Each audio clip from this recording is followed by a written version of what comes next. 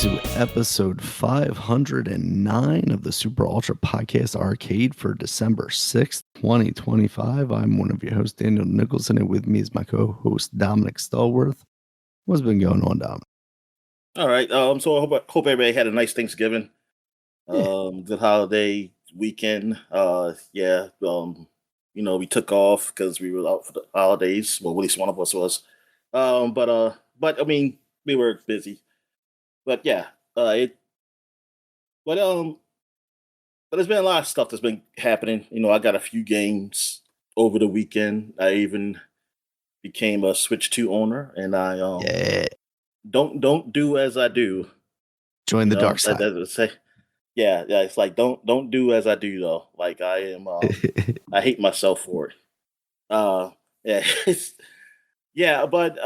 get more into that later. My experience with it, and it really came because since I've been playing my Switch more, I was like, I was reading how some games were played better, and I was like, hey, I do want to play certain games that they just didn't run as well. I mean, we all know how the Switch is, and then I read how they run well on the Switch 2. So I was like, since I have a little extra money, I said I'll go ahead, and I'm going to be selling some of this stuff later. I just haven't got my hands on it because of all the stuff that's been going on. So I was like, I should be all right.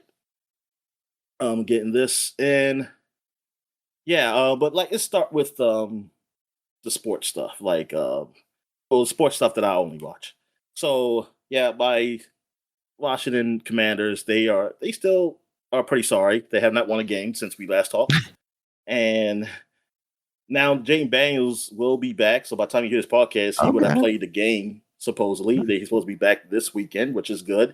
Some people, like my cousin, doesn't want him to come back. They think he should just rest the rest of the year and before we can get a top pick too. So but even though I think Mariota could get maybe a win, so I don't think and it's still not guaranteed we get a win with even Jaden Daniels. I don't know, but we did play better last game against the Denver Broncos. We played a really good game against them. Our defense was definitely better than what they were probably most of the season, except for maybe the first game, but that's arguably against a really bad Giants team at the time. They're better now. Excuse me. But they held on. They couldn't really hold on too long, near the end. But for what they did, it was like, hey, you can't ask for more. We just had to score more. And hey, we came back. We tied it. Got to overtime. We had a chance to win it. We went down the field. We got a touchdown, and I'm glad that was the right decision to go for two, to go for the win, not to have a potentially we have to hope that we stop them from getting a field goal because, like I said, our defense was done, and I was like, nah, man, go for the win, go for two, and yes, let's win it. And if we don't get it, oh well, I mean, it sucks, but dude, and I know people always say hey, man, there's no moral losses. Well, yeah, I mean, for the players on the field, they can feel that way. There's no moral losses. I'm fine with that. I do. So I see when I see a team be terrible all the time, and then we played a good game against a really good team, Denver team that's really fighting for a top spot in the playoffs. I take it. I was like, I take this because it's definitely better than being blown out, on freaking primetime TV, which has happened this year.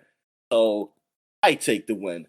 I don't care. People who feel that way, that's fine. You can feel that way. I don't care. It's because at this point, yeah, if the team was winning, here's the thing. If the team was winning, yes, I would be pissed off with this loss. But they suck. So it's I just look for the what's the saying? I'm looking for the darn, can't even remember the saying that I'm trying to think of.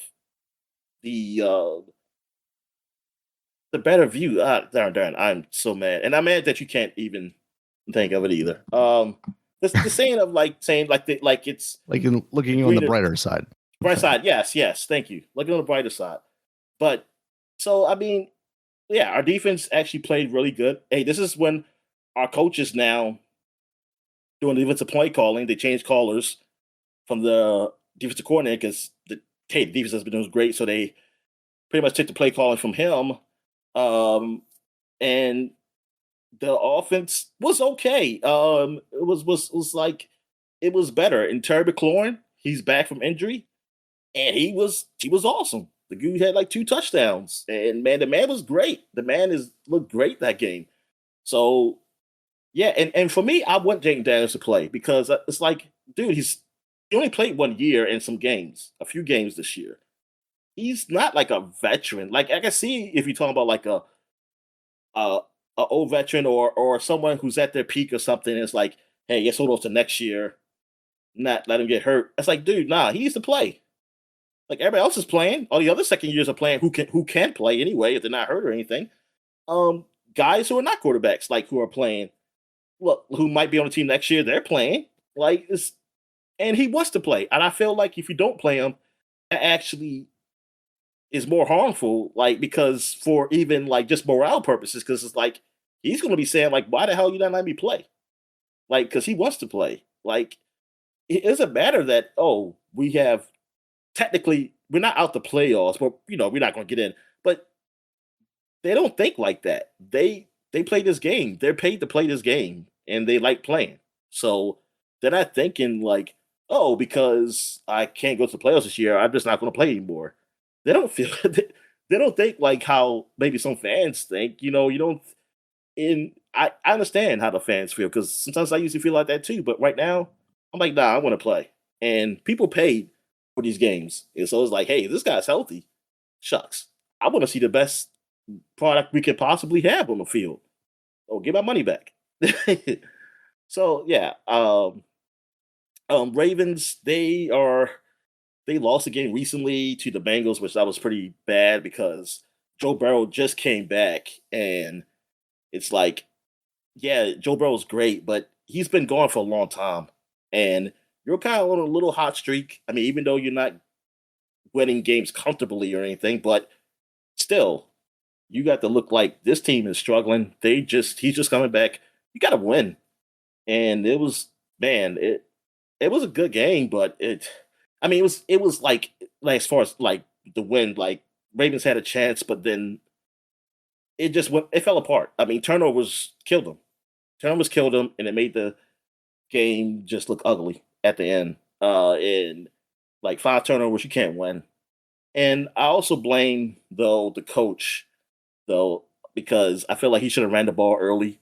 Like Henry only had 10 touches that game, and it's like, and the time he did touch it, he was great.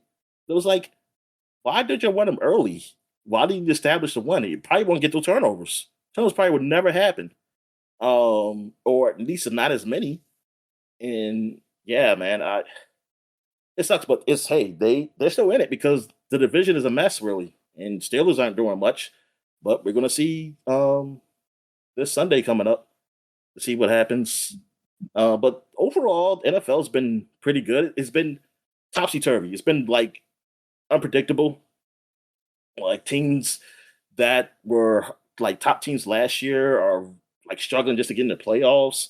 And then you have like the Eagles who still have a good record, but I've been saying it, that they've been winning, like barely winning, and now it caught up to them that they lost like what, 3 in a row, I think. And they lost to some key teams, like, and it just hasn't looked good for them. And now people are kind of like, I always say it was the coaching. I think it's a coaching call, but there's some people who believe it's the quarterback, that he's limited and that the coaches have to do those plays because of him. I'm just Hmm. saying that if it is him, then he's one of the worst quarterbacks in the league. Because for a team to have that talent, even like an average quarterback should be like doing something with his offense more so than what they're doing now. Like it's like a struggle. It's like almost going like how our offense is when we had hurt receivers. And it's like, well, we don't have our starting quarterback and we have hurt receivers. You have everybody. And you have 2 of the best receivers in the league. Why aren't you scoring? Why aren't you going down the field on some of these teams that don't even have great defenses? It it just boggles the mind. Like nobody really has a strong answer, but some people like they believe it's a quarterback. And like I said, my friend is one of them. And then I heard someone said like, yeah, people keep saying fire the coaches, but it's like it's this offense that's it. And meaning the offense, it's the quarterback. Like Jay, like he's not that good. Like because they said they struggled last year, but I feel like it was but I feel like there's some play calling in that. Like last year, yeah, I think it was hitting last year. I believe it was hitting last year, but not because of the quarterback only. I feel like because the running game was so good last year, they didn't need to pass. While the this year the running game is not working. And thing is, that's the thing. It's like why the running game is being stopped then. It can't be you just saying Saquon just sucks all of a sudden. Hell no. Like just after a year he was killing it, like he just went down. It's like nah. Like I think it's a play calling overall, and like even if the play calling, like if you think the quarterback is limited, I feel like you should just call the plays because it's not working anyway. Like now, like because especially honestly just to cover my ass, because I would just say like, hey, you see, I call these plays and he can't get the ball to the guys. That's easy. Like I just showed that, and like because I feel like if he's that bad, like you would do something. And I feel like okay, you're starting him because he's the guy you paid for. So I would say, dude, I'm calling these plays now. Somebody's only one guy I heard said this though. He said that he says that Hurts is like saying that he only wants to do certain plays or something. I'm like, okay, is I don't know. It's like he has that much power, and I mean, I know, yeah, you're gonna listen to you like a starter, but if it's not working, I feel like that's when it doesn't matter what he says if it's not working, and that's weird to me. But yeah, I know some people are happy with the Eagles doing it, and like with me, I don't hate the Eagles. Like I never did. I was mostly like the fan stuff, but that's fans with anybody. Like fans can be a holes from all people, and people would say who's worse just by like their interaction with people online. So it's like, yeah, you might have had a bad interaction with these guys, and you think they're the worst people ever. But then it's like, hey, I don't. So it's great. Oh, I'm sorry, I got distracted. Um, so like it's like whatever, but like I said, this league is so topsy turvy from last year. You know, you got the Broncos and the Patriots like top teams. Rams are like they look like one of the best complete teams, even though but they just lost to Carolina last weekend. It just like I just think Vegas is like, yo, we're just gonna mess everybody's stuff up. We're not gonna make anything consistent. Yeah, so nobody can know who to bet for. But that's what it seems like. Like Chiefs are fighting, trying to get in. Bills are fighting, trying to get in. Ravens are lucky they're in the division that they are in, that because so they can get in. And I'm just thinking like because the league is so messed up that like I'm like you yeah technically Ravens don't look as good like to win anything. I'm like hey something could happen, anything could happen. Like maybe people get hurt or people get better on your team, and you could just go on a run. You know, be one of those things you talk about how like oh man this was a crazy year and we won the Super Bowl. So yeah, we'll see. And like Cowboys, they look like they were just about to come on Eagles' ass. Like they were because they just beat them. Like a few weeks, the week before Thanksgiving, Cowboys won on Thanksgiving, but then they just lose to the Lions, and and so it's like oh well, I guess the hot streak's over now. They're having like an 8% chance of making the playoffs. They said so. It's like oh well then, yeah, I guess that train stopped to go. That train is stopped, and I'm kind of happy because I was like I started hearing people saying like oh no the Cowboys are come look like a great team now. And I was like, come on, man, we've seen this before. Yes, we've seen this almost a lot of years when the Cowboys seem like they look great or they do things and then they come back down to earth. Like they even if they make the playoffs, there's like the first game of the playoffs, they come back down to earth. And this time it's gonna be hard. They would have to win like every game and need help. Like well, at first they need to win every game and they control their own destiny. Now it's like they gotta win every game and need help. Um, yeah, college basketball's been happening. They've been having a lot of those tournaments. because they usually have these tournaments around before Thanksgiving, around Thanksgiving time, college basketball, women's and men's. Maryland, they played in a tournament. I think they were in Vegas, I want to say, and they lost to some ranked teams though. They lost to Gonzaga and they lost to Alabama, but they played like Alabama like at midnight or something. It was a crazy time they played them, and I was like, I'm not even can judge these guys, and plus, I can't really judge these guys period this year because this is the first time they're together. Like new team, coach, different player, new players, so whatever, and I'm just going to enjoy the ride because apparently they're getting people for next year, so that's good. The girls are, from what I've seen, they're still undefeated. Yeah, the Maryland girls. So and they're like top five, so that's good. Um, for the men's, Duke is still undefeated as of right now. They're one of the top teams.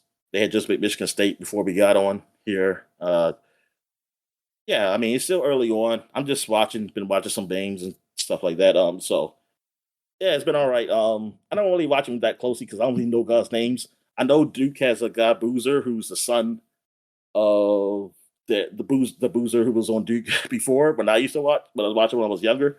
Former NBA player who went to Utah. His son is on Duke now, and he's like one of the top players. There's another top player. I forgot where. Hey, I forgot what team he was on because I was just watching him. But yeah, it's So yeah, I mean, I'm just getting my fill of that. College football, we're getting to the playoffs now. Like championship weekend is as we do the podcast, so we'll know who's in the playoffs by the time you probably hear this podcast. And yeah, it could be crazy. It could possibly be a 5-loss team. I don't know how they would get them in, or maybe they won't because the committee, even though you win your conference, you have to be one of the top 5 ranked teams of conference winners. So it's like it still goes by rankings, even though you're not like even though you're a conference winner, you're not automatically in. There's other if there's somebody who wins in another conference and they're ranked higher than you, they'll get over you. So yeah, they'll put you out. So it could be a chance that ACC don't even get any teams in if Duke wins. Um, but I mean Virginia and Duke is playing against each other. And it just so happens because of these conferences so big, you got Duke. The only law has 2 losses in the ACC though. They have 5 losses overall. While Miami has 2 losses overall, they look great, but those 2 losses are in ACC, and I think Duke has the tiebreaker over them. I don't know if Duke even played them, and I think that's the problem because these conferences are so big that everybody doesn't even play anybody, so you can have a tiebreaker over them over a technicality, and that sucks for Miami because it's like everybody knows Miami's the better team, but since they didn't, but they got to put somebody in there, and they have to make some rule to get somebody a tiebreaker in the conference championship, and that's really unfortunate. I'm trying to see their schedule here. Duke, Duke, Duke, Duke, Duke. They did play Miami. They nope. See, yeah, they didn't even play Miami, so that sucks. Uh, and yeah, but I mean, it's good. Been good for Duke. Like they could just become chaos in this thing, and that's kind of fun too. It sucks though, but Virginia should beat them. Virginia should beat them. And yeah, we'll see how they work that out because there's going to be somebody who probably won't get in. Like Notre Dame might not get in, and they had a great year. They lost the first two games of the season, and they won every game ever since. But that they could still not get in. Yeah, it's going to be interesting. Even though they got more spots, it's still controversy. Though, well, so-called controversy, but I mean that is going to happen. No matter how many teams you put in there, somebody's going to be like, I should have been in there. Um, yeah, so that's it. Really, I got for sports. I'm trying to think anything else. I know Orioles. They've been making some moves in the offseason, and it looks like they're trying to get a move of getting another big pitcher that's on the Nationals. Oh, Kinsey Gore. I heard like, hey, Orioles in talks to get him, but nothing official though yet, and I don't want to get my hopes up, so I'm not going to say anything. So yeah, they can't get Dylan Cease, who they were like other people were trying to get. I don't know where Dylan Cease went to, but I just saw something like they can't get Dylan Cease now. He's been signed. Let me see, Dylan Cease. Oh, the Blue Jays got Dylan Cease. Good God, and the Blue Jays got a Korean player, like a Korean player MVP. I don't know what position he played. I don't know if he's a pitcher or what, but the Blue Jays making moves. I mean, good on them. But yeah, Orioles need to step up. I mean, you need to step up because of course you got the Yankees, you got Blue Jays now, in Boston. They're not going to stay down, and Tampa Bay. It seems like they're always competing, regardless of what their roster is. Like as far as pay. So yeah, man. I mean, yeah, we definitely got to make some moves. All right, so what you got in wrestling, man? Y'all had it's a pay-per-view event, right? That happened. yeah, there was Survivor Series War Game last weekend after the holiday. It only had 4 matches on the card: the women's War Games match, the men's War Game match, Stephanie Vaquer versus Nikki Bella, which was just a regular style match. Wasn't great. Nikki was mostly dominating that match, and then she lost, thankfully. And Stephanie Vaquer is still champion. And it felt like a very unnecessary match. Outside of just getting Stephanie on the card while not being involved in the War Game stuff. Dominic Mysterio versus John Cena also happened, the rematch for the Intercontinental Championship, because John Cena had won that on Raw a couple of weeks ago, and that allowed him to become a Grand Slam champion. He had never won the Intercontinental Championship prior to that, which is kind of crazy to think.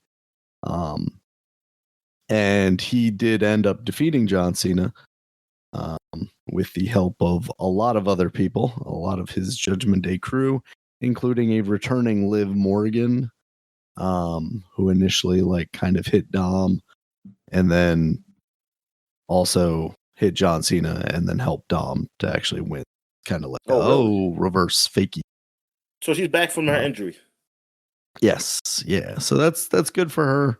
And it seems like they're going to have her kind of go for one of the top titles, maybe the actual women's title against Stephanie, versus the IC title they have for the women as well. And then it seems like Roxanne and Raquel will just continue in the tag team kind of realm. It seems like they're kind of focusing a little bit on the women's tag team division right now, because everybody's kind of paired up with somebody. And it seems like they're starting to kick that stuff off a little bit. So we'll see where that goes. The women's War Games match kicked off the show. That was AJ Lee, Alexa Bliss, Charlotte, Io, and Rhea versus Becky Lynch, Lash Legend, Nia Jax, and Asuka and Kairi Sane. AJ Lee made Becky Lynch tap out after kind of cavalcade of stuff. And that was a fun match. I feel like they did the EO spot again where she climbs onto the top of the cage and then puts herself in a trash can and jumps onto everybody. This year she did a kind of like a swanton kind of thing, a flip. Usually she just does kind of a crossbody. So it's escalated, but at the same time it's a spot that she's done. I want to say this is the 3rd or 4th time now. She had a branded trash can this year. It was painted white and had EO Sky in red on it. So I was like, oh, she's definitely doing the thing. It would be nice if they could come up with something a little bit different there. But I think overall that match was a lot of fun. The men's match was more of kind of a clusterfuck. by the time it got started, because it doesn't officially get started until all of the competitors are in the ring and they come out in like 30-second or 90-second I think it's like 90-second intervals, so a minute and a half between entrants, and you have 5 people on each team. So it takes a while. Like there's action happening, obviously, but like the official match that can end doesn't begin until everybody. And here, you know, you have all your normal stuff. It was Braun Breaker and Bronson Reed, as well as Logan Paul, Drew McIntyre, and Brock Lesnar versus CM Punk, Cody Rhodes, the Usos, Jimmy and Jey Uso, and Roman Reigns. Also, Brock Lesnar, he's really okay. Yeah, well, it's pay-per-view event, so yeah. Yeah, he's back. It is a little surprising. This one of the stats they said was like this is the first time Brock Lesnar has had a match with a partner since like 2004 or something like that.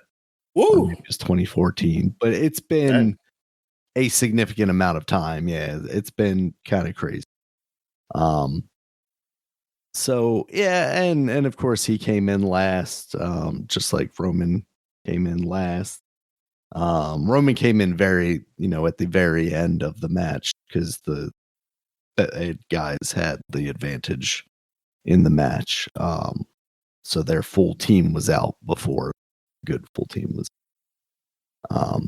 So when Roman's music hits, Brock Lesnar goes to the door and kind of goes to meet him because apparently they believe that we still care about Roman versus Brock, even though they've had so many matches.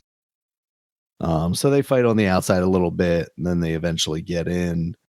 And then after that, it's maybe like, I don't know, 5 minutes before the end of that match. And in that match, the bad guys won due to the help of a masked assailant attacking CM Punk, doing a curb stomp on him. So people were like, Seth Rollins. But like Seth Rollins just had surgery. Seth Rollins also doesn't move like this guy moves. Like this guy climbed up the cage into the cage. Isn't it? It's Rikishi. Yes, it's Rikishi. He's on that Ozempic diet. If it's Rikishi, because this guy moved like Seth hasn't moved in maybe like 15 years. So there's a lot of speculation right now that it's Austin Theory because at one point, the dirt sheets were saying that Austin Theory was going to be on the bad guy team as part of like Seth Rollins' group and whatnot before Seth Rollins got. So there's a lot of speculation that it's him. Nothing official that I've seen so far yet. But it does seem like if that was the direction they were going in at some point, it's kind of the direction that they'll get this. It was a little shocking because it was like, no, they're not doing a Seth thing. Like they didn't fake Seth's injury for a second time this year, did they? But yeah, it doesn't really make sense also because Seth Rollins wouldn't help the guys who essentially jumped him out of his own group in Bronson Reed and Braun Breaker. Yeah, so that one was like kind of fell flat a little bit. Overall, I think the show was fine. I didn't feel like it necessarily wasted my time, but it also didn't really excite me too much. This weekend, today actually, is recording this, is John Cena. Is it actually? I kept feeling like they said it, but they kept saying that it was like next week. But then I was like, wait, that doesn't sound right because I think it's next weekend. Yeah, it's next Christmas weekend, Day. Tonight. Could be Christmas Day. Nah, December 13th. But today is the NXT pay-per-view. That's what it is. It's a Deadline, which has the Iron Survivors match, which is kind of fun. It's like this it's overly complicated rules where it's like you got like 5 or 6 people, but they come in intervals, but there's also a penalty box. So if you get pinned or submitted, you get put into the penalty box for 2 minutes. And the goal is basically to have the most pins or submissions by the end of the match. So obviously, if you get pinned or submitted and you get in that penalty box, then you have less of an opportunity to get more pins or submissions. So it's really convoluted, and I think the first year kind of was like iffy, but they've put on some good ones, so I'm looking forward to that. Not totally sure who's in those matches, to be honest with you. But I'll probably check that out tonight, and that'll probably be a fun, hopefully a little more exciting than games was. And then of course with WWE, it's just kind of we're getting to the end of the year. Once we get past this John Cena final match thing, it really feels like it's kind of all cylinders into Royal Rumble season, which I believe this year is in Saudi Arabia. So we'll see how that goes. I think the most interesting thing about that is like, what are they going to do time wise? Are they going to really, start the Royal Rumble at like 8 a.m. or something like that? Which I don't necessarily hate. It's kind of nice not having to worry about having to stay up late to watch one of these things, but it just doesn't. It ain't westernized the time zones over there too. Nah, not yet. Yeah. Once they get rid of daylight savings over here, we don't care if it's dark over there. It's 2 p.m. Yeah, and then AEW, I haven't caught this week's Dynamite yet, but it seems like there's some good matches out of the Continental Classic there. John Moxley versus Claudio Castagnoli. So that's like a Death Riders. They're in the same faction, so it's a Death Riders battle there. John Moxley's already kind of on the outs after having lost the championship, so it feels like at some point he's going to get kind of jumped out.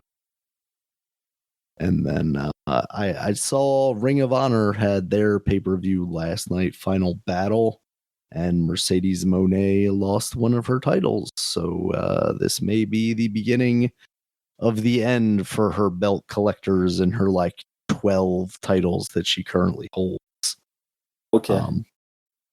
So that could be a fun storyline as they go into the next year, as she's kind of spinning out of control and losing everything that she's built up this year.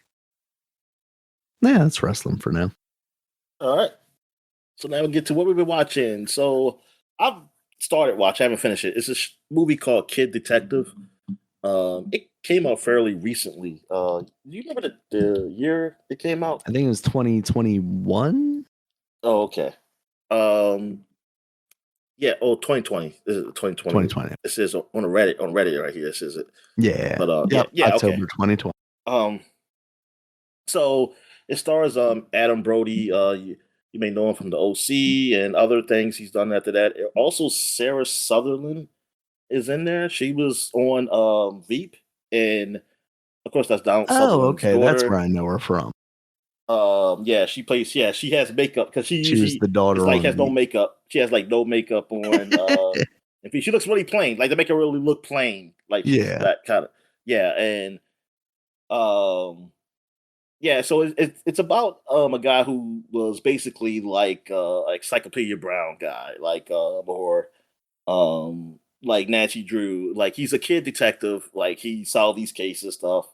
Then he got like one big murder case that he couldn't solve when he was young, and they kind of haunted him. But and it kind of like that kind of just haunted him, basically. But he's still a detective. He's still the thing. But he's like failing. Like I wouldn't call it failing. It's just he doesn't really do any big cases or nothing. And yeah, parents kind of look down on him and stuff. But now he's got a murder case again, and he's trying to solve this case for this teenage girl who her boyfriend was stabbed, like I forgot that they said like 17 times or something like that. It's like, good God, man. It's like how many times was Julius Caesar stabbed? Because I was like, how long is it stabbed up?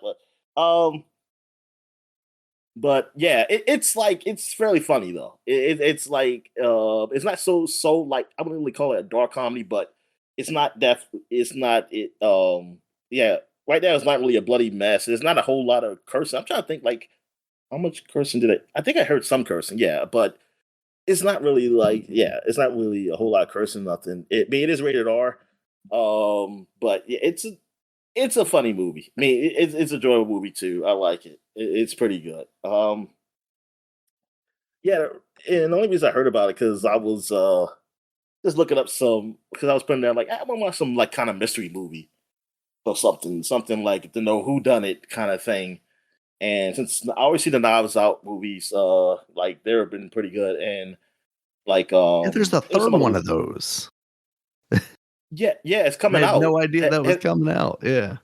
You didn't know? Oh, yo, yeah, nah. Because what I heard like even after the second one, the guy said like, I mean, I heard him say he wanted to do one. Then I heard like they said, hey, they're working to do one, and I was like, oh, Mm. okay, all right. I mean, hey, it's one of those mystery movies. I mean, those movies you can keep going, with the Yeah. like, detective movies. They used to do that and stuff like that.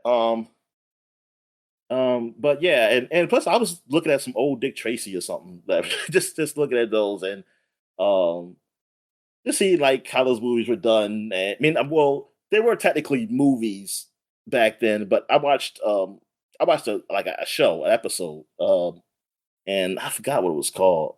Um, but yeah, but it's not really a mystery with the Dick Tracy because you always see the guy who did it.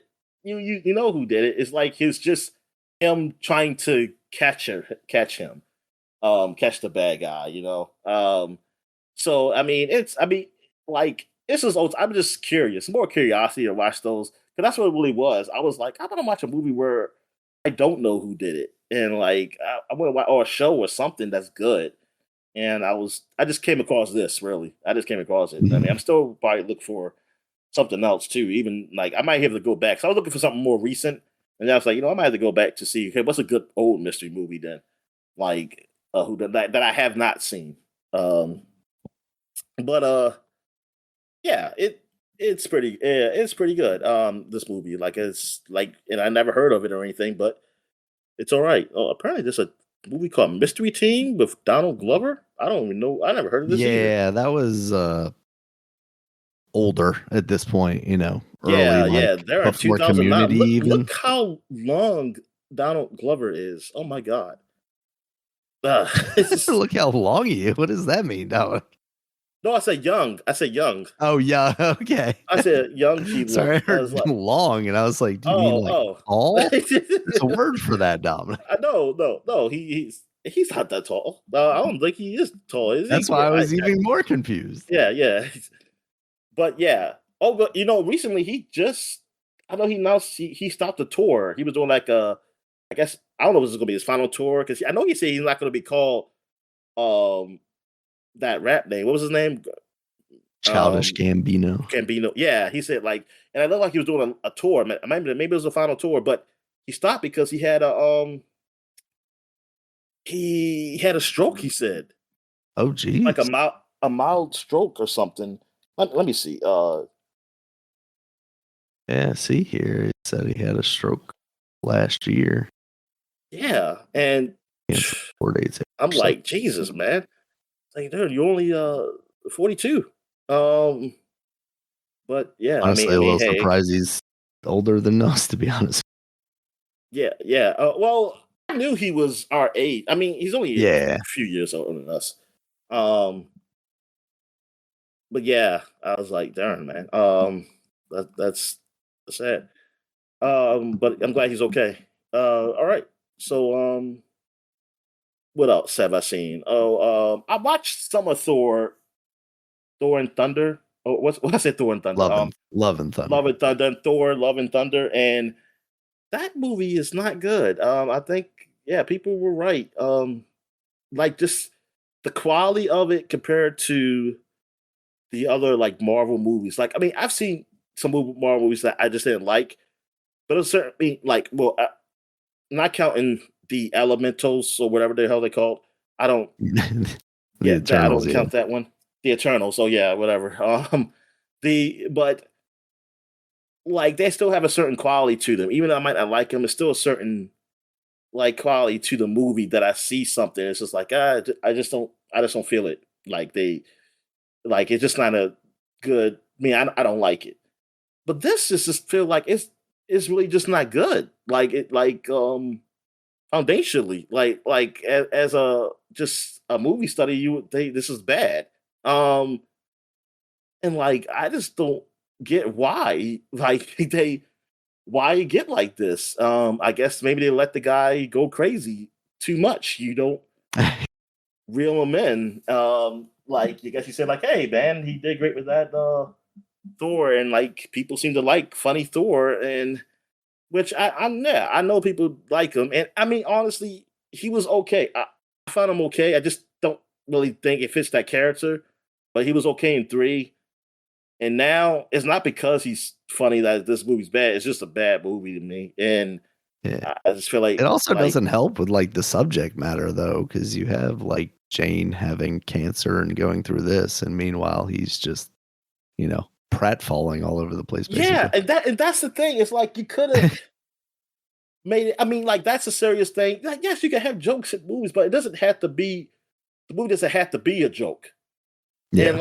like you said, but the subject matter, it could have been something more fulfilling, like a heartwarming or like sad thing, and then whatever happened. Because I haven't finished watching the movie, so I don't know Yeah. how it ends or anything. Um, but it's just it's weird that they go with that because they make the part where her going to get cancer. It's really jokey.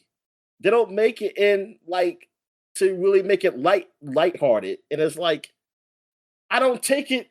I don't take her having cancer that serious, Yeah. and that's what that kind of sucks.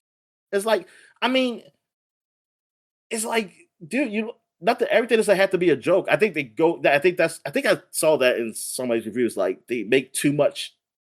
They make too much subject like stuff a joke that it doesn't have to be, and yeah, it just feels like a little off. I might finish it. I don't know. But yeah, so far I'm disappointed in what I've seen. Also, I did watch the latest South Park, and there will be another South Park next week, and that'll be supposedly the season finale of season 28. So we had 2 seasons back to back, which is whatever. It's season 27, 28. Yeah, that's what it is. And like they basically one 27, season. 28. And I guess we'll get a finish on where this overall story is with the baby. Maybe I have no idea. Um, Maybe it continues to the next season. But this episode did with what's his name, Higwith or whatever. Pete I keep Hegseth, wanting, yeah. yeah, Higseth. I keep want to call him. I keep thinking of the guy from Harry Potter. The guy. The owl. No. Oh yes, Oh, yes, the owl. Yes, it is. yeah. The owl mixed with the big guy though. What was his name? The Oh, the the, the yeah, I know who you're talking, the giant what's guy. his name? What is Hogarth? I don't know. Something. Hagrid? Was Hagrid. Hagrid. Yeah, that's what I get. Yeah. Hagrid. That's what I think about Hagrid. Um.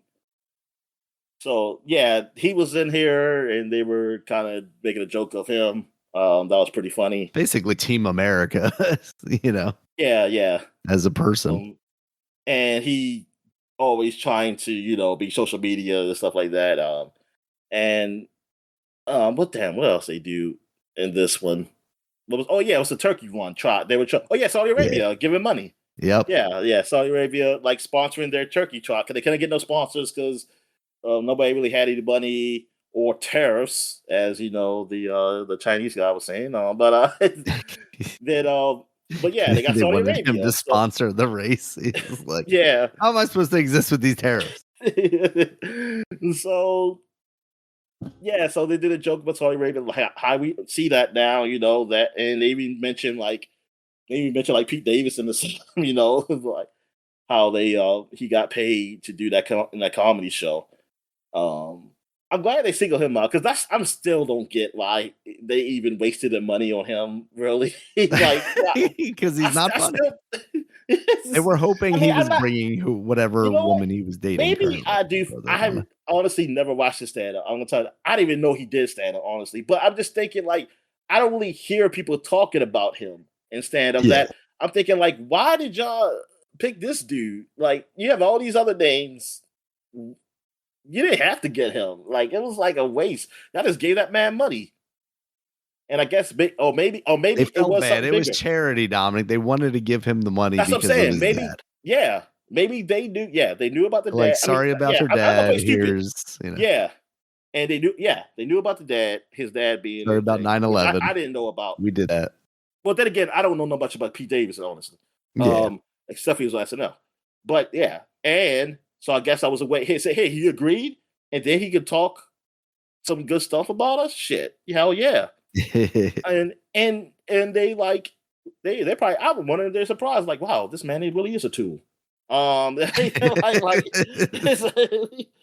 It's like he actually agreed to this. He's got a Saudi tattoo now. Yeah. Oh my goodness. Yeah. And yeah, that's crazy. But yeah, the show it was okay. It was an okay show. It was like one of their best for this year, but it was all right. I feel like they could have done more with that. Well, definitely now with what we seeing now, like they were kind of yeah. That's why I wish they did a freaking show every week. but Yeah. but I guess they're getting old, Daniel. They gotta get their rest. They gotta rest on their millions of dollars. They should have All right, trained a new showrunner and had some young up and comers coming. Come on, what are we doing? come on, they don't seem like the guys. That's the thing. Yeah, they seem like the guys. Like, hey, if we're not doing it, it's done. It's done. We're not. We have to have our. At least, hopefully, they'll say it's done at some point. Well, yeah, that too. That too. At least they do seem like the type that would just go. I do wish there was a show that would like not be exactly like South Park, but something that could come out and be relevant to something that's like just happening. You know what I mean? Like something that like has that quicker turnaround. Yeah, and you know, and thing is, technically, these shows they don't take as long as they used to make because of the technology. Like because they all on computers now. Like these guys, there's no hand, like they're not hand drawn stuff and things like that, or anything. So yeah, I was wish it was like a show that can go with like, hey, what's happening recently, and they can do actually build a show or something. It may not be a week, but like it can be somewhat current in that. So and that would mean like you don't do the bunches of shows. You know how people they make a show, they put the whole freaking season out basically, and it's done. Like the whole season's done, and they just put it out whatever they want to. Either they put it out at one time or they put it out weekly or whatever.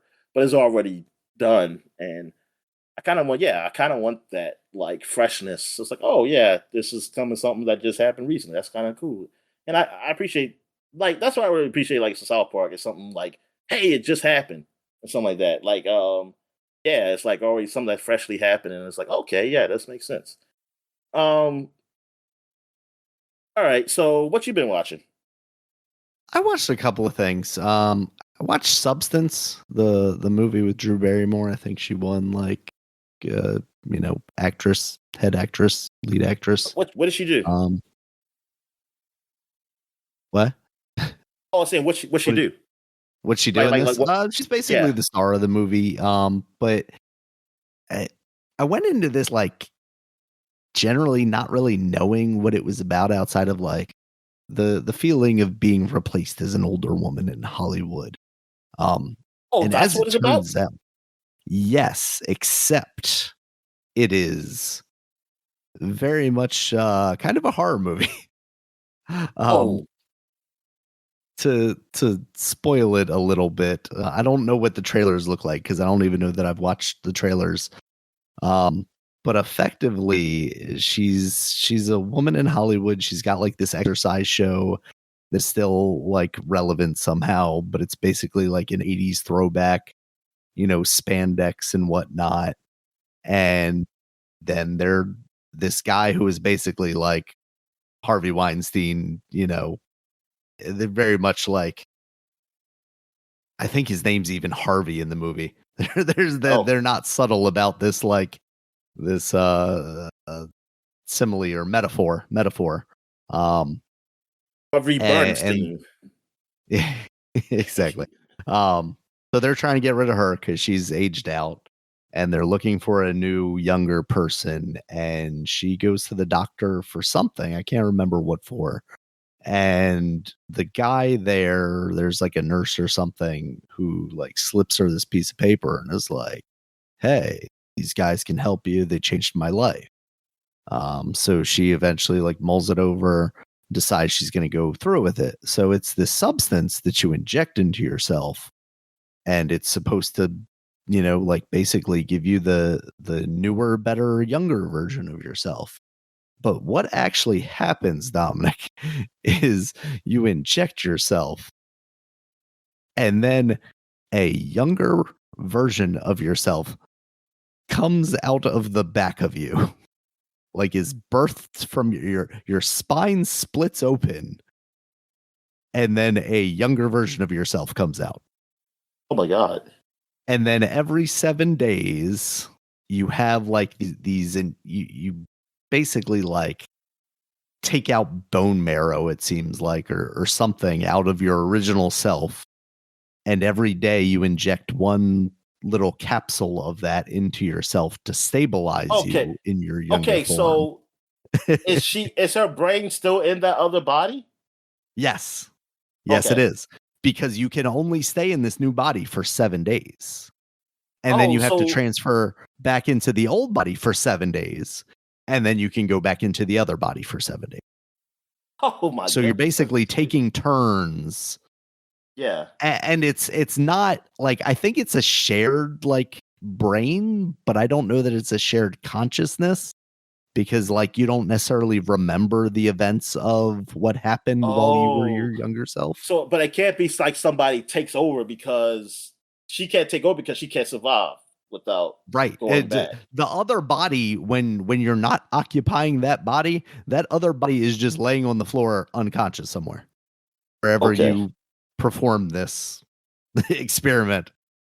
So as her younger self, she gets, all these, she basically takes over for herself. On so this how do they do her show. younger self? They make her up. They make her up to look younger.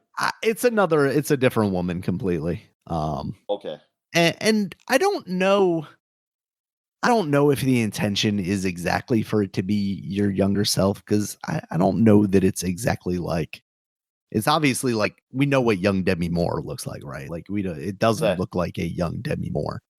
But I'm sure there's like features there, but like nobody's going like, I thought for some reason I thought it was Drew Barrymore. That's what you said. If maybe I said that at some point, but yeah, it's Demi Moore. Yeah, so this movie is just gross. And then like there's also the aspect to it where like I said, it's from what I had heard, it is about like how older women are treated in Hollywood. But it has like, it's from a female director, but it has like the most male gaze camera ever. Like when it's this younger version of her, it is just like tight shots on everything. And it's like, is this trying to like start the conversation of that, or is this just like exploitation? It feels like it's very much walking that line. And yeah, to not to spoil the ending of it, that's mostly just like a general premise to it. But it escalates. Like somehow from that, it even escalates more to the point where by the end of it, I'm like, this is not just like a trauma, like James Gunn early days like style movie. This is something they were actually, acknowledging at the Academy Awards. I was a little shocked by that. Not to say Demi Moore's performance was not good, but it just felt a little over the top, to be honest with you, Dominic. Having no context for what it was going to be, and then for it being what it was, I was a little shocked by the end. So, yeah, I do recommend it though. It is a crazy movie. Substance, or The Substance, I think. But it is a batshit movie by the end of it. and the horror aspect of it is it's not necessarily like jump scare stuff. It's more just kind of like some gross out gore. There's a lot of like needle injections, and like when she's burped out of her back, Oh, she's like so sewing up Demi Moore's the girl back. that comes out of her, Margaret Qualley, because I've seen her before. She's been in some movies. She was in Hollywood, the Once Upon a Time in The Hollywood. She Quentin was, Tarantino, yeah. yeah, and she was a star, one of the stars in the Leftovers. I remember her when that was when Oh, she was really young. gotcha. That's like the first time I ever seen her was that one, The Leftovers. Yeah, once I sort of recognized her, but I didn't know from where. And then when I saw like Once Upon a Time in Hollywood, I was like, oh, yes, I guess I remember, her face from that. But yeah, it is a good movie. Of course, she's a daughter of an actress. Oh, everybody's a daughter or something. Everybody, it's yeah, nepotism all over the place now. Yeah, but yeah, it's very good movie. Maybe a little on the long side. I think it's like 2.5 hours for what it is, but it's definitely got some feelings about itself. So I do recommend it. Also Friendship I watched, which is on HBO Max, Substances as that well. sounds familiar. It is Tim Robinson. He is the comedian I was telling you about last week with that chair company show.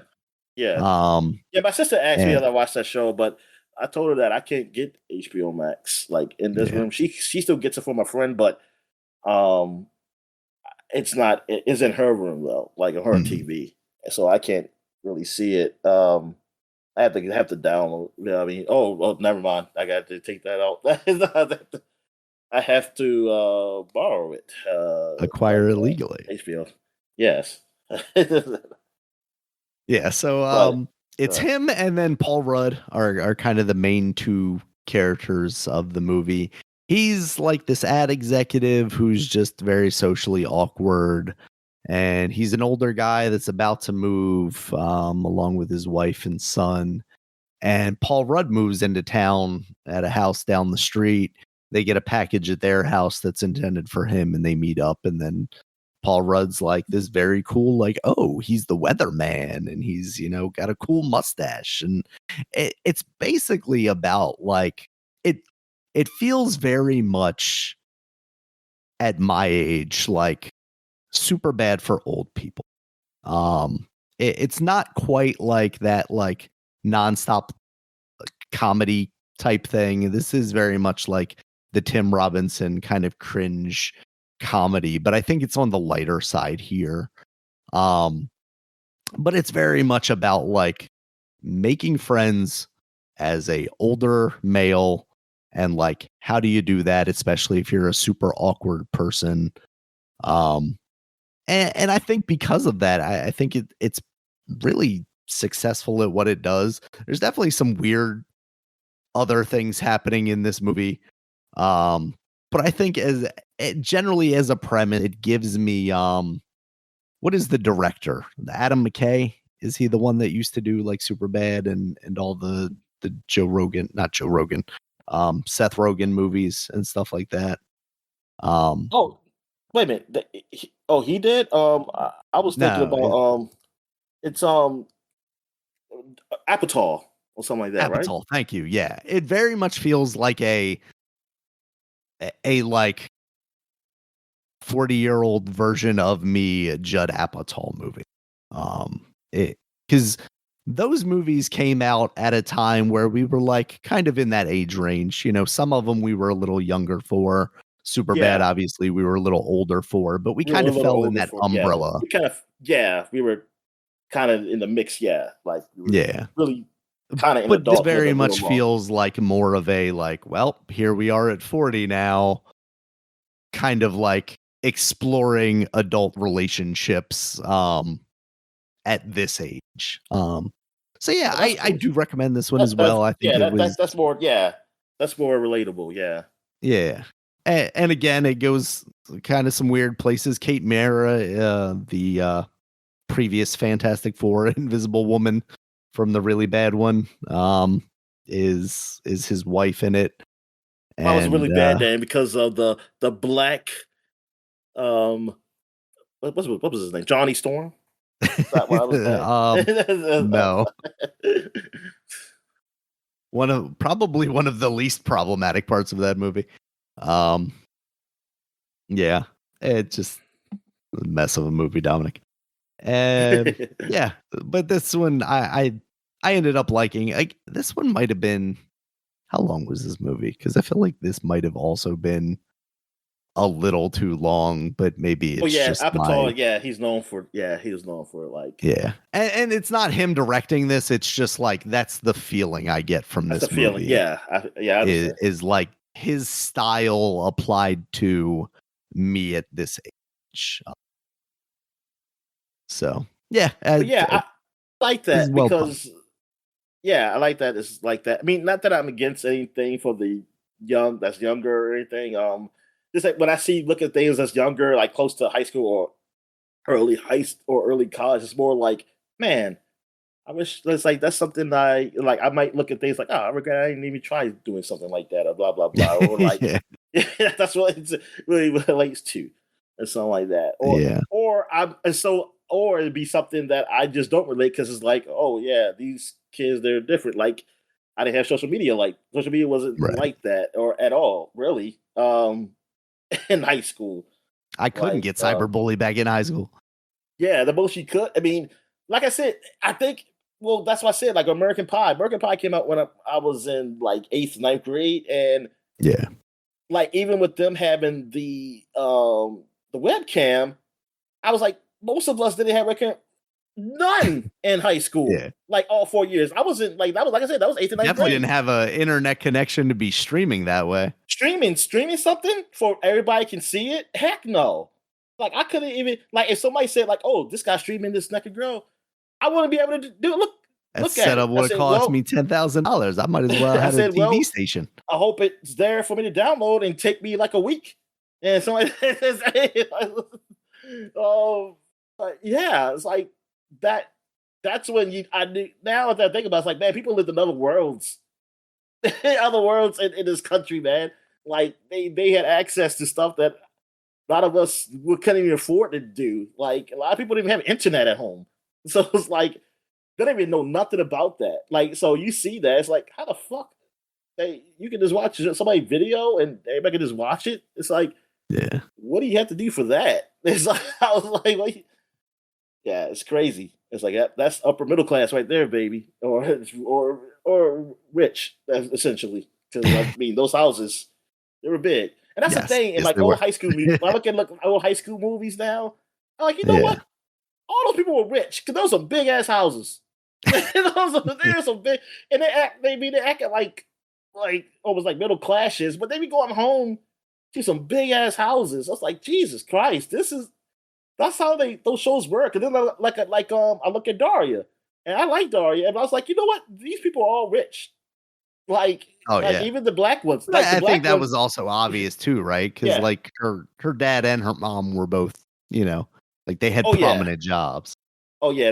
Definitely. But it's like that's how the high school stuff were though. Everybody was coming from a rich background, and then you might have like, oh, this is the person is not like so high in, I You have guess, the one like, oh, episode where they got to help the poor kid. but no, but her friends, when you go to her place, it doesn't look as big as like her house or Yeah, other people's Jane's house. homes. Yeah. Yeah, yeah, but it's still a big home. It's still technically Mhm. it's still a big home. It's almost just like Still got at to least me. 3 bedrooms because Jane's got a bedroom and her brother's got a bedroom, and obviously her parents Yeah, sleep somewhere. exactly. It's yeah. It's just like the inside of the house looks like, oh, it looks like a normal, like some people's normal houses. But I was like, that just tells me a house they just don't take care of. The big house they don't take care of. That's it. It's like that's all that is. All right. Oh, well, anyway, off topic. But yeah, I guess I'll check that out, and I check out Substance. Yeah, those sound like Yeah, interesting movies. I Um, definitely am. all right. So I guess we get to what we've been playing. So I have some video games. Alright. So I've been playing some Claire Obscure, and I finally Nice. got past the part of I stopped that originally months ago. Mhm. Um, so yeah, now I went to this village where this is where all the gestuals are, which is like if you play the game. I mean, if you did play the game, these guys who are they look like they're wooden toys, but they're alive, and Oh, they do grow. They do grow, and apparently, when they grow so tall, like if they don't get killed or anything, they grow so tall that they'll just become like statues or something like that. They stop. But I guess they always talk like they get reincarnated and something like that. hmm.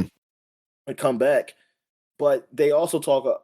They're not that smart and anything, and like they all just want to fight. It seems like that's always where it leads to. Like they don't care anything. Like if they want something and somebody else, like if they want to do something, say, hey, you got to fight for it or something like that. And it's pretty funny. Village and whatever. So I finally like really finished that part, and that's also where I want to say I know they have a tournament. There was a tournament there, part of the story. I wonder if you can just do a tournament later there, maybe to just get stuff. And I also see the casino area, which I'm thinking like, is this something going to open up later in the game? Because right now it's not open, and like people like some of the gestures are saying like, "Hey, don't go over there." Like they say, this guy just want to game about gambling. Who cares about gambling? It's all about fighting. It's all about fighting, something like that. And like I go over there, the guy say, "Hey, I want to open this place up or whatever later." I know these guys don't care, but hopefully I can convince them. And yeah, I'm wondering. Yeah, so I was wondering, is this something that opens later in the game? I can like in how they have in these RPGs, like this casino thing where I can just do crazy stuff. But anyway, yeah, that game. Yeah, that's really how far I got in the game. It's not really much to say. I did get another character, so I finally got another character. So I got four now. I think it's what, five at the most. It looks like maybe it might be. So Mhm. and I don't even know Oh. what that character looks like honestly, because I haven't really. Yeah, because the videos I mostly see is other ones I've been with, and I Mhm. don't remember what the other ones look like. But I know it's not a sausage fest in this game. I can tell you that. Yeah, it's like the only doing dude, and like everybody else is woman. Well, she's a young girl. But Yeah, yeah, your I was like, sister. I was surprised. I was like, oh, so they don't got another dude yet. So okay. Um, but yeah, it's yeah, the game, the story is all right, but like nothing really. I haven't really progressed that much in the story. Well, what actually something did just happen before I got off. Like I was when I was at the camp, there was a cut scene that happened that was pretty big. So that was a big thing. That I want to see where it goes from there. Okay, so what else have I played? I played some more Last Defense Force. I said Last Defense Force. It's not even called that. Last Defense Academy. Got games that similar to Danganronpa and stuff like that. So I'm doing another some more timelines, and I finished a couple. I finished a couple timelines. There's one timeline that seems like it's more serious. That it feels like the kind of right timeline to really be going on. Then like now I'm kind of going back and forth. Like if I get to a point where there's a decision, I'll go back to an old decision and start from there. Kind of keep it fresh. I won't be staying on the same timeline because sometimes they, like I said, like that silly one was so fucking boring, and like I needed. I'm just glad that that's over with. And I was like, you know what? Maybe I need to keep switching back and forth and that keep things fresh. With it, but not too much to I forget what the heck I was doing. So I just keep it at like a couple. But now I got the timeline where it's like a darn dating game thing. So like these some reason I had dreams about these three girls and they had dreams about me, and now the this other girl, like this wrestler girl, she's being like the judge or whatever, and like the competition, she's saying like, well, you're just gonna have it go dating competition, and this is who you go with first for this many days, and then if you like them, that's who you be with. And then if you don't, well, you move on to the next girl and you go on a date. And it's funny and whatever.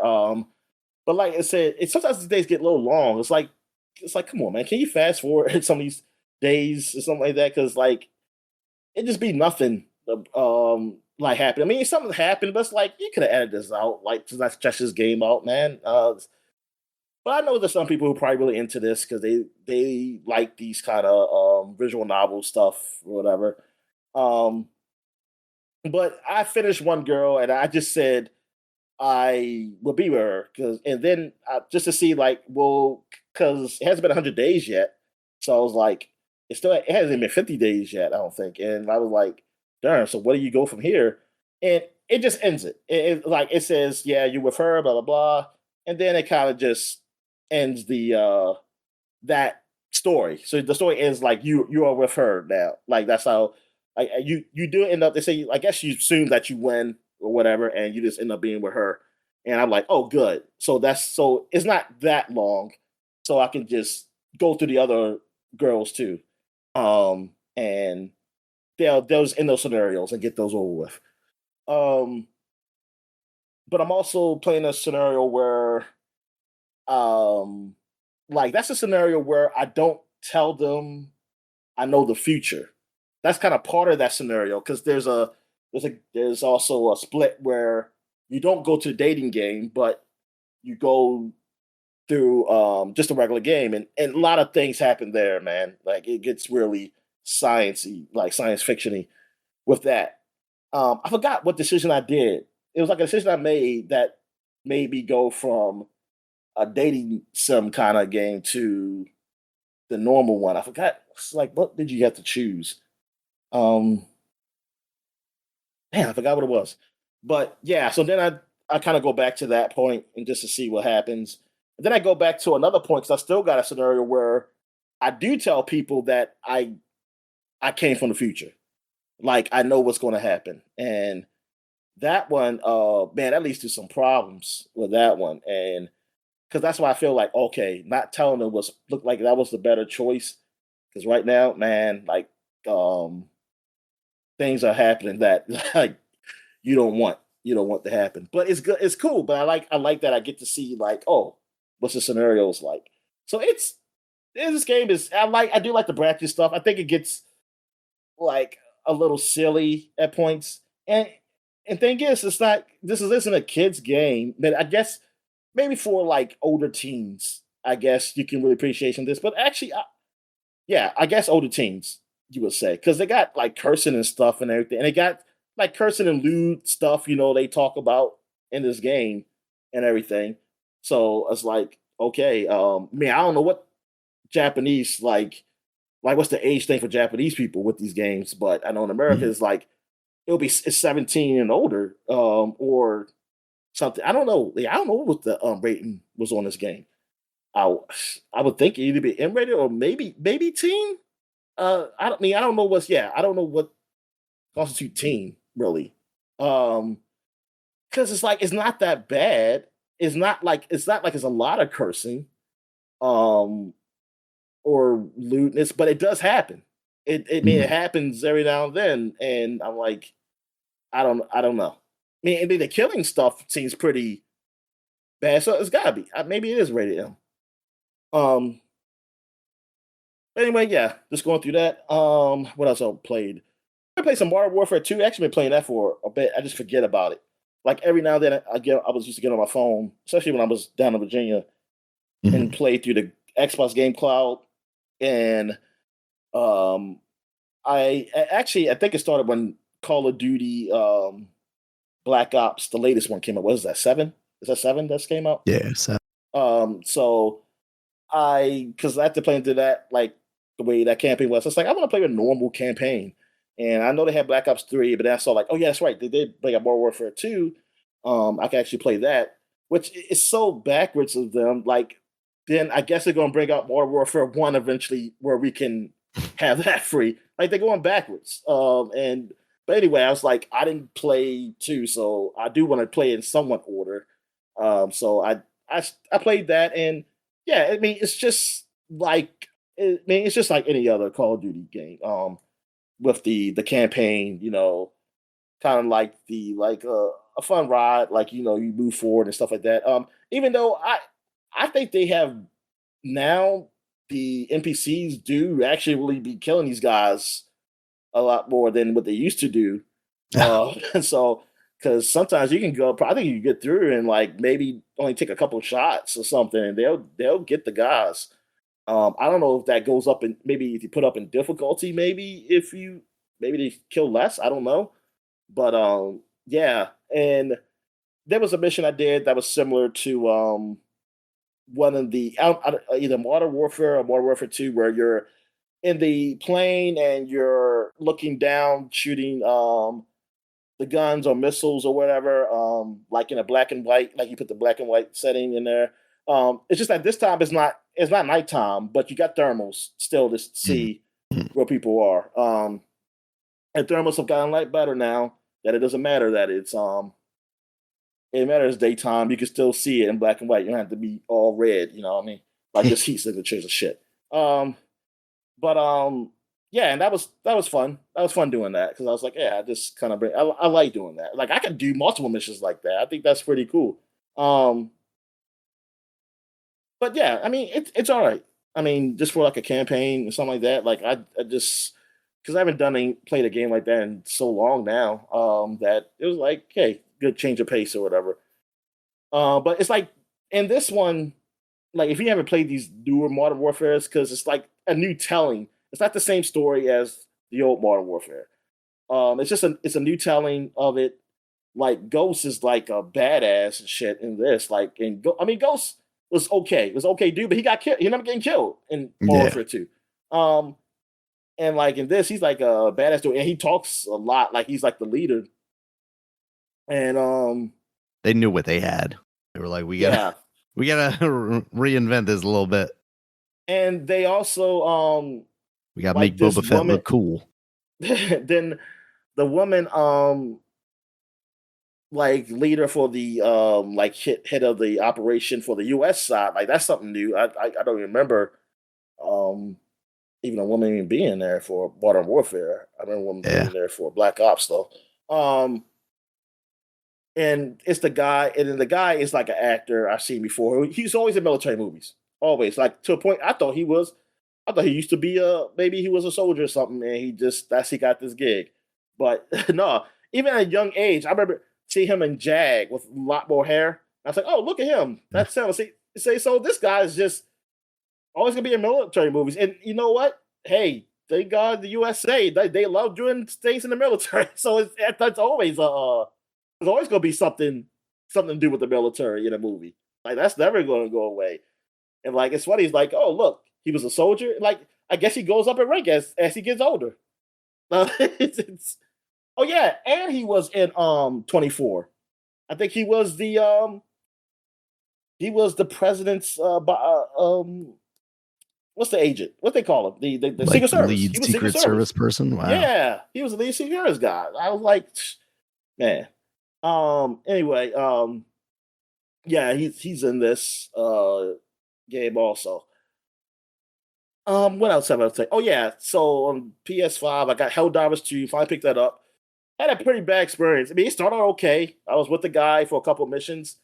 Then a new guy came, and apparently, like the tutorial for Helldivers 2 is they explain some basic things, but not everything. So I still, there's a lot of things I don't know how to do. Well, first of all, like I don't play a lot of online games. Like recently, I don't. So doing chat and stuff, especially in a console game, like I don't know. Like in a PC, I'd probably be able to figure it out because that's what you do all the time. And the consoles, like, see, I don't haven't really played multiplayer like that in console, so to hit the chat button without like having a mic is like kind of new to me. Yeah. I mean, well, it's new again because I knew how to do it before, but shit. Uh, and plus it's on PS5. Like I didn't do a whole lot on PS5. I mean, PlayStation to multiplayer, it was mostly Xbox. So like I didn't know there was team killing. Like I wish they would have kind of explained that in the game. Now I heard stories about people dropping paws on people and dying. That's the only reason I know they could kill you. But I didn't know the bullets like you can shoot your teammates by accident or purpose, but for whatever reason why you do that. But the guy I accidentally killed because he got in front of me. I was shooting a bug. He ran in front of me. I mean, not his fault. I mean, he can't because he's looking forward. So Yeah. I didn't. And me, I see him though. And I'm like, oh, and then I shot him, and I said, oh shit, and he died. And then he complained. I mean, like, because he did it by text, because I think he was on PC, and he was saying like, what the hell are you doing? Like, you team killing and something like that. And it's like, dude, I mean, like, I was trying to get the chat, but things are going on while I'm doing this. So I'm like, oh, okay, I got to stop. I don't know what the quick button is to get there. So I'm playing, and then he got in front of me again, but this time I didn't kill him. Like, I stopped shooting once he got. I saw like I hit him by accident because he got in front. Then he tried to say I shoot him again, and then the guy who I was with, he shot me. So I'm like, wait a minute, what's going on here? It's like, was he shooting me thinking I was team killing? And it was like, only killed the dude once. It's like, what the F? So then I'm playing still, and I said, I mean, maybe everything's good now. We're done. But nah, but at the end, he's trying to drop he was trying to drop pods on me. Like he was just putting everything down because like we were about to get in a ship.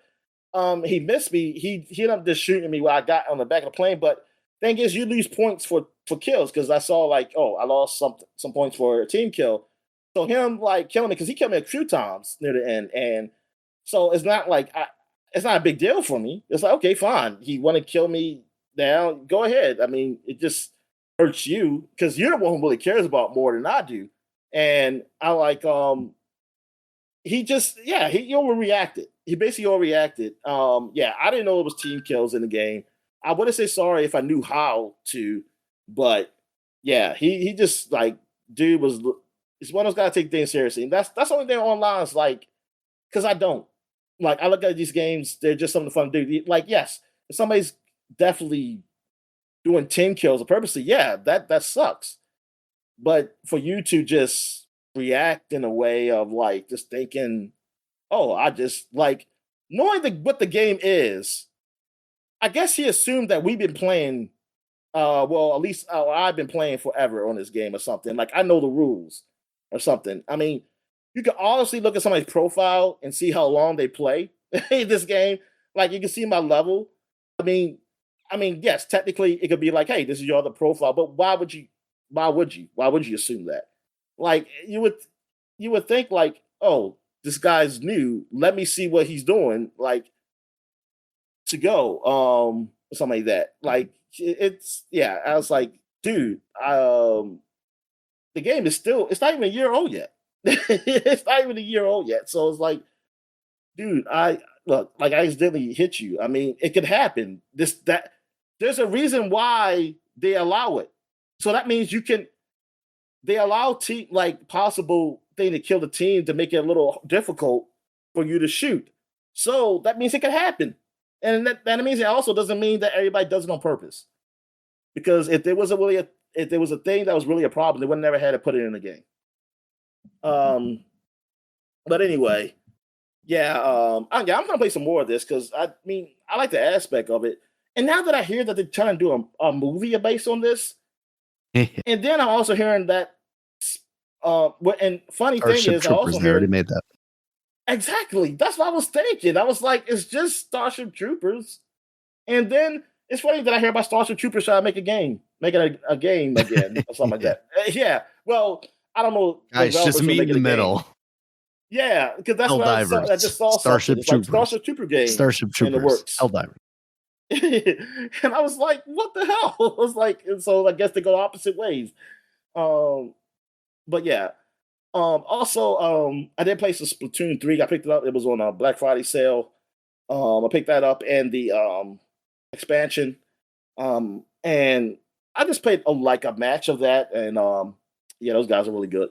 But I just learning, so I hadn't played that game in so long, and I'm trying to figure out what's the better control for me, the gyro or just using the left analog stick. I don't know yet.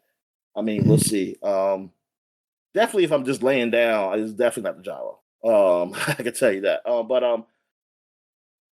I just play. I didn't really play a lot of guys. I just played a match. I know, these are not the same people. I mean, within the game, the hosts, they're different hosts now, And in the DLC, you'll see the older hosts, and apparently you find out what happened to them or something like that. What else have I? Okay, so now I can get into the actual Switch 2. So now that I got Switch 2 now, I got the one with the Mario Kart because that was a deal. It costs just as much as the ones without just the console. There was a deal like you got $50 off. So I got that one. I already had like Diablo 3 and stuff. Like I picked it up like weeks ago when it was on sale. So because I've been playing that game a lot, and it definitely Diablo 3 runs really good on the system. I mean, a lot. I mean, it runs better. I'm gonna say really good. It runs better than before, and on before, I say it actually did run fine, like Diablo 3, and it looks pretty good. I don't think they did an official update because I still think it can look sharper on that console. So we'll see, or maybe I don't know if they announced Diablo 4 for the Switch 2. Did they announce that? I don't think I've seen it yet. Yeah, I don't think it's because I'm wondering if they are even working on that, then they wouldn't. They maybe they'll say like, "Oh, fuck Diablo 3, we're just gonna focus on Diablo 4." Um, but yeah, but like load times and stuff are faster on that. I tried other games. I tried Calamity. Calamity, yeah, it runs better, but the look of it is still like 720p. So it looks blurry on the screen. So the scaling, it's like it is a scale well for it, and that sucks for that. Especially that game is technically a first party game, even though it's done by third party guys. It's still a first party game. It's still game. It's still one of those games where they don't go down price. Like it's not like rabbits. It's not like Rayman, like Mario Rabbids. Rabbits, No. they're like, here, we'll pay you to take this. Why don't you own it yet? So I'm like, yo, and you just put out. It was like you just put out the sequel. Why wasn't this like one of those things you just update? And I know somebody said something like, "Oh, it's a little more complicated with that." I said, "I don't want to hear excuses." People normal. I don't understand the people who make this. They gotta be.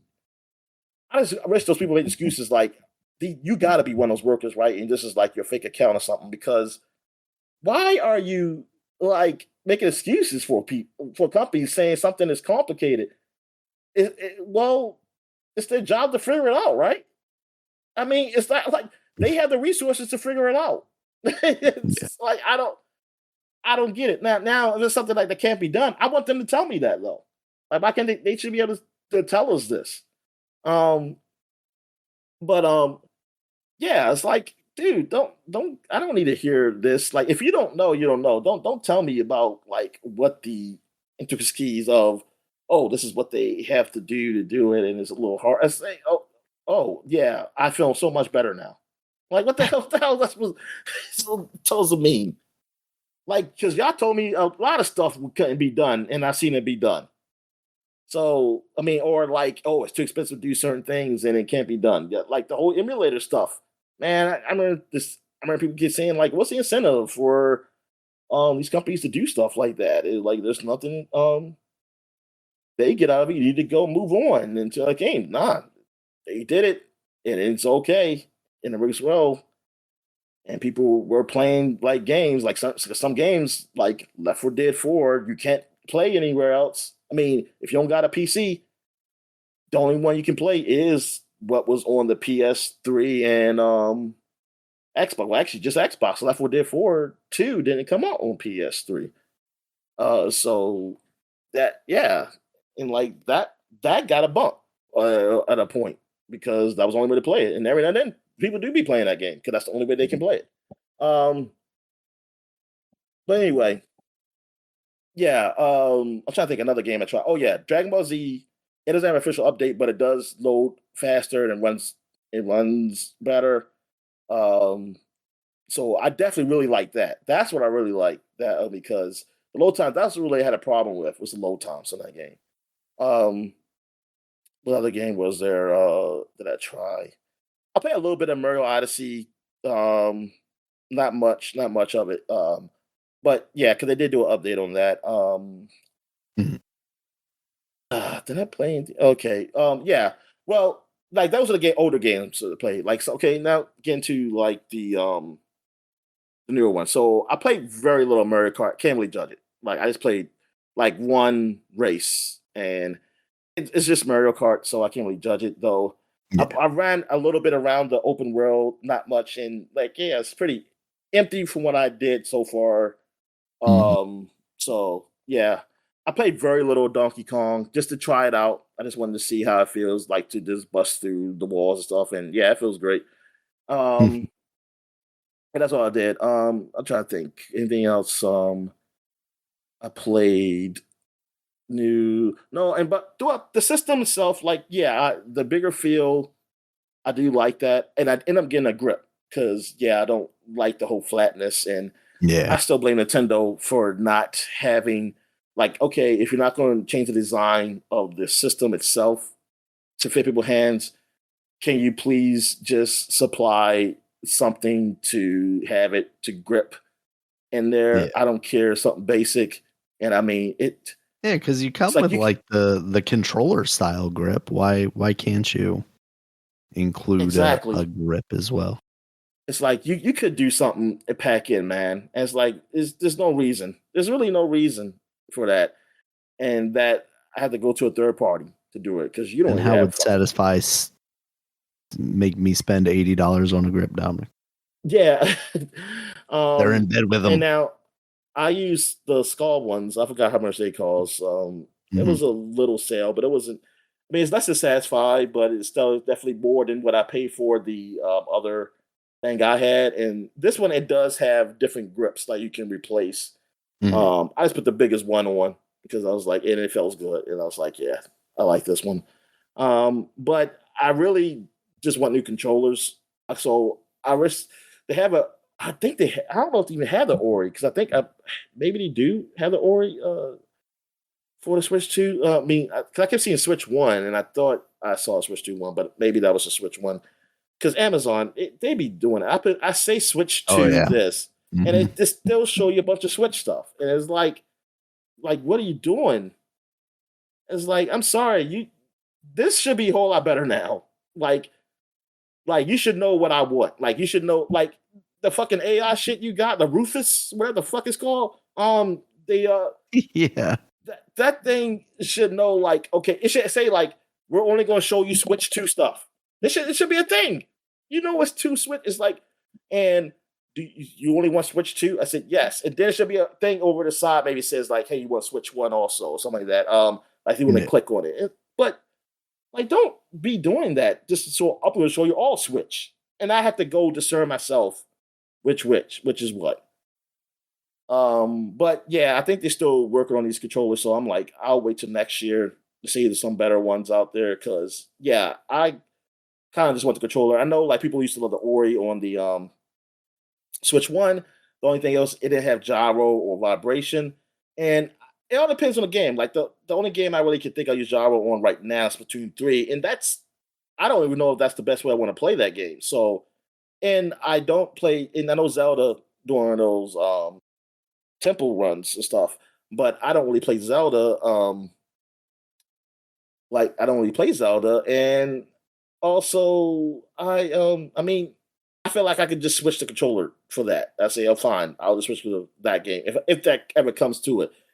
Because the way that Ori looks, it's like I know that can fit my hand real nicely, and that'll be so comfortable with that. And the buttons being big, because that's I have a problem with this controller is Mhm. that I'm always accidentally hitting like on the right one. I'm always accidentally hitting. I forgot what button. Sometimes I hit the X button when I'm hitting the A, and sometimes the way I move my hand, I hit the shoulder button. Yeah. I think it. So it, yeah, that's the. And then I'm like, yeah, I wanted different controllers, and um, but overall, it's an okay system. Like the system is better. Yeah, it's better than the Switch. I think it just like this is something that man, I feel like damn, it either should have came out earlier, really. Yeah. Honestly, I feel like it's something that could have came out earlier. Like they could have done this system. I think they let the Switch go a little too long, and they could have had this one. Like I really wish like when the OLED came out, I feel like that's when they should have been switched to, and then they should have just put the money in the OLED Switch to. Like that should have been it, and then like go from there. Because I mean, and then we will probably have more games too. For the Switch 2 right now. But I mean, the games I'm not really complaining, but I'm just saying as a new system, yeah, like they have some games out there, and I mean, the works with this, like what works with this is that since it's essentially a Switch One, you play most of the Switch One games up here. That it doesn't feel. I mean, unless you're a guy who's just a hardcore Switch player, to me, it doesn't feel like it's a big deal that yeah, there's about 4 games or so or 5 games that you probably want to. I mean, like there are key games, and then I guess you choose which like what do you like between those. Um, I mean, there's more games, third party game stuff, but it's like if you want to get the upgrade of Harry Potter or something. But Yeah. and Street Fighter Five is up there. But yeah, it's like because this is I mean you can still play a lot of Switch games, so I feel like it's like hey, you're just adding more. You get the system, and hey, you got 4 extra games to get. You know what I mean? Mhm. And hell, so Switch games are still coming out. I mean, honestly, like because Pokemon is technically on the Switch One, and the Metroid is technically on the Switch One. I played very little of Metroid just to see like the how it looks, and I see that they do have a quality mode and the performance mode. Performance mode was like 120. This is all handheld. I never played on the TV. So handheld 120 frames per second, 720p. Looks fine. And then I put on quality mode, and which is 1080p, 60 frames per second, and that was good too. And I think look like I saw the rain droplets like a little clearer or Mhm. whatever. I didn't really notice the rain droplets really when I Mhm. played it the other way. So I was. It didn't feel like I needed to be 120 frames per second, but also you might don't feel like the graphic fidelity is like that much of a downgrade either that you can be okay with that. Like Right. me, I just feel like 1080p 60 frames per second is good. And I mean I always like that anyway. I mean Mhm. 120 frames per second is fairly new to me. Like that I don't usually do that. And I don't see so far I haven't played enough games to really see that difference. I've tried it and like in certain games I do. Like in um but not to the point where I feel like I'm losing out on it. Like it doesn't feel like an advantage either way. But and like I said, if graphically it doesn't look like it's a big downgrade, then I'll keep it at 20 frames per second. Like I'll keep it. And it's like, hey, it's not that big a downgrade, then fine. I mean, I'll see. I'm kind of planning to play with that because it's not the same. Like how at 30 frames per second detail, like there's a big difference I can tell from 30 frames per second to 60 frames per second. Like Yeah. I can really see that. And sometimes I would rather be 60 frames in a little downgrade than be 30 frames. Mhm. So but yeah, we'll see with this game. I'll play it if I play it some more. But yeah, so far the system, I mean, overall I like it. I mean, because since I'm using it a lot more now than I have for the last I don't know how many years. It was a break. It was a break from the Switch. Yeah. But I've been using it a lot more now.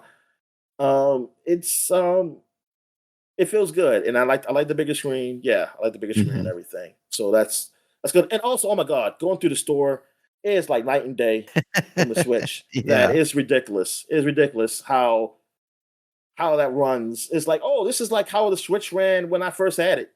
Mhm.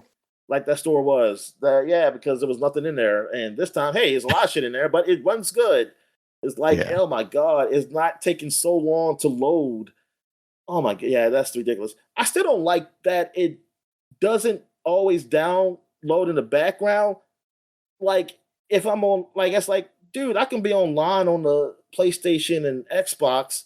It just downloads slower, but it's still Yeah. downloading. This doesn't do that. It just stops. Now, some when the game is you're playing that's not online, it'll download. but I can't tell because I'm thinking like, yo, I'm not really online right now. I'm not.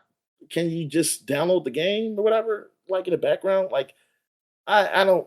I just don't get like why I can't do that. Like, it's just not powerful enough to download and play at the same time. Say whatever. But yeah, so that's it for me. So what you been playing? Yeah, so since we're talking about Metroid, I played probably say about 40, 50 minutes of it, around All an right, hour. Um, I think it looks really good. The remaster looked really good on the Nintendo Switch, it so I did. didn't expect this It did. to look bad necessarily. I'd be interested to see a comparison between the Switch version and the Switch 2 version, but I think this looks really nice. It runs really well. I've been using the 120 version. Um I just switched it while we were talking earlier when you were telling me about the presentation mode, as they call it, I think. Um just to see if there are like details that maybe I wasn't getting in the 120. I'm of the same mindset. Like, I don't necessarily need that drastic of an improvement in frame rate over, if there is like a what would feel like a more substantial, graphic piece. The Yeah. resolution bump obviously helps because yeah, playing some of those older Switch games on the Switch 2 that haven't had any sort of upgrade or anything, it can be a downgrade in the way you enjoy them. Like playing Inside on the Switch 2 wasn't great just because everything's muddy. Oh man. Everything's Yeah, kind of I could. yeah. It just sucks when you know that if you went on the PC, like everything would be sharp and it's not a hard game to run, and they could very much do something on the back end with scalers. I feel like the with the Switch 2 to maybe improve performance over the overall thing. Um, This is what but AI is for. exactly, that's what Nvidia believes, at least. Um, yeah. So generally, I just got to Miles McKenzie, the infamous nerd that is going to ruin this game. Oh Um, yes, yes, that's what so everybody I says. up until that point, it was just your basic Samus walking through environments. You get dropped. You've seen it probably in the demos that Nintendo's shown off. You get dropped basically in this battle that's already Yeah, happening between the space pirates and the Federation some of the force. soldiers talking. I mean, they say like, "Oh, look at Mhm. Samus." Yeah, Is that a everybody's problem, impressed. Daniel? Is that a No, problem of people talking no, at not all? yet.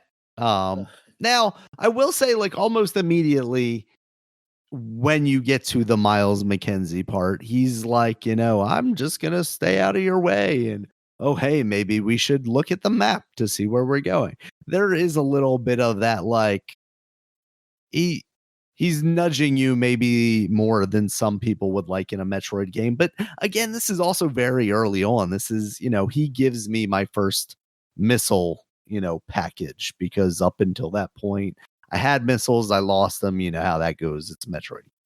yeah, and Um, then you fell in love with exactly. So him. you're very, very early on in this game, and it sounds like from all the reviews that he goes away or he fades to the background mostly. He isn't your God of War guy where he's telling you how to solve puzzles if you've been staring at things for too long. And this isn't new to Metroid games either. You have Fusion where you are forced to stop at every computer and he's going to tell you where the next thing is. And yes, that's not everybody's favorite version of Metroid, but Metroid has evolved as a series. Um Then people don't so like I'm fusion. I like fusion. no, I think that was a I like Fusion. I'm just saying generally some people are off put by the fact that it holds your hand a little more than Super Metroid does. I'm oh also maybe of that's the why I camp liked it. Maybe I'm like that. That's why I like I'm of the camp it. where I love Super Metroid, but that's only because of the years of knowledge that I have about it. If you wiped my memory and dropped me in that game, I would probably bounce off of it pretty quickly because there are some You're points like that are the Metroid pretty Space Marine obtuse. one. That'll be your favorite one. The Space Marine one. What they call it? I Other forgot what M? it's called. Oh, Federation No, Force? no, yeah, Federation Force. Yeah, you like Yeah, that. the little chibi guys, yeah. So I get it. I think there's a way to kind of meet in the middle, and I think Dread does that really well. There are points where it shows you on the map like generally where you should be headed, but it Oh, doesn't just say, "Hey, this is the way you're going to get there." did that update, or what do people say how that runs on the Switch too? Honestly, I'm not totally sure. I can't remember if that got any sort of enhancements.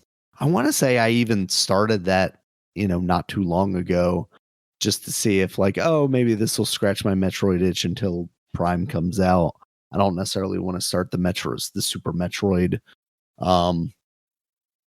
playthrough again because that usually means I'm not in a great place.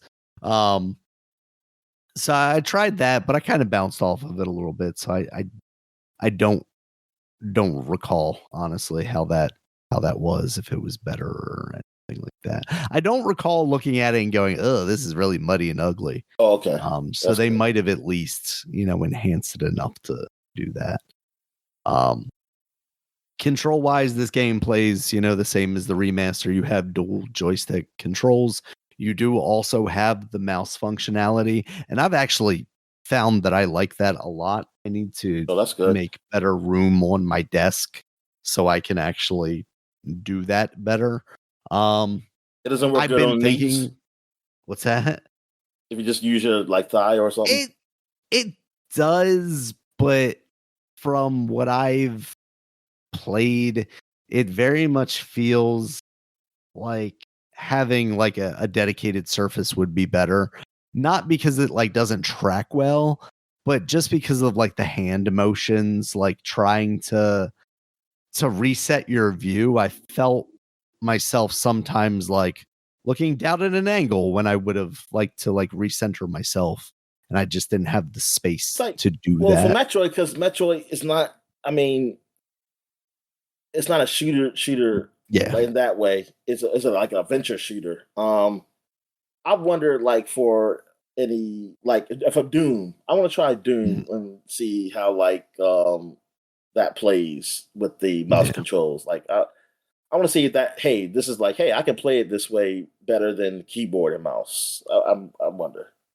I will say, like, having gotten kind of intrigued by that mode, I'm definitely like I've got the web page open right now, like of 3D prints for you to put your Joy-Con in to make it more shaped like a mouse. I'm actually surprised I haven't seen a little more complicated ones, because most of these are just like, oh, here's a bump to kind of material you use for that. Just normal 3D printer stuff. Plastic. Oh, okay. Yeah. So it's not necessarily going to be soft, but it's more just about kind of the shape of it. For me, it's more so not even like my hand on the top, but having a wider base for that thing, because I do find myself kind of like rocking it left and right. How big is your 3D printer? More than I like. It's on the smaller side. It's not a small one, but I think it's like an 8x8 inch bed, something like that. Oh, okay. 10x10. It would be able to fit something like this on there. Can you make pizza with yours? Problem. I have never tried. Theoretically, I could. I don't think I'd want to though. Mine's kind of dirty. I'm saying, yeah. I just want to know how that worked. Like, and what would you need to clean up? Like. I mean, I would just get a different thing. I would just say, hey, like this is my. But yeah, I mean, you could definitely do like here's a 3D printer for pizza, like, because the base plate warms up, right? So theoretically, you could heat the crust from the bottom, and then you would extrude. I don't know. Would you extrude the cheese or would you extrude the sauce, and then just drizzle the cheese on the top, or would you want it to do both? Because I feel like the cheese extrusion would be a little bit harder unless you're doing like a dumping motion. Like here's a vat of cheese, sprinkle some out here and there. Whereas like the way it extrudes plastic is like through a small little tube. So I could see it doing that with the sauce, just like. Anyway, am I going to make 3D printed pizzas, Dominic? Is that where we're going with this? Well, that's one of the first food things I ever seen. When the 3D printer was first talked about, it's like, hey, you make a pizza in here, and that's all I ever think about. It's making pizza, but I think they have vending machines that are basically that, where it's like, here's I see. Here's how we make those. These. Yeah. But yeah, I am enjoying honestly, I thought when I first started 3D, I thought it was just like Play-Doh. You put it in and you magically make everything you want. People saying to make a gun, and I was like, it is kind of magical in a way. Like when you have something work, and that's kind of like I think these new generations of printers, like I see the forget what they're called. Can't remember the brand. Bamboo Labs, like they're like X1 Carbon, where it's like this just like square box because everything's enclosed and everything, and it shoots out like it has multiple colors that you can print at the same time, and it poops out the extra plastic that it didn't use out of the back or whatever.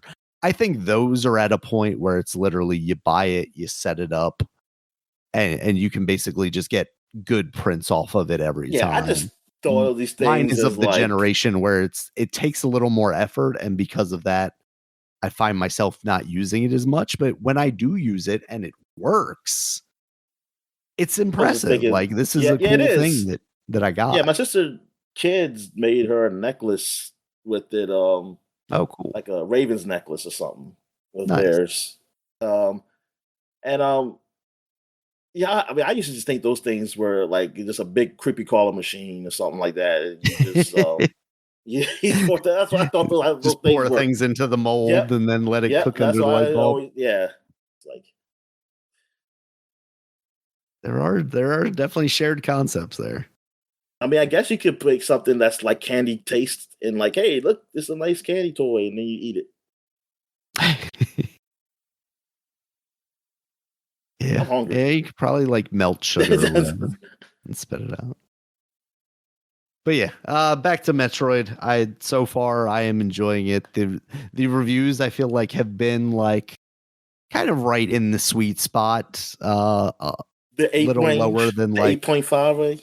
8 like 5 range. Not spectacular, but nobody's really like shitting on it, which is good. I think as long as it comes out in like that Prime 2, Prime 3 territory, I don't think, I can be too upset about it. I mean, those are two games that I haven't. And then get really like that baby ink thing that the internet tells me about that's evil, and they do evil things to video games. I can't. You know what, Dominic? I can't believe they put a straight white guy in this. Can't believe they did that. Sweet Baby Ink. That's what it's called. Sweet Baby Ink. Yeah, Sweet Baby. They're gonna make sure to tell me later that Miles is gay. But yeah, I think with the mouse controls, I think that's a neat kind of gimmick. I mean, obviously, I don't see that going too far on the Switch. I don't see it being utilized a lot. But the fact that they were able to utilize it here, I think it works well. And I feel like we talked about it, but like whether you can just use a normal USB mouse on this thing, I still don't know if that's the case. I have my doubts just because you need those other buttons, but mice nowadays have a lot of other buttons. So man, I'm wondering. Complicated mouses. I do not like them. They scare me. Those MMO mouses where they've got like 10 buttons on the side. Yeah. And then the last game I played this week, or the other game that I played this week, Marvel's Cosmic Invasion. That is from I played that too. I was just waiting for you. Dot Emo guys who who also did the Teenage Mutant Ninja Turtles Shredder's Revenge. This is Streets of Rage, right? another. Did they do Streets of Rage Yeah, I also? think they did Streets of Rage That's as it. I well. mean, oh yeah. Well, go ahead. Go ahead. I'm sorry. Basically, this is almost like a tag team thing. You obviously have like 4-player multiplayer, but each player also picks 2 different characters for each level, and you can swap between them. Also, use like team up powers between them. The graphics are very heavily inspired from like the Ninja Turtle stuff that they did, which also harkens back to like old games, but also what Scott Pilgrim did with the more modern stuff. But also it borrows like the Marvel versus Capcom aesthetic. I feel like a lot.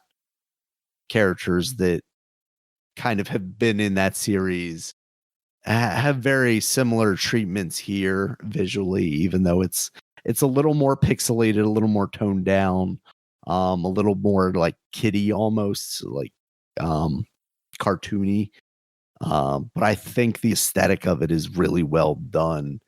And so far, I think the difficulty on it has been well balanced, or at least balanced to my liking, because like Scott Pilgrim, I talk about as a game I liked, but it was hard. Like it was just difficult. And I didn't Yeah, it play was. enough I Shredder's mean, I Revenge played to that actually recently, and yeah, they get those hits in. Was Like the Shredder's enemy. a little more lax on that stuff? Yeah, Okay. and So so is at some point, Streets I'm of going to get back and play that game. and Streets of Rage. Yeah, it's I mean, those guys get the hits, but I think there's a skill. There's a skill to Mhm. that. Really, that I feel like is more avoidable than Scott Pilgrim. It feels like gameplay wise, it feels a little more fluid than Scott Pilgrim. Scott Pilgrim definitely, you know, went back to what these games used to be and was a lot stiffer than your more modern part. So far, I played probably like 4 levels. I think you can choose any of the characters that you've unlocked, but for each of the levels, there are 2 that have like highlighted borders that are more like, oh, these are the ones that are actually in the story of this level. So you can choose them, and they give you for each level there are 3 different kind of goals or objectives that you can do. And it's like, oh, in this level, Storm uses bombs, 20 times to kill enemies, and you live. I thought it was kind of neat that they give you branching paths, but then it felt like it was always like, okay, well, you do, the top level, and then before I can move on, I also have to do the bottom level. So it didn't feel like I was actually branching in any way. It was just like, oh, you can play this level first or second. You're welcome. Yeah, Um, exactly. Yeah, it's not. Yeah, it's not how like Star Fox was. yeah, Like you go this only can go this way. I kind of wish it was because it makes it somewhat mhm. replay ish. I mean, Right, it's still exactly. replay. It's still replay value, but it's almost like the mystery though, like kind of thing. Like, Yeah, oh man, what is that other one? And yeah. I haven't tried that go level back. yet. That'd be Yeah, so. I'm really positive on this game so far, Dominic. What are you feeling about it? I like it. Like I really like the game. It's it is very it can get kind of chaotic, but I do like the whole thing of you having a partner. Like you can switch between characters, and it can make it Mhm. pretty cool when you're playing with people. Like everybody can do that, and I do like the.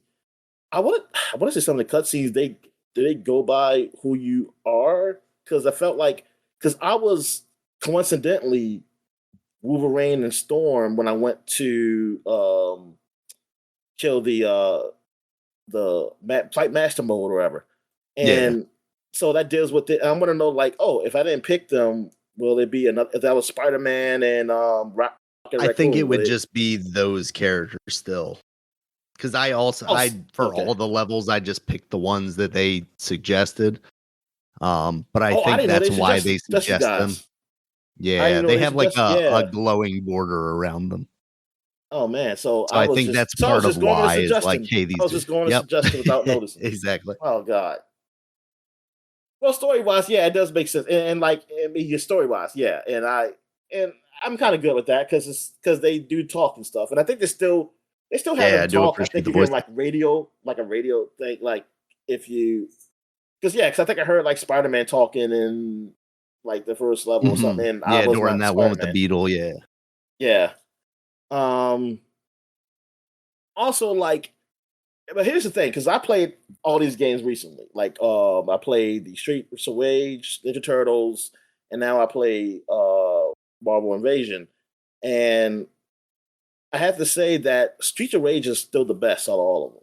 Like, it's the pure beat 'em up. Like it because like the actual like move sets of the characters, and like they're different, and like it's like almost like a simplest fighting game way, and it just yeah, and I like that, and like I think overall, like as for gameplay wise, like that is like gameplay wise, that's the best game. Style, like for style, I had to play some more of Invasion because it's been Ninja Turtles was good. Like overall, like as this a Ninja Turtle game, games we grew up, like it's a very big improvement of those games, of what those games did, and it was really fun. Um, and like they deserve high marks. Um, and this game, yeah, I like how like this game, like these games aren't just all somewhat the same, just with a new color skin. Like they are Yeah. different, and I give it up to them on that. But yeah, I'm saying like Streets of Rage, like this pure like just the beat 'em up part of it, like that game. I think that's still the best one as far as controls. For far as controls, I think that's the best one. Now, if Mm. you want to do like overall, like the whole package, I don't know. I gotta do more. I mean, Ninja Turtles, like I said, it's because it's more nostalgic thing, Yeah, and a lot of absolutely. that is stuff there, and I have to play and Marvel. I'm not. That wouldn't be fair for me to judge it like right now. To those, I mean, I can judge the controls because I played enough. I mean, for the controls, I played the demo and this, and yeah, it's not. I still think Street of Rage is just as bad as the control, but like a overall package, I don't know. But all games are good. Like they're all worth it. Like these games, like if you like beat 'em ups, they're all worth it to me.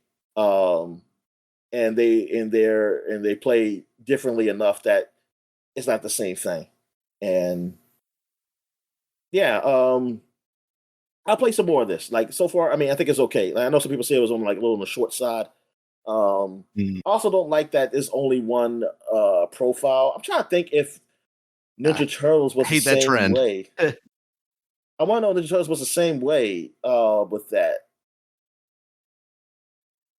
because I did play yours. So I'm thinking that I mean I just recently just got on the Switch, but I was playing Mhm. yours, and I guess maybe because you didn't play, I was playing early on, and you just played mines, or did they have another profile? I gotta look. I want to look on that I mean, if you because played it yeah, before I played it, I nothing came up when I started it. It was fresh. I was surprised that you hadn't tried it before. yeah. So then they just did it with this one. Then it was just this game that they forced the cloud mean like to be like one profile cloud save whatever. They didn't do that with Ninja Turtles then, if that's the case. Trying to think. And we ain't do no special thing of like complicated thing else to Yeah, do like like pull out the with Tony save Hawk. file and all Yeah, that stuff. it's just Yeah. it's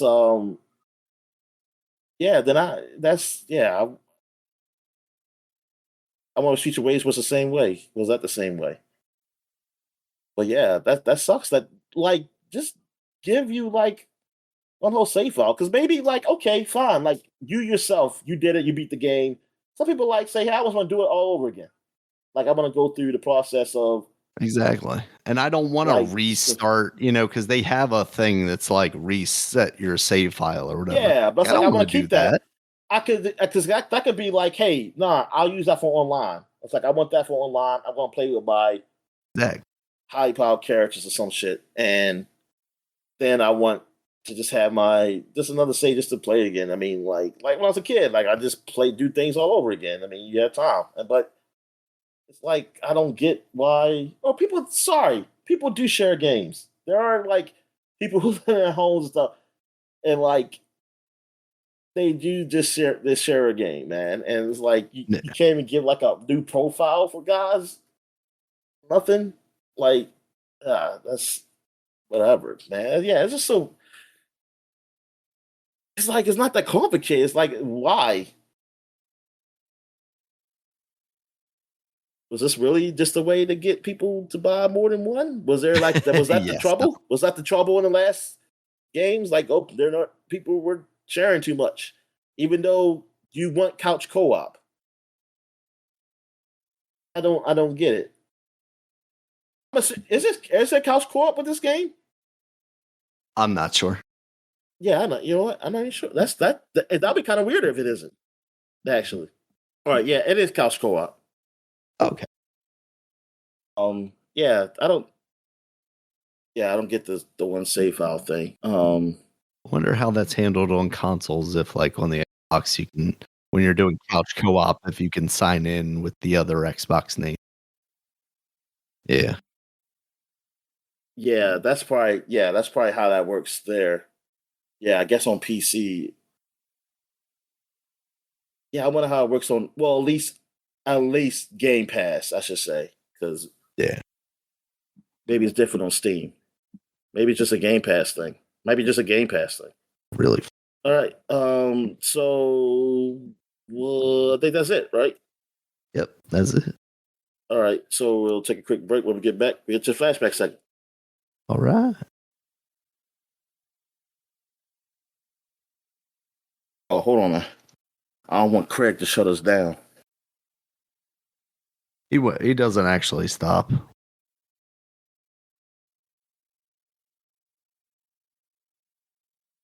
Are you still there? Yeah, I'm still here. Oh, okay. Yeah, he'll pop up like a message that's like, I haven't heard you in a while, but if you're still recording and you're just taking a break, you're fine. Thank you. Have to be a while before.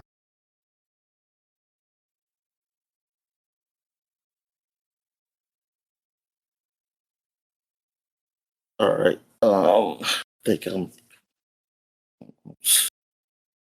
Would you actually be able to record later tonight or tomorrow or something? Yeah. Start dinner soon.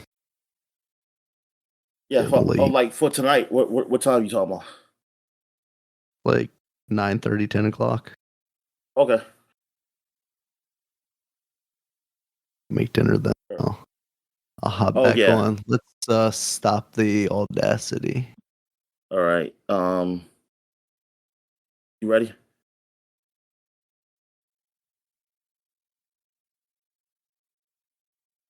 I didn't hear you. You ready?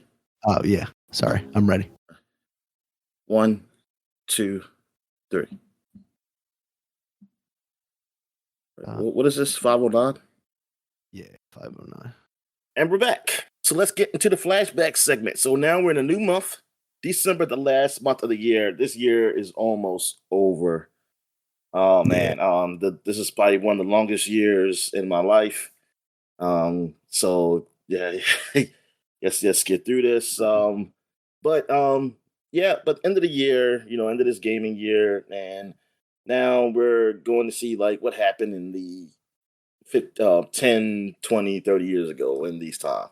So the first week of December, 10 years ago, 2015, Just Cause 3 came out on the PC, PS4, and Xbox One. Darn. Yeah, so this was the first Just Cause on the new next generation. Okay, so they didn't come out for the previous generation. All right. Yeah, Just Cause 2, I mean, that was like getting sales all the time. And I was always seeing that game, but now it's funny, I see Just Cause 3, even with Just Cause 4 being out now a lot sometimes. out there like on sales. But this game, I mean, it looked good. I don't know how let me see the reception for this game was. I mean, it was in the 70 ranges. Yeah, 74 on PC, 73 on PS4, and Xbox One 71. But I still think it was just one of those fun sandbox games, and that you could do almost anything crazy, do crazy shit, and better graphics this time. Yeah. I wonder why this one it got nominated for awards though, even though it's only in the 70 ranges. But here we go. EGM gave it a 9 out of 10. Eurogamer gave it an 8 out of 10.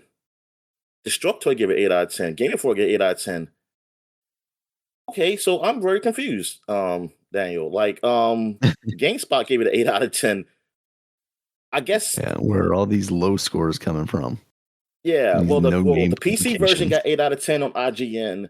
The PS4, Xbox One version's got a 5.9 out of 10. That's a big discrepancy with that. Even Polygon, this is when they had scores. They gave it an 8.5 out of 10. What the heck? like these are the top places. Like they must be a whole lot of other places that brought that score down. Yeah. Yeah, because that's what I was about to say. I remember it being higher than a 70. That's why I was a little confused when I saw these scores. And yeah, because I was like, I remember seeing places give it at least an 8. So yeah, this is, I don't know if this is something they did after or did some of these places have I mean, I don't know. Yeah, I have no idea why. It says reviewers praise the open world environment, destruction mechanics, promotional player agency, and blah blah blah. But yeah, I guess I have to go to Metacritic to see what the heck why the heck it did it. Let me see. Okay, Just Cause 3, and they did you not go on?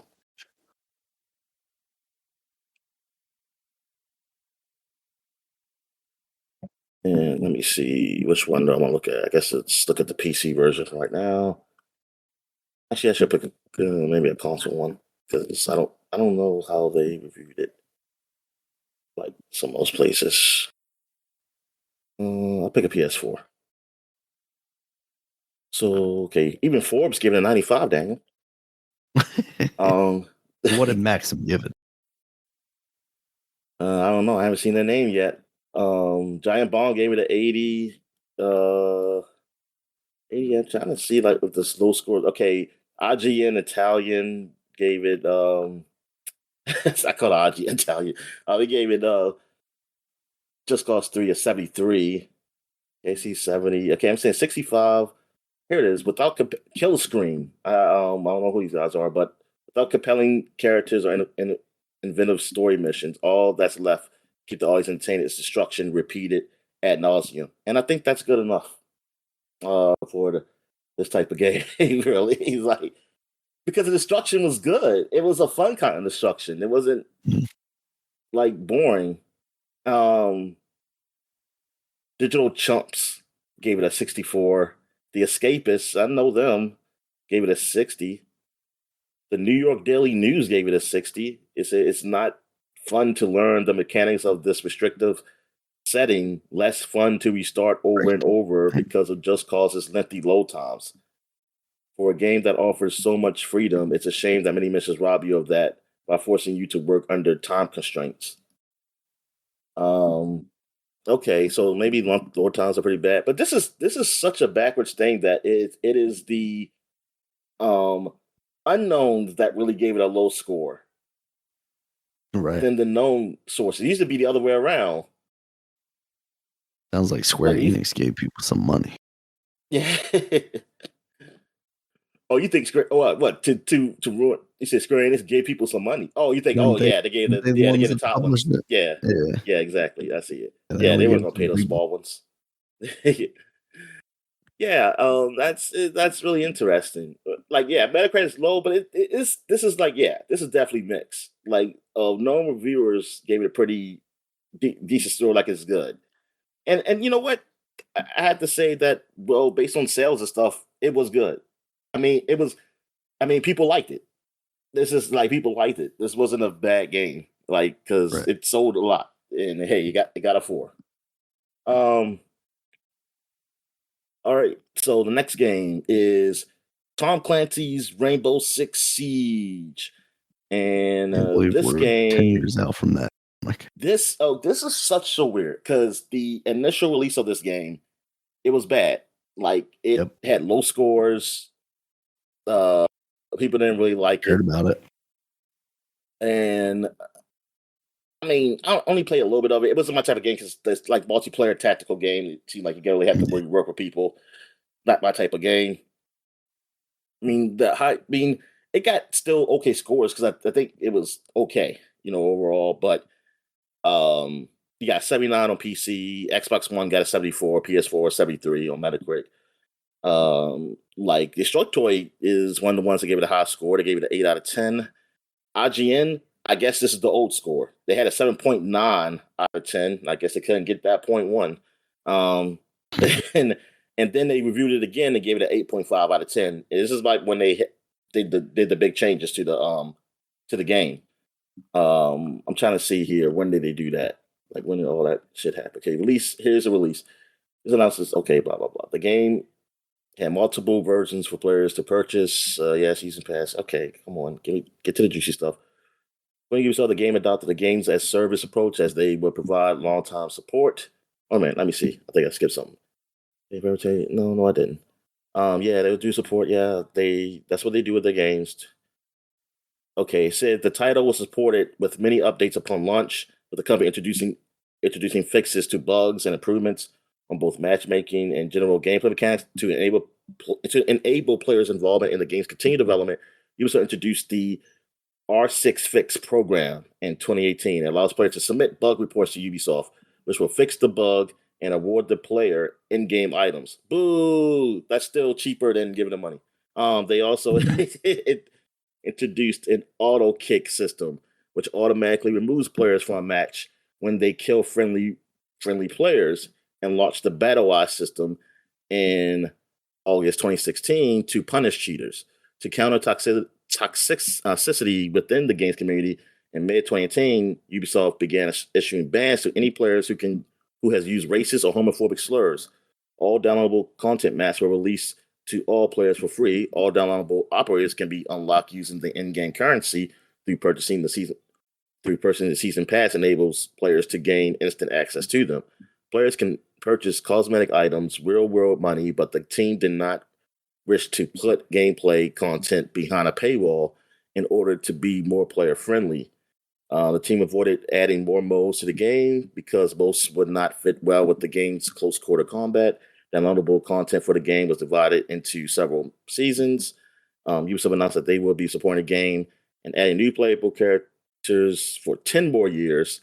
Um, as a result, no sequel was planned. This is around, I guess, 2018. They said that. So hey, we got like 3 more years or so, or 2 more years of the game. In January 2018, Ubisoft announced the introduction of outbreak packs and stuff like that. Blah blah blah. So yeah, it was a game that it didn't have a lot. I mean, either a lot in bugs, like when initially started, and it like kept they kept updating, and it just got so much better. Um, yeah, it's I mean, it's one of those games that people talk about, like how much like people have been playing and how much like support it's been getting. I mean, Ubisoft, like we always said, Ubisoft, like for all the shit they do, I credit them for supporting games for a Yeah. very long time. I mean, at Um, least for a while there, that was kind of their main focus. That was their deal. It's like, oh, Crew's still getting an update. The for Viking Honor, fighting game, like yeah, they're still talking about that thing. Why? I thought that was dead 20 years ago. We yeah, saw exactly. thought the same thing with this thing, and then out of nowhere, it became like one of the most popular things. Yeah, it was like yeah, exactly. Like it was like well, you see, like you looked at played games, you just saw like Rainbow Six always up there. And it was like, darn, it's like a horrible launch and everything. And it's like it looked like it was going to be dead. To me, it sound like the way things would sound is like, oh, this is going to be dead soon. I mean, like it's not going to last. That sucks for that franchise. Nope, they stuck around. They they get that thing running good and like listen to the players and bam. Oh, even players even work for free, even though they did get in-game stuff. I still say they work for free, Daniel. They tricked them. They tricked them. Like they say, um, they use their addiction to the game to make them work for them. But anyway, but yeah, it's a pretty cool story like around that game, like how it survived. It's like few games. It's been a few games that have done that too. Like they survived even through some crucial things. I mean, hell, Final Fantasy is one of the biggest ones too. Really, that's probably one of the biggest ones that do that. They, Final Fantasy, what's it? What is it? 13 or 14? 13. 14. 17. And 12. Yeah, and so that it's cool that how that worked out. All right, so we're still in 2015. We got Nuclear Throne came out 10 years ago on the Windows. I don't know what operating system this is. What is this? The OS X. What is it? No, that's Linux. Oh, it's OS X is Mac. It's Mac. Oh, okay. Yeah. PS4 and PlayStation Vita. No Xbox apparently. I think this was during a weird time where like Vlambeer wasn't doing Xbox stuff for some reason. Yeah, it came out later in Xbox in 2021. Yeah, 2021 it came out. Wow, that's yeah, it's 6 years later. Yeah, okay, yeah. Tell me about this game, man. So Nuclear Throne comes from Vlambeer. It's like Rami's company, the guy you always see on Twitter. Yes. Talking about indie game development. Yeah, I like Rami. And it is basically like a bullet hell roguelike type thing. Came after, I think, Luftrausers kind of blew up for them. So there was another one too, I feel like, around that time. And it's basically like you had these different characters, and I want to say they had like different mutant gins and stuff like that. But it had a nice pixel art style. Scored pretty well. IGN gave it a 9 out of 10. Destructoid an 8 out of 10. Game Informer 7.5. It's one that I don't think I ever spent too much time with. I want to say it was like on a PlayStation Plus thing at some point or an Xbox thing at some point.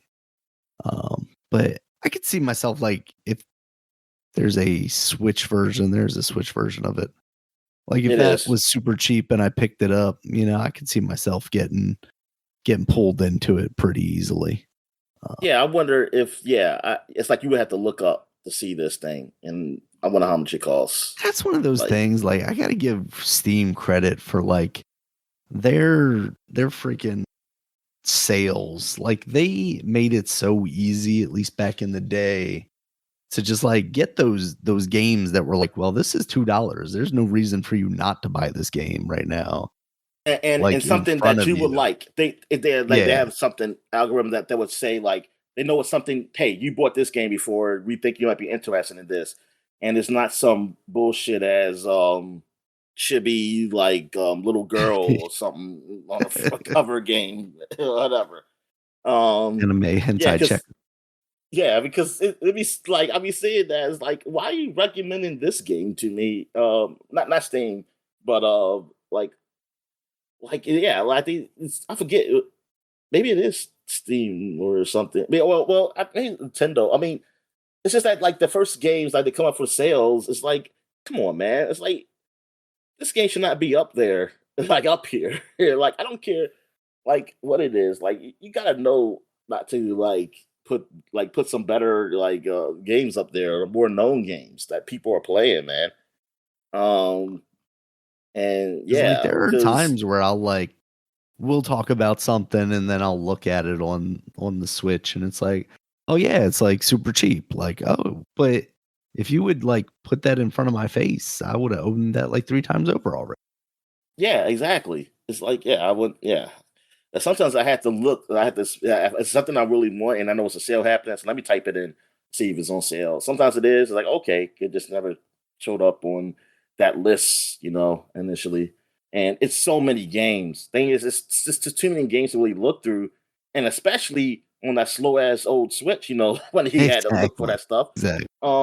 So yeah, because I would always look up Bayonetta because when I used to wanted to get Bayonetta, and now it's been long enough where I just don't care. Yeah, like Yeah. it's just like it's ridiculous. It's like this game should not be regular price at $60 anymore. I'm sorry, this needs to go down. Um, but yeah, Nuka don't. Yeah, I'm looking at it like, yeah, this looks, yeah, it looks like it's a fun time. Like, Yeah, cause man, I've especially seen with it how before. I into just forgot about roguelikes it. you've been recently. Yeah, exactly. See, yeah, I think years ago I wouldn't. I would. I mean, I've seen it before, and I think I was just like, yeah, I said, oh, it's roguelike. It's that game I don't understand, and dying is a good thing, and I don't understand that. Yeah, I don't understand the concept of that. All right. So that is it for 2015. So now we're going back 20 years, 2005, to Animal Crossing Wild World, man. Animal Crossing going wild now. We finally got our adult Animal Crossing like we've been asking for. It's like The Sims. But nah, it's the Nintendo DS version of Animal World. I say Animal Crossing, and like, so what's the difference like with this one? I mean, besides it being on the DS, was this the first handheld one or the I second one? want to say it might have been the first handheld one.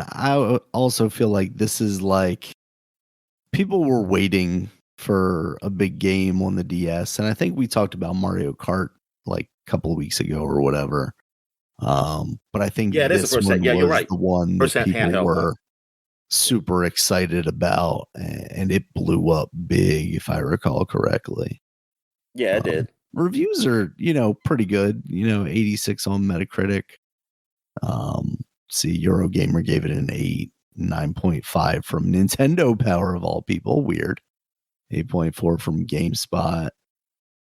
But yeah, and this one also had online, which I'm trying to think. I want to say maybe the GameCube one did too with the broadband adapter, but I might be wrong Or there. was it lawn? Was it just land? Let me see. Yeah. So this might be the first one where you could like share your It does say, okay, multiplayer up to four world too. players.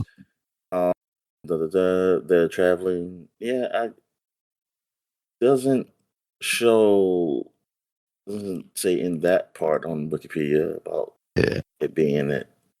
It did get connect to your Game Boy Advance. Connectivity plays a role. Uh, I mean, you don't. It wasn't a game for the Game Boy Advance, but I think the link, yeah, just linking it up there, it does Okay. some shit. Did not have online multiplayer. It was a single player experience where you could visit friends' towns by swapping physical memory cards with save Oh, data. okay. So that's how you did it. True online came with Wild World. Yeah, so Wild World was the first one with online play. So actually That's why it visiting was your called Wild friends. World. It was going to the wild world of the web and using this stuff, and A Nintendo wild was. world of your friend's perverse island. Oh man, they knew what was up. They knew about Epstein Island before we did. Don't go to your friend's weird island, folks. Just don't do it. They have a private jet in their own islands. Probably not a good thing.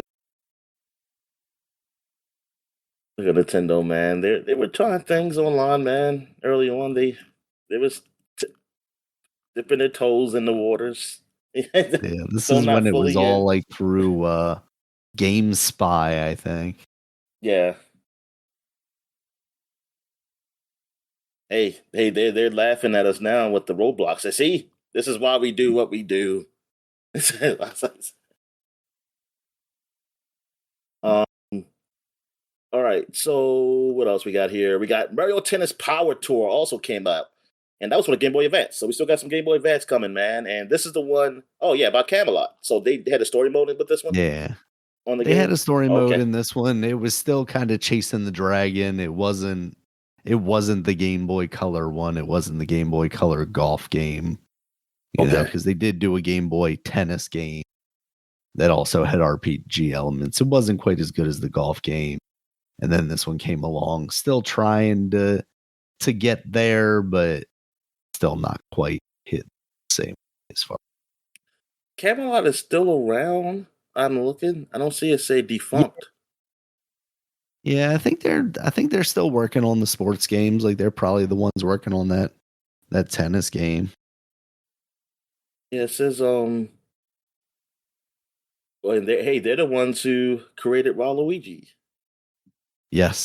Yeah, This he is first theirs. Yeah, appeared in the tennis game on the GameCube, I think. They created a legend. I mean, he's stuck around, you know. Yeah. He's part of the main cast of characters now. Yeah, when are we going to get a game where you can play as Waluigi, Dominic? Like I'm saying they should do what they did with Sekiro with his Kirby obsession and like give them like take Camelot, hey, make a Waluigi game or something like that.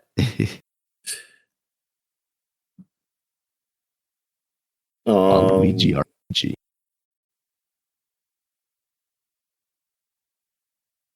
Let's see. What else we got here? Oh, Super Mario Strikers, another sports game, also came out for the GameCube. This is all the same day or week that these games have come out. That's the crazy thing, right? Like, as I was highlighting these, I'm like, what is Nintendo doing? They're just like dropping everything. Yeah, they say like, we're ready for the Switch. Listen, just drop these games. Just bring them all out. They say, we're just dumping these games out here while we get the Switch ready, whatever. And then, like, yeah, it's like maybe they were. You know, I wouldn't be surprised if you found out like they were holding on to them to release them for some time, and then it's just things escalated, and they just didn't know how to. Like, well, we got to release them now. They're not going to come out on the next. Exactly. We can't release it when the Switch comes out. So it's like, because people are going to be thinking like, hey, can this Switch controls and blah, blah, blah. It's like, no. So yeah, Mario Strikers, this is the soccer Mario game. And it got a 76 on Metacritic. That's actually not that bad. Have you played this game? No, I don't think I've spent any time with it. I know it's supposed to be on the Switch 2 or coming to the Switch 2 soon. I was going to give it a try, just see what's going on with it. I think people like the Switch version. And they ain't going to start liking soccer, Daniel. You're going to watch the World Cup when it's here because it's coming. Obviously. It's next year, right? 2026? Huh? Yep. Exactly. We're getting it. Going. That means it's important to us this year. Exactly. Once they rename American football to something else, then, you know, I'll be all in on the football. All right.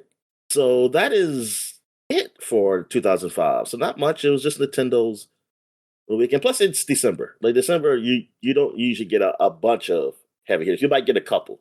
Like somebody who's just late to the party. It's like, oh, we finally got it released. So now we're going back to 1995, where it really wasn't a lot that really comes out around this time. But Frank Thomas' Big Hurt Baseball came out, and you have memory of this playing this, Daniel, on Super Nintendo. Yeah, so, I think my stepfather got this because he wanted a baseball video game. Oh, hold on, before you go, because I want to explain. Sure. Like, this came out at different times during the year, really. I think it was on Genesis, but I might have missed it first. But it came out this year, so at least we know, like, hey, we finished the year before we mentioned Big Hurt Baseball did come out in 1995. All right, go ahead.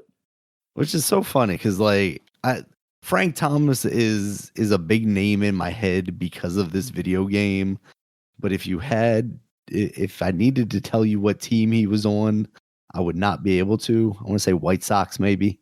You are. You're right. White Sox. Okay.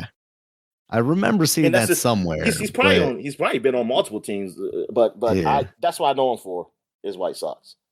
Yeah, because they had his license, but I'm not sure that they had like the full MLB license or not. So I don't know if they had actual team names in there.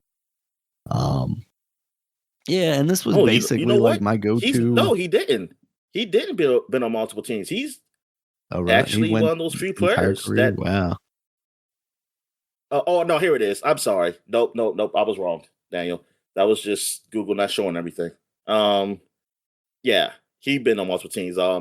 Chicago White Sox, 1990 to 2005. Then in 2006, Oakland Athletics. Then 2007, 2008, Toronto Blue Jays. Then Oakland Athletics again, also in 2008.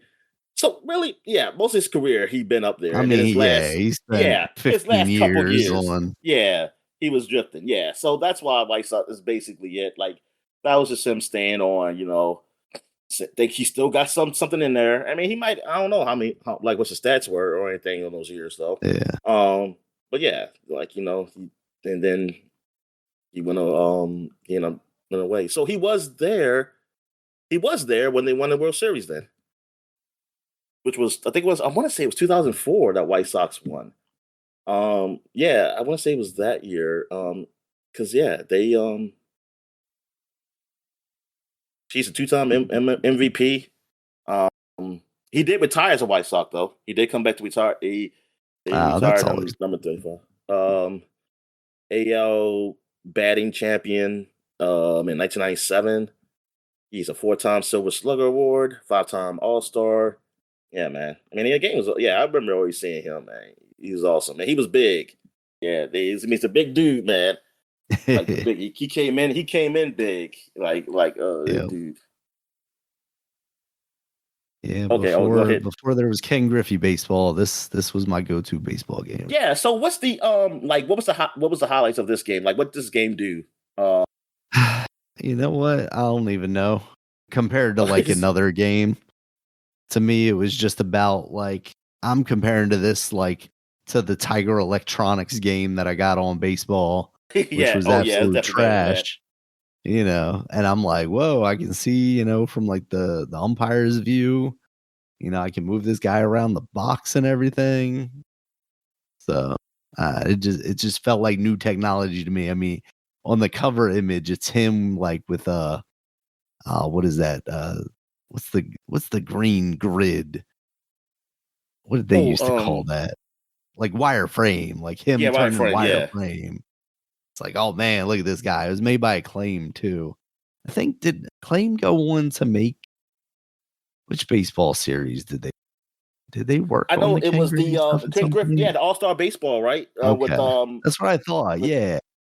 Derek Jeter. Nintendo was also involved in that stuff at some point too. Yeah. All-Star Baseball, Acclaim. Let me make sure. Yep, it was them.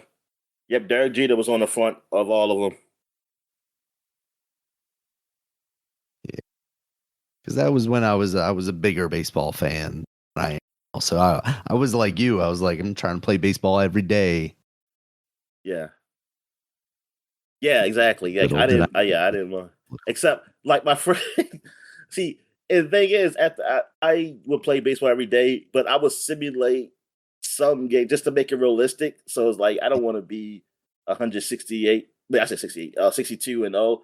But my friend did. He just went 62 and 0. He just win every game, and then he would quit. Like it was like losing, he would quit and just didn't go to win. I've definitely been there.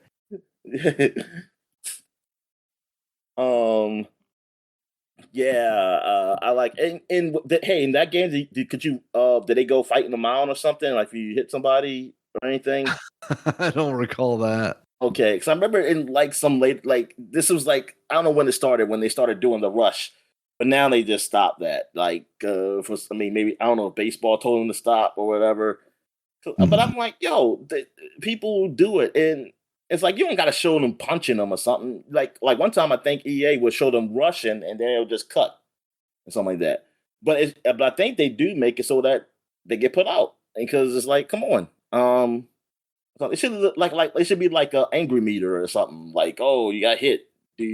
How to calm your player down so he don't go out there and rush the mound, or you want him to go rush the mound, and then you just let it go. It's like.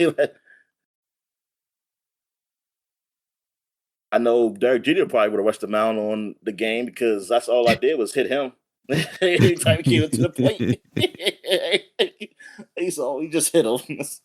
Like his base is empty. He said, I'm going to hit his ass. Like, and then he just all go down. Oh, I wish I could have recorded it. There was an instant in the baseball game, MLB The Show.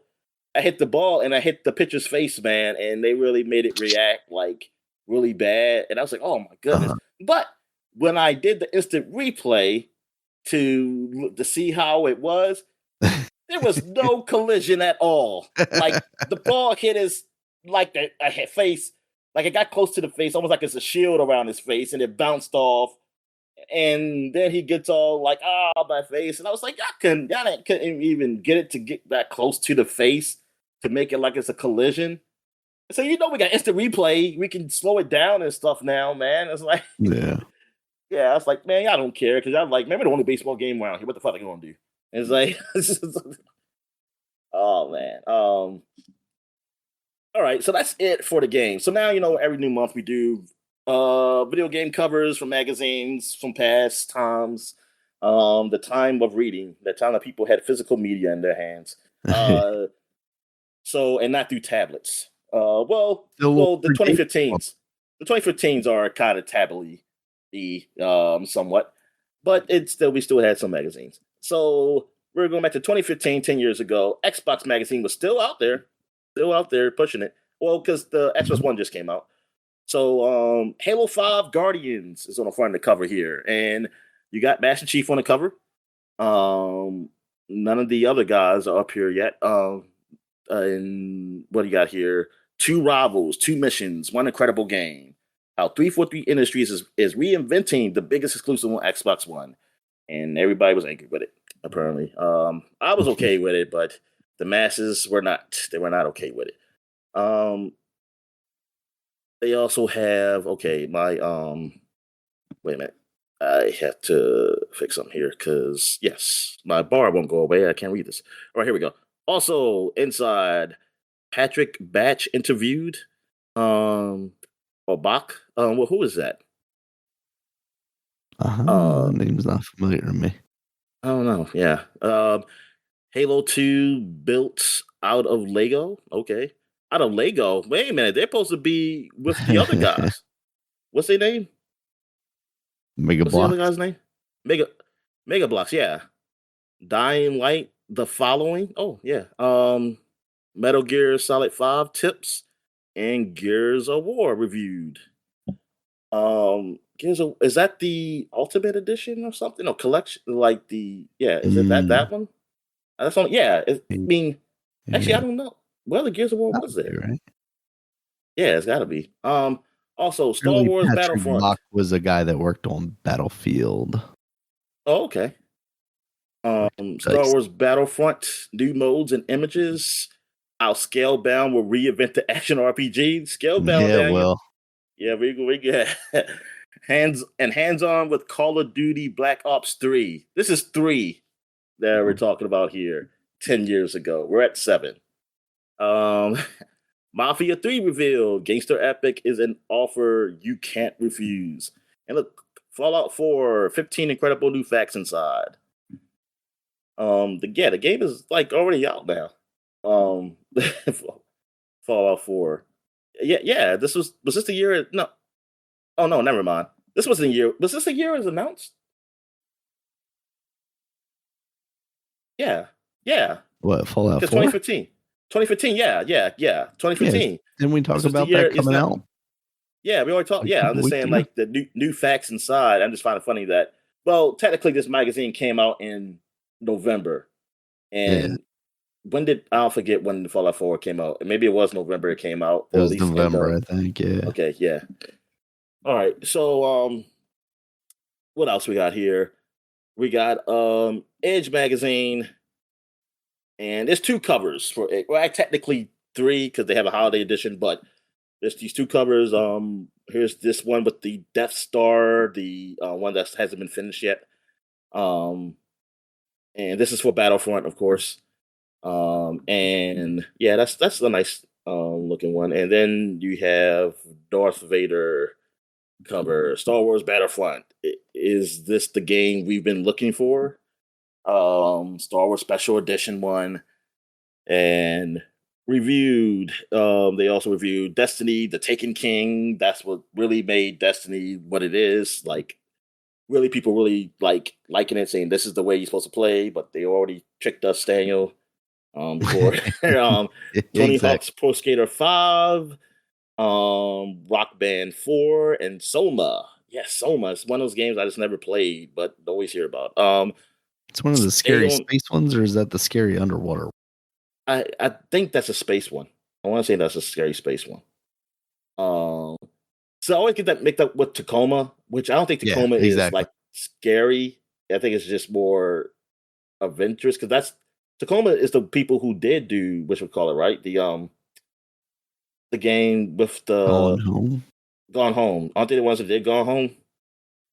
Can't remember if it was them or like maybe somebody that split off from them or something.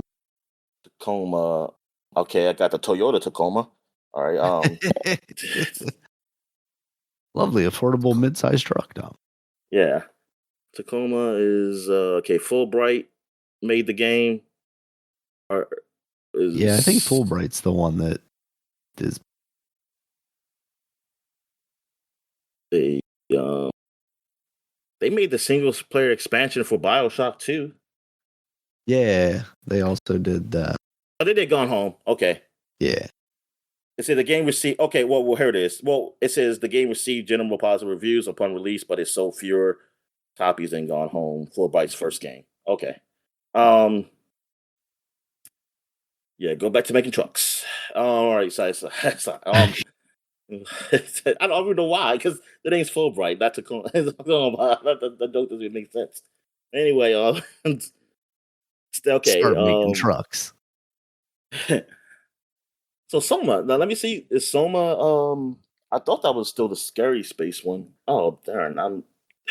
They take me everything, but come on, man. You should tell I've been looking at video games. Come on, AI. Um, Now it's Soma Games. That's the actual company. Oh, Okay, Soma does. Okay, yes, Survival Harbor. Oh no, you're right, Daniel. This is underwater. This is the underwater okay. one. So is Tacoma scary? I'm glad I didn't play it then, Maybe because I would have been. unsettling. I mean, Gone I would Home have. was kind of unsettling. Yeah. Only because I knew nothing was going to happen. That's why I wasn't scared. Yeah. Well, I was scared. It scared me when I found out she was gay. It's like, oh, Oh no, jump scare. It was a different time, Dominic. We understand. But anyway, stay on target from the TIE Fighter to Jedi Knight, the galaxy's best Star Wars games. And yeah, that's it. Yeah, that's cool. And then I guess you did say you didn't want to see the Edge Christmas one, so okay. Dan doesn't like Christmas. No, All right, so now we're going to Game it wasn't Informer. even Christmassy. It was just It really cause. I don't wasn't. understand why. Like, Yeah, I didn't understand it either. Like, it wasn't even him with like a Santa hat on or something like that. I'm guessing it's just like they released 2 that month, maybe. Maybe, yeah, maybe they did. Because like Or different, yeah, because you can't unless got it's different released reviews again in listed on December there. or something. I don't know. Like that was released later in the month. I Maybe don't know they how they just did it. double dip. Because usually, I think that's what they usually do is double dip. Because like I remember getting the holidays buyer's guide for PSM, um, like at the beginning. Yeah, because I bought it before Thanksgiving. We were going home for Thanksgiving, and I got it at the airport. And who knows when it exactly came out, but it was November still, So I don't know when it came out in November. It could have been still came out the same time as the other PSM magazine. But anyway, Game Informer here. We got Quantum Break. And this is a nice drawn one, like Yeah. yeah, almost look like what they call it, the art, like the art they have for the game and stuff like that. Yeah, I like this cover. It's pretty nice. And I think this was one of those, like I said, it's one of those I wouldn't say underrated, really. It's just that because it was such a weird type of game with the Yeah. show all mixed in and stuff. I feel like if they would just like well, I would call it director's cut, but like an edited version or something of that game, like a director's edit, or something, or re-editing. It wouldn't be the director. The director probably would be there. It's the re-editing of Quantum Break. Like it could be a decent game, like because it had the elements. Like I said, like playing through Control, I really saw Quantum Break through there. Um, all right, so now we got Xbox. Oh yeah, the Xbox Holiday Magazine. Okay, I should have did this after Xbox. I don't hate But Chris. like well yeah, see, Edge said Christmas. They actually say Christmas, while this one says Holiday Xbox. Oh, I yeah, don't sorry. appreciate it. This is a year before Trump's presidency. God. Year he was voted in presidency. So How are we there, Dominic? What are we doing? so it wasn't mandated yet, Daniel. So they were okay. They still said holiday. Um, so you have Deus Ex Mankind Divided up here. Yes, this is one of those games I do want to play, man. Like because I did like the first one, Human Revolution, or Evolution, whatever it's called. And then hands on with the smartest shooter of 2016. Okay. I never really thought of it like that. How Eidos Montreal is augmenting its cyberpunk classic. And also Hitman is back, bold and bald. A legend returns. I mean, was the time of Square Enix.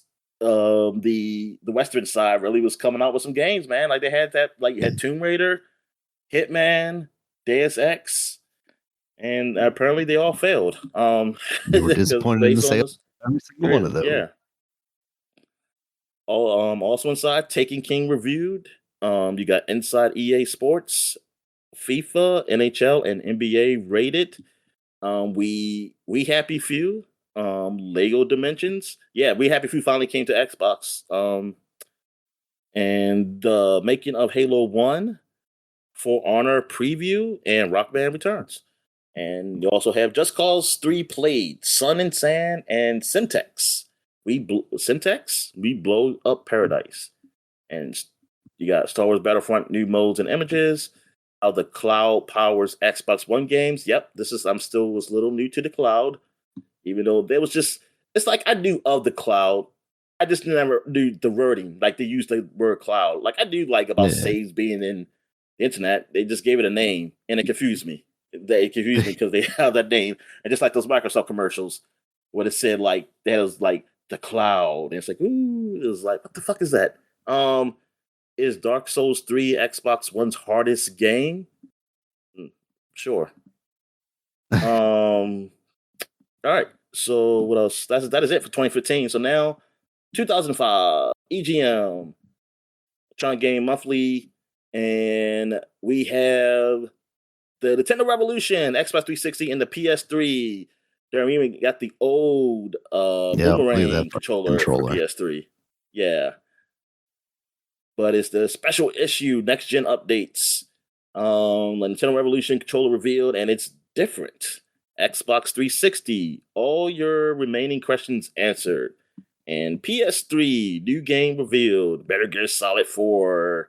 It was just Metal Gear Solid, but that's what we know it's for.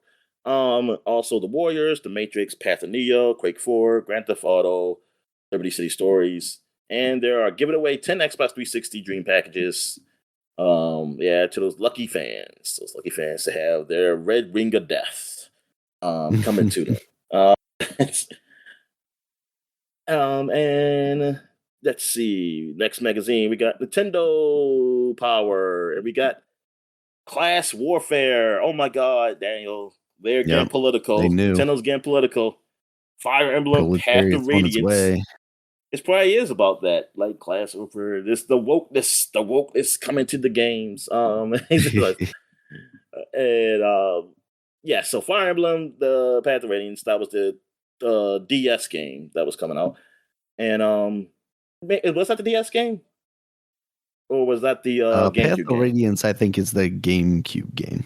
Oh, so that is the GameCube game. Okay, so this is like, so is this the first like big, like on the, because was the first Fire Emblem was on handheld, console, right? Yeah. So this is the first one for a console. Okay. Yeah. Unless so you this count is kind like of big. the Super Nintendo at the time as the main console. And is this Roy I'm looking at? I have no idea. He has blue hair. That's like Marth. Oh, Marth. I don't know the guys. Roy's the one with I the just red know. hair. Oh, okay. But I don't think it's Marth either. I think that's like Ike or somebody else. Okay. Another But random he is in animated Smash. film. He is in. Is he in Smash? I don't think this specific guy is. Now you can just say it is, man. Because what the hell? Also down here, 127 reasons to read this issue. Prince of Persia, The Two Thrones, Metro Prime Pinball, Beautiful Joe, Double Trouble, SSX on Tour, Mario Party 7, Ultimate Spider-Man, Tony Hawk, American Skateland, Need for Speed, Most Wanted, Gunstar Superheroes, and 118 more games they got in here, man. Damn. The possibilities are mind blowing. Yep, showing off the Revolution's controller will change gaming as we know it. And it will. Because it doesn't have an analog stick on it. Well, you got the nunchuck. You do. You see the nunchuck with it? Yeah. A lot of times people didn't necessarily use that. You didn't have a second analog stick, I should say. Yeah. Also, yes, that is like Dominic, and he is in Smash Brothers now. Okay. All right. So now we are in PC Gamer, and we have a Scottish Kratos up here or something like that. And, yeah. This is one of your damn, what's that game called? The RPG from last year or 2 years ago that everybody loves. Baldur's Gate. Baldur's Gate guy. Yeah. Okay. So that one's nice too. Road exclusive. One series like BioWare I just never really played. I think I tried it briefly, but I just could never. It's not that I couldn't get into the first one, just that it was deep and it's like I'm got these other games away. That first one scared me. It seemed like it was two Dungeons and Dragons. Kind of like Baldur's Gate. I think this was a little more open to like I think this was less it was less. I mean, it still was okay game, but it was a little less than that. And then this wasn't that What's the Knights? Was that even done by BioWare? Wasn't that another? Was that Obsidian? It was Obsidian who did this one. I want to say one of them was Obsidian. Yeah. Never Winter Nights 2. Here we go. And yep, it was Obsidian. Okay. Always the bridesmaid, never the bride. Until now, until now, with Outer Worlds. But anyway, until now, when they're the ones that are going to exist, at least for now, and BioWare might not. Oh yeah, it's just scary that the company owns them though.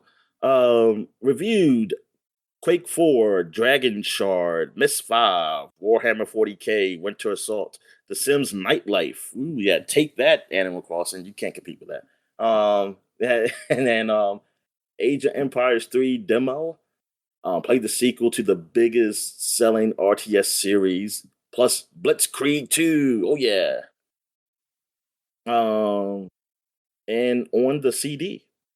It's on the CD. All right. It's just remember CDs, Daniel?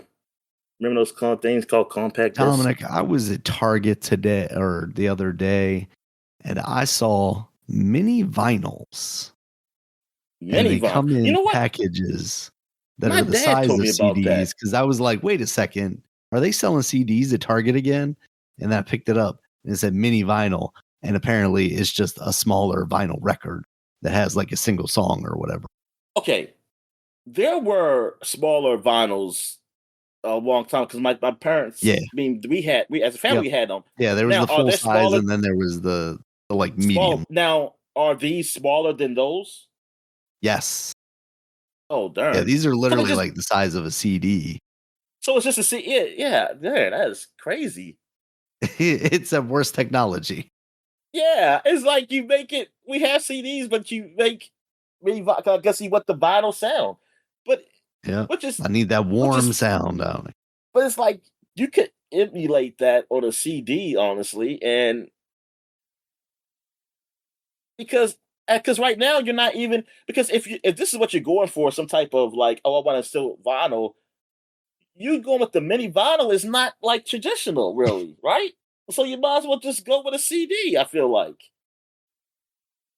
Telling me the vinyl snobs are going to judge me for getting the mini vinyl.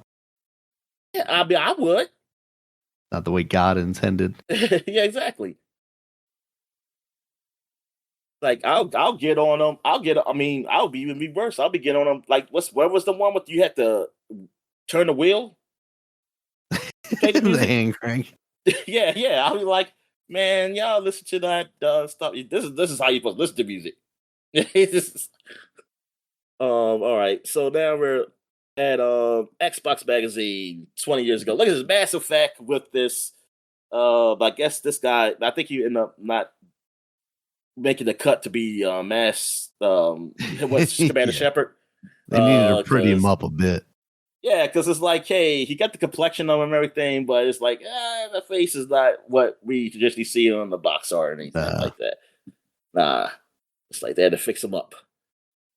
Um, but yeah, Mass Effect. Yeah, I couldn't wait for this. A stunning new action RPG from the makers of KOTOR.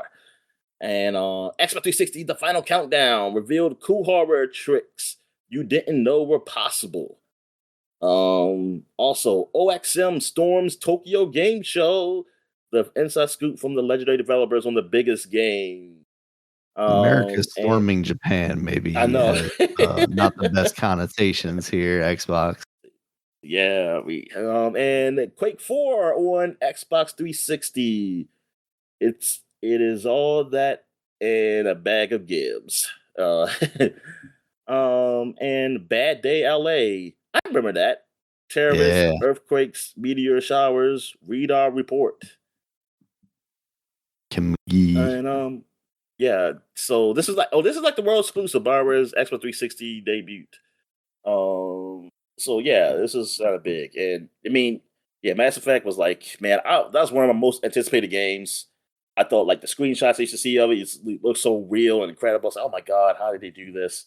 Um, had a many game look like this, and man, just already liking Bioware games like on the consoles from KOTOR and Jade Empire. I was like, yeah, I definitely couldn't wait to play this. Um, all right, and we have one more Game Informer for 2005, and yes, I had this magazine, American Solid 4, Guns of the Patriots. I was waiting for this one too because even though I did play American Solid 3, I wasn't a huge fan. I just wasn't mean. I played through it. I liked it, but it was just I think the timing of it just was a little different for me. So I wasn't into it like Metal Gear Solid 2, but I still want to see Metal Gear Solid 4 because it looked really good and this was on the new, PS3. So I was like, Yeah. yeah, We were I told it played was this going and to be this. the end of the chapter or whatever. Too. And plus, like Metal Gear Solid 3, it was like I think I was kind of weighing on like the whole past thing. Like it's like, oh, this is not him. This is his father. Well, the clone. He's a clone of this guy, so whatever. And the big boss. So this was like, okay, we're back to him, and we're playing as the real Snake that I know about. So, and look at him, yeah, he's getting old and stuff like that. And then he got the eye, the eye, which it's so funny how Kojima used to have this stuff in his games and then make it like it's real. Like, oh, this is going to be almost. It was made me think like this was going to be like an accessory or something with the PlayStation or something like that. The eye, 'cause they kept talking about it so much. I said, well, so what is that like a thing we're going to be having or something? Well, what's going on here? And yeah, so this is like one of the most anticipated games at the time, but then it turned out that I'm not a big Metal Gear Solid fan anymore, or I just don't like sitting down for cutscenes like that. Even though I think if I was younger, I would have, because I always said like, oh, I like that games, I like movies, and then I realized, oh no, I still want to play them. It's like I still want to play. I still want to play. I don't want to just watch. But yeah, here we go. Metal Gear Solid 4, Guns of the Patriots, Inside the Mind of Hideo Kojima and his epic for PlayStation 3. This is before he got married to Keeley. Also they got Black. The creators of Burnout reinvent the first person shooter. And I played and beat that game. I cannot tell you anything about it though. There was a lot of The bullet. Xbox 360. Whatever. Yeah, it has finally arrived. First impressions, reviews, and previews of Microsoft's newest console. So yeah, and I think I still got that magazines and probably in storage right now. All right, so that's it for 2005. So now we're going to 1995, and we got Edge magazine from 30 years ago, and I'm surprised you kept this one, but it is Sega Saturn's what is this, rally racing or something?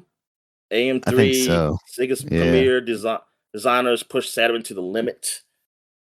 And I mean, hey, it did look good then. Also, Mind Games, the evolution of artificial intelligence. Oh, this is before It's just AI come a was like, long way, Dominic. yeah, we have come a long way.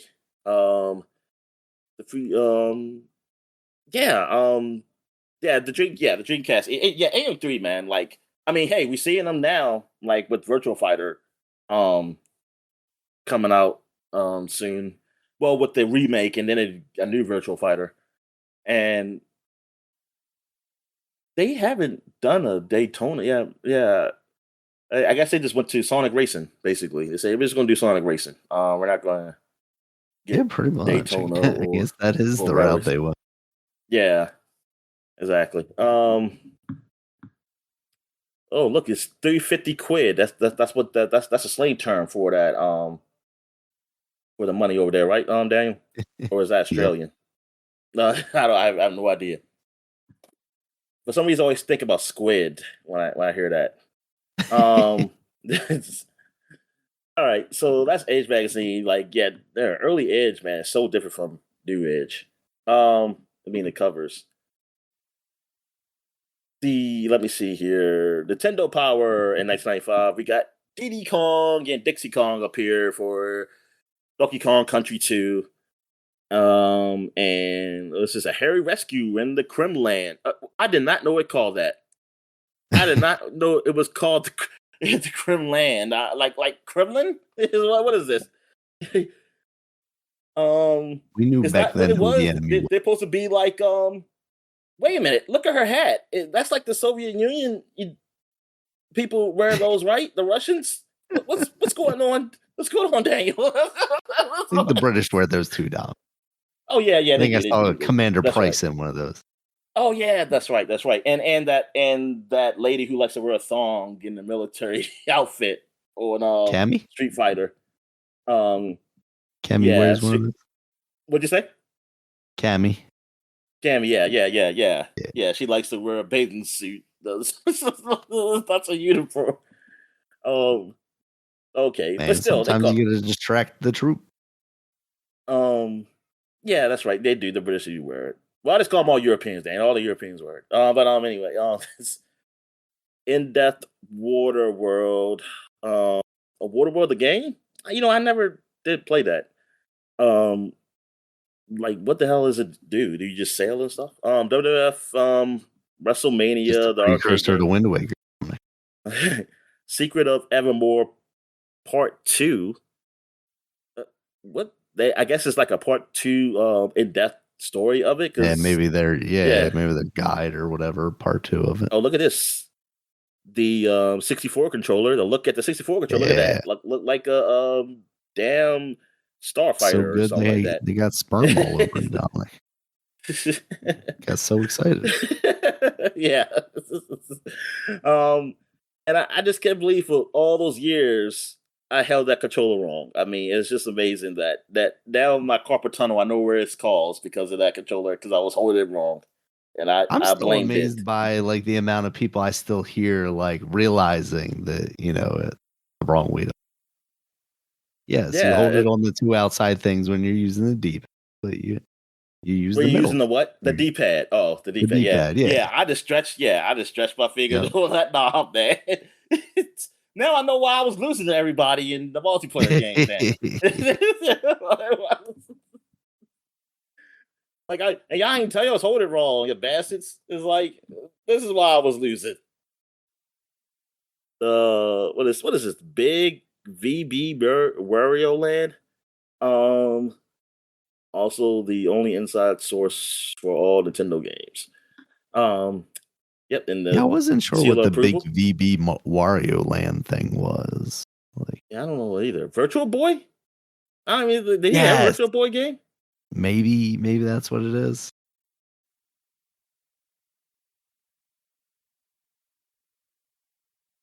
But yeah, so Cammy is British then. I Yeah, know Rare is British company, right? yeah, yeah. Yeah, so maybe they say like, oh look, Cammy, she's in the military. Brit, they're like, yeah, she's a soldier. Let's call her Cammy. What's her name again? You're right, Cammy. Dixie.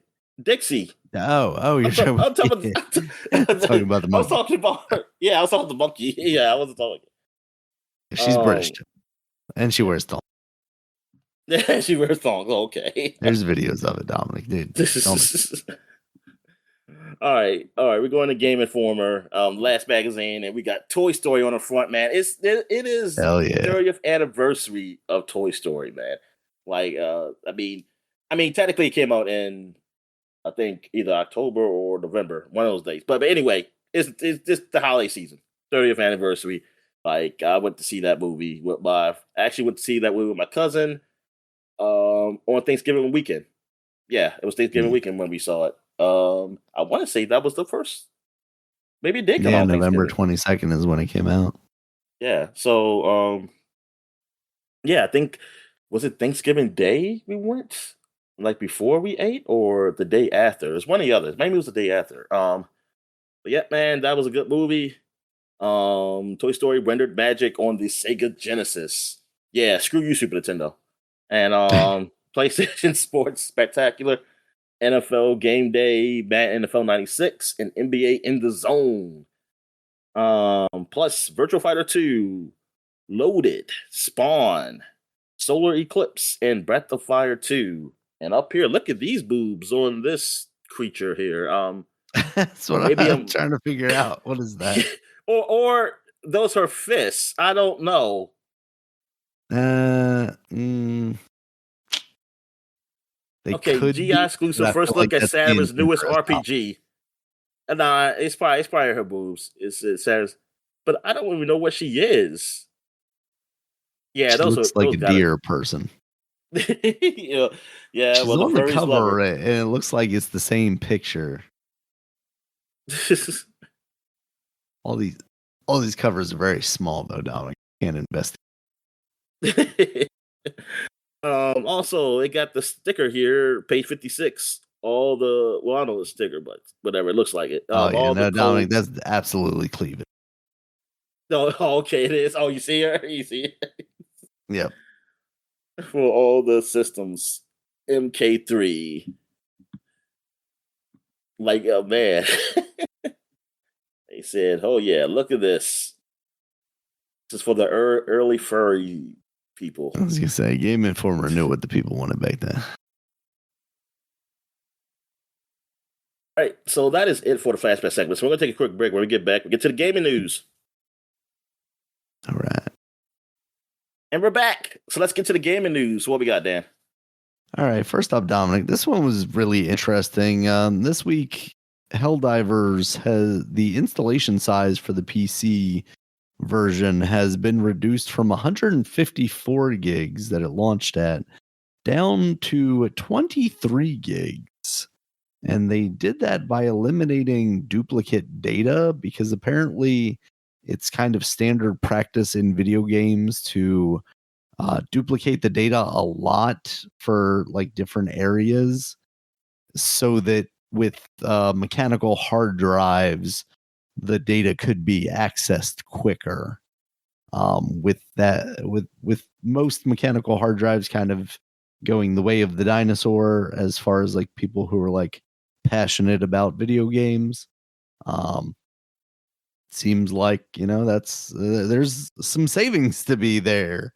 It also sounds like they tested it afterwards on mechanical drives, and it actually wasn't that big a difference performance wise. So like maybe for the longest time they've been inflating these games for no real good reason.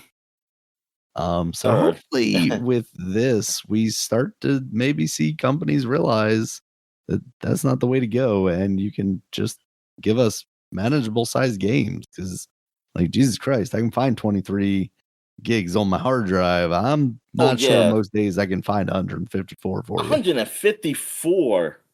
That's ridiculous. Like that, Helldivers was that much? Good Yeah, God. Like I just like it's so funny how like yeah, these games yeah, how big some of these games be, man. It's just so wild.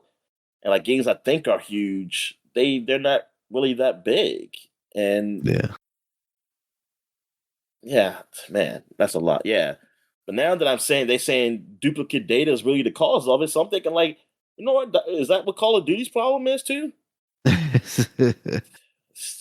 Probably definitely not helping, How but about how about it Grand would Theft be Auto? awesome. Like Grand Theft Auto with this because you always gotta do an online update. It's like I just want to play single player, man. Like, can you just cut that out?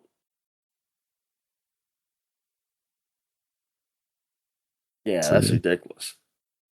All all right, right, so what Dominic, else in we got? some other news, we got PlayStation publishing J.J. Abrams' first game from his Bad Robot Games label, coming from the director of or the creator of Left 4 Dead, Mike Booth. It's going to be a co-op shooter.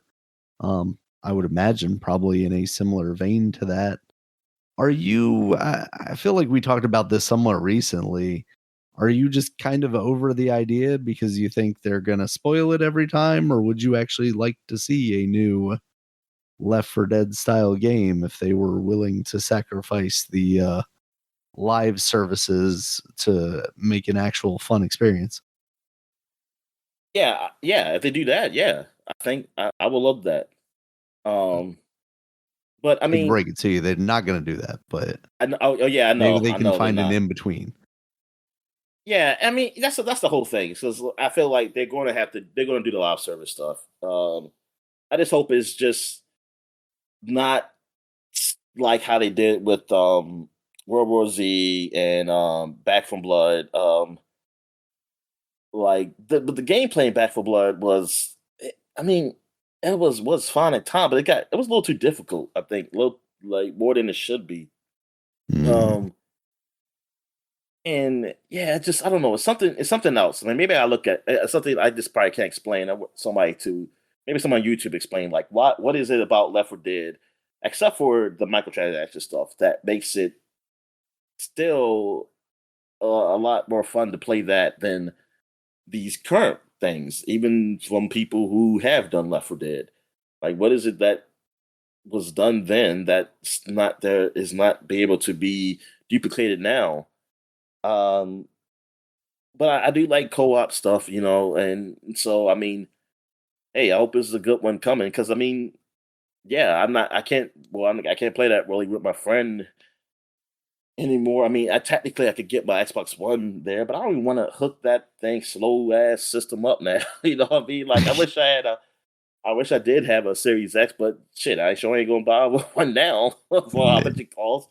And it's not really worth it. I wish that I could somehow play it on a PlayStation here, or that the PC was crossplay, or like or they freaking did a deal where they say, hey, you can play the Left 4 Dead through our cloud system, so you can still play it on Xbox. Mm. I wish that's the only way really I can do it. Um, but yeah, it's because my friend, yeah, he don't have a PC to play those games or anything, and so he still just plays it on his Xbox, and he has a Series X, but he has yeah he has I know he hasn't played it recently, but yeah, I know like if I tell him like hey to jump on, he would because he still likes that game. Um, yeah, I hope it turns out to be something good with this. Like that's something enjoyable that in the microtransactions just won't affect me that much. And in a way like, oh, you leveling up the guys. I wish it was just like Fortnite or something.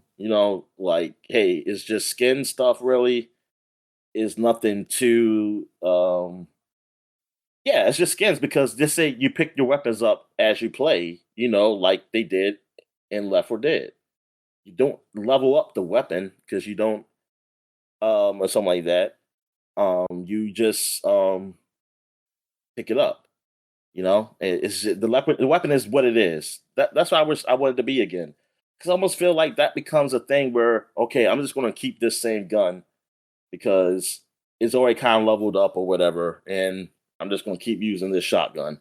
Or because you're trying to specifically level up things. And it's like, I don't want that to be the game though. I don't want the game to be leveling up freaking weapons, man. Like I want the game to be the game, like the actual thing of like getting away from zombies and stuff like that, man. It's like you can also make it a way where you could be stronger without you leveling up specific weapons too, maybe or something like that. Like I don't know, like figure it out because I don't like that aspect of it because it makes it just like any other shooter, and I was like, that's not the thing. This wasn't that supposed to be that type of thing. It's like it was a shooter, but it wasn't. That wasn't your focus. Your focus on is this teamwork and getting away from zombies. It shouldn't be anything like, oh, what about my like what's like shield, like special clothing or something that has like good against shielding and stuff. It's like, nah, you pick that stuff up along the way. Like that's just something that's out there. And just basic stuff. All right. What else we got? All right, next up, Dominic. The big news of the week coming out of entertainment is that it seems like Netflix is going to purchase Warner Brothers.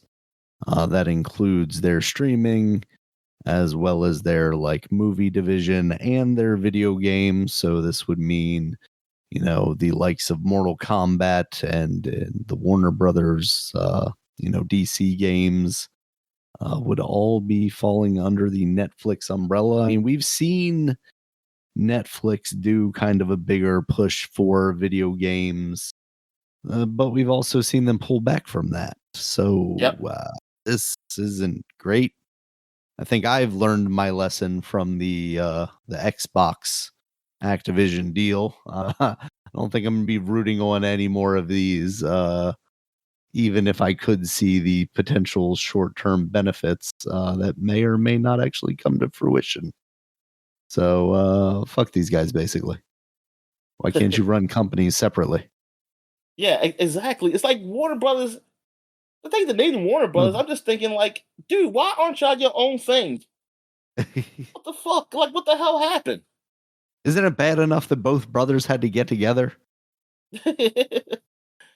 Those started as Thinking two like, separate companies. I'm just saying that why did like what happened with Warner Brothers that did they lose money or was it like so what was it or the people just didn't want to run like the comp like some people wanted to leave I mean, or part of not it is part of always it? just like somebody looking for a buyout, right? Like there's at Like they least just yeah some yeah they're portion just of somebody that. is And I done think somebody they said hey also are struggling in some, cases. They yeah make stupid moves like change HBO Max to just Max and then have to change it back to change. HBO. And here's the thing: is that so? What company? Here's the thing: what company?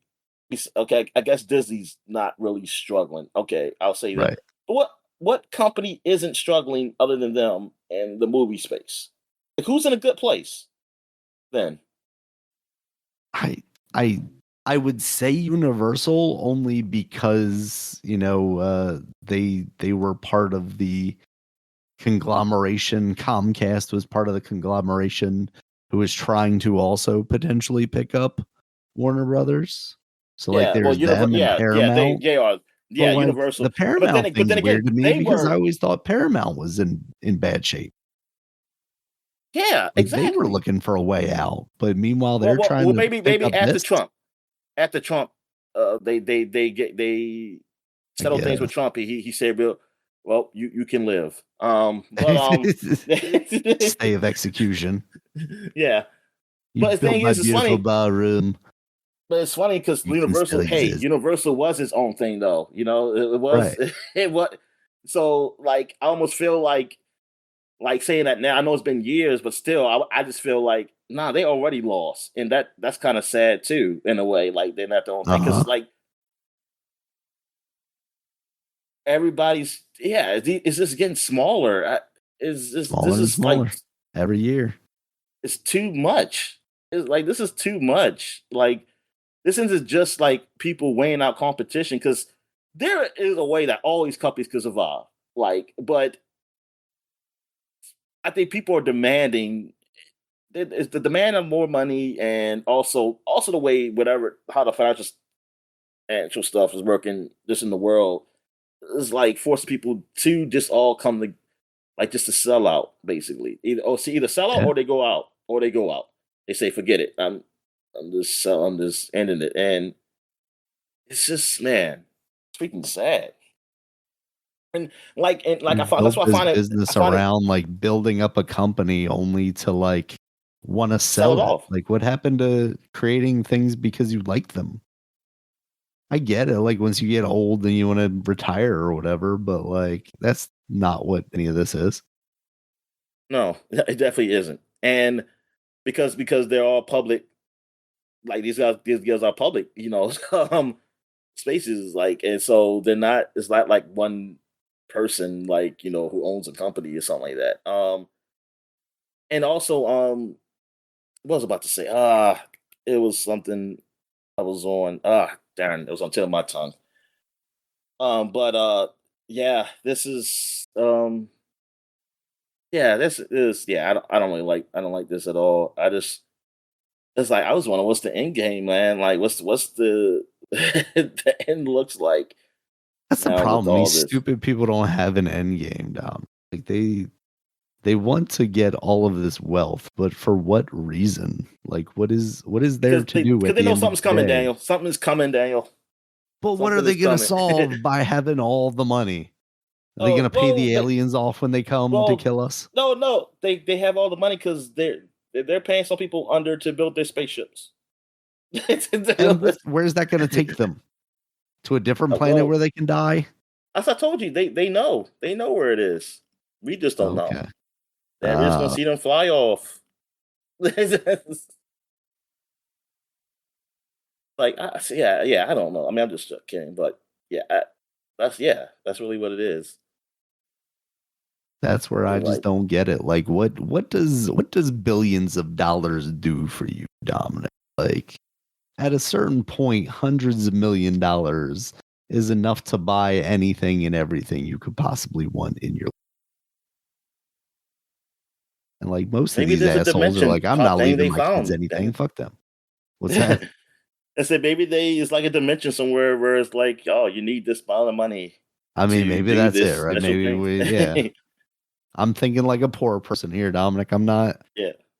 I'm not in on the secrets of, interdimensional travel that costs Yeah. $20 billion. And poor Elon Musk has not gotten to that level yet. So he might have to die on Earth with the rest of us. So no.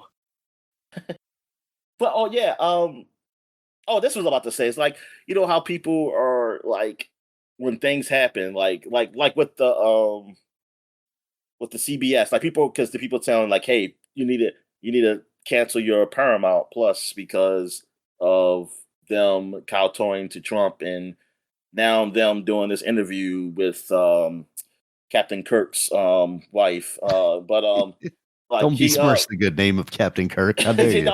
I totally forgot because I forgot his name. I know it's That Kirk's man wife. loved interracial and interspecies That's why I say, sexual yeah, I'm acts. sorry, Captain Kirk. I'm sorry. But he like they're saying like, hey, what's the advertiser stuff like that. But I'm like, yo, it's getting to a point where what's your boycotting? Like, if you're boycotting, what are you doing? Because it seems like everybody's always everything is tied to something that's probably you hate. It's like it Literally sucks. everything is tied to something I hate. Absolutely. Yeah, And it's not like that that I'm a sucks. hater. It's just like a lot of things are Yeah, bad. yeah. It's like people say, hey, look, like what people say they don't shop at Walmart. Now you can't shop at Target. Um, Yep. people say do shop at Costco, but I'm like, I don't need bulk things all the time. And So, yeah, exactly. only, Can I get a smaller size, like a normal retail store to stand up to yeah. Trump once and for all? And I guess I'll go to. I mean, there's other places to shop, but I'm just scared. Like, okay, if I don't look too deeply, I won't find anything. Like, wrong with the. Ignorance is truly bliss, Dominic. Like Yeah, that's the reality of it. It's like life is so much easier when you don't have to worry about anything around you. You're just like, I don't have any context for this. Why would it be bad for me to shop at Walmart? And it's like, well, there's a genocide and then this and then this. And yeah, it's like, oh shit. Why is that happening? Good question. Why is it happening? yeah. Why is it? Yeah, why is it? Yeah, because it ain't simple with that either. And it's like, what the fuck?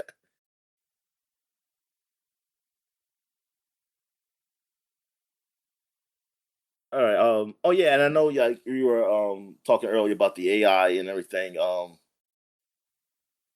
And like the oh yeah, you were talking about how RAM Yeah, now. RAM is fucked now. Like it's incredible that like both you and Brooks updated computers like right before all of this started because like it feels like it was almost overnight. Like you look at RAM prices now and for like 32 gigs it's like $250 or something like that. Yeah, I looked Whereas it like up you used to be recently able to too get because that for under 100. It's I wild. thought I was reading that wrong.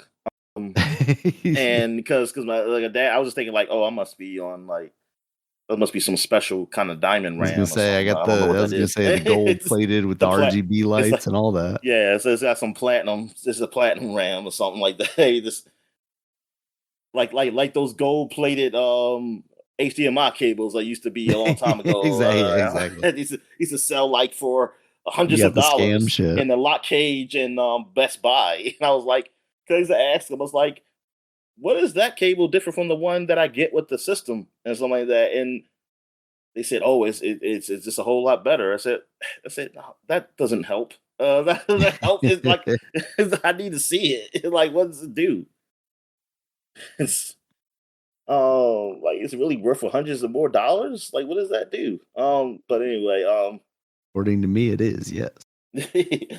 but yeah, so rap. So yeah, so tell me a story because you know it more than I do. What's Yeah, going on? basically Micron is one of the bigger producers of RAM and they're pulling out of the business. Like they own the brand Crucial, which people may be familiar. Yes. And they're saying basically after the first quarter of next year, they are pulling out of the consumer business because it is too lucrative to sell to these large AI corporations. And then because of that, you have other companies. Well, now the supply and the demand, they change. The demand is now higher because there's fewer companies out there producing this stuff. So they get to raise the prices. And like it's like I was telling you, like theoretically the new Xbox comes out next year. That's what a lot of the speculation is pointed towards. And we already know like it's official that the Steam machine's coming out next year. But that feels like it could all change now, At the very least the price on this stuff will probably change. And it's going to go up. Now does that also then affect like PlayStation? Does that affect Switch 2s? Again, that was my fear with getting the Switch 2 early is me getting it now might be the cheapest it ever is. Now, obviously, they're offering a $50 savings right now, but is that even potentially like, hey, sell through $50 off through the holiday season now because we're about to raise the prices and maybe like, Well, it's this $50 is a savings just on the goodwill, it's just $50 savings on the the bundle. bundle one, yeah, Yeah, and not including the Pokemon one because I would have got that one right. honestly because you already had it. You already had Right. Mario Kart. I could just That use makes yours. sense. Yeah. Yeah. So it that stuff is complicated. I'm but my concern with that, right, and this is what I was telling you is basically like the corporate consolidation stuff, the price going up stuff, and it doesn't just apply to entertainment. It applies to food. It applies to housing. It feels like they, and when I say they, I mean the people that have all the money, right? Like, I'm not talking about like a group of people. I'm talking specifically about your Elon Musks, your people who are on the list of most wealthy people in the world. They Scrooge are McDuck. taking Yes. this stuff away from us. These corporations, they are taking stuff away from us. And it's not being replaced by anything, making people's lives more miserable. And like, where do we go from there? Like, what do we turn to? And the unfortunate thing is, like, a lot of people are turning to AI like it's going to be some kind of savior for them. Meanwhile, we're just becoming like dumber and dumber. It's like, I was telling one of the guys at work the other day, because it's like, it's easy to blame like the older generations, right, for like making these poor decisions and ruining the world for us. And that, to some extent, that's absolutely right. They definitely have to take some responsibility for that. But at the same time, we got too comfortable, right? Like they did in a way like improve our lives to the point where they kind of ruined them, because they took those things away from us. But because, we were still living at home, we had insurance through our parents' insurance until 25 or whatever. And that came along after you and I, came of it. Yeah, that came out. Yeah. One of those things that adds to it, live at home a little longer, because you couldn't, move out and find a place of a reasonable cost. Like, we didn't really do anything to fight back. Like, you look at Congress, and it's not people our age, Dominic. It's people, 70s, 80s, 90s. They did like way too long. The past, the past like 6 presidents have been born around like the same year. And it's like, shouldn't the presidents be born in more and more recent years? Like, what the hell? But we're not making the effort, right? Like, we're not out there. We're not trying to get into Congress. We're not trying to, become government officials to fight for the things that we believe in. We just keep telling each other it's either that, Daniel, or because I can't believe that. I can't believe that it's that we're not doing it. I really think they're keeping us out. I think there are people who get close, and they're not letting them get any further. I think absolutely. I think there's definitely gatekeeping there, but in pure numbers, like, we can overcome that, right? Like, if we as a populace was more willing to do the work. I mean, I can agree with that. Yeah. When you look at like the turnout, voter turnout, yeah, is like half the people in this country don't even vote, and like how many of those my have headphones came out my ear. Hold up. You back? Oh, that's why I don't like using these. There's only one of them that works. That's why. Oh no. Okay, go ahead. Yeah, but like over half the country doesn't vote, right? Like, and how much of that percentage is people our age or younger? Oh yeah, it's pretty high. Yeah. So like, that's kind of what I mean, is like, we have opportunities where we could fight back against this in nonviolent ways. Obviously, revolutions have a history of bloodshed. Like you said, the numbers not what I'm calling for here. Yeah, numbers overcome. Like, if you want to vote for another guy or something, that's all you have to. Yeah, it's like, hey, we're just not going to vote for you, and we're going to vote for this guy, and then it will really change things. Unless you believe that is all set up anyway, so it's like, oh, we really did vote both, and they just fixed it. I mean, if you're on that thing, I'm not saying you're wrong. I just can't prove that, so I have to go by what I know. So I mean, it's the same way, like I've said in the past, right? Like, I have to believe that a government has our best interests in mind. Otherwise, I'm a nihilist, right? Like, there's no point in doing any of this work, because I don't believe that they have our best interests in mind, and they're never gonna never going to make things better for us. But like, I have to believe that at the end of the day, the government is there to do the things that they need to do to take care of the people of the territory, the region, the country, what have you. Because it won't exist. Because it's always going to break. It's going to get to a point where it falls apart.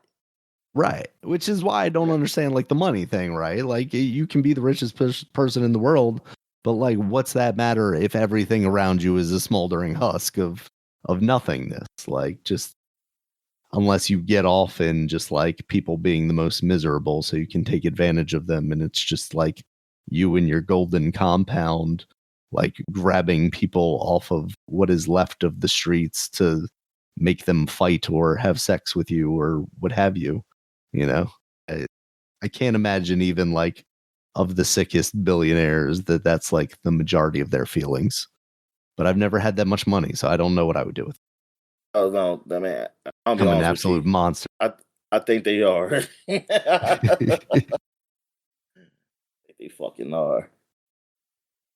But yeah, like I think what got me started on this whole thing is you sent me that clip of Joe Rogan talking about like AI Jesus, and like it's like I told you, like I don't know, 15, 20 years ago, I could see that same clip coming out of, the same words coming out of that same dude's mouth, and like it just be because he's high and like thinking about the world, man.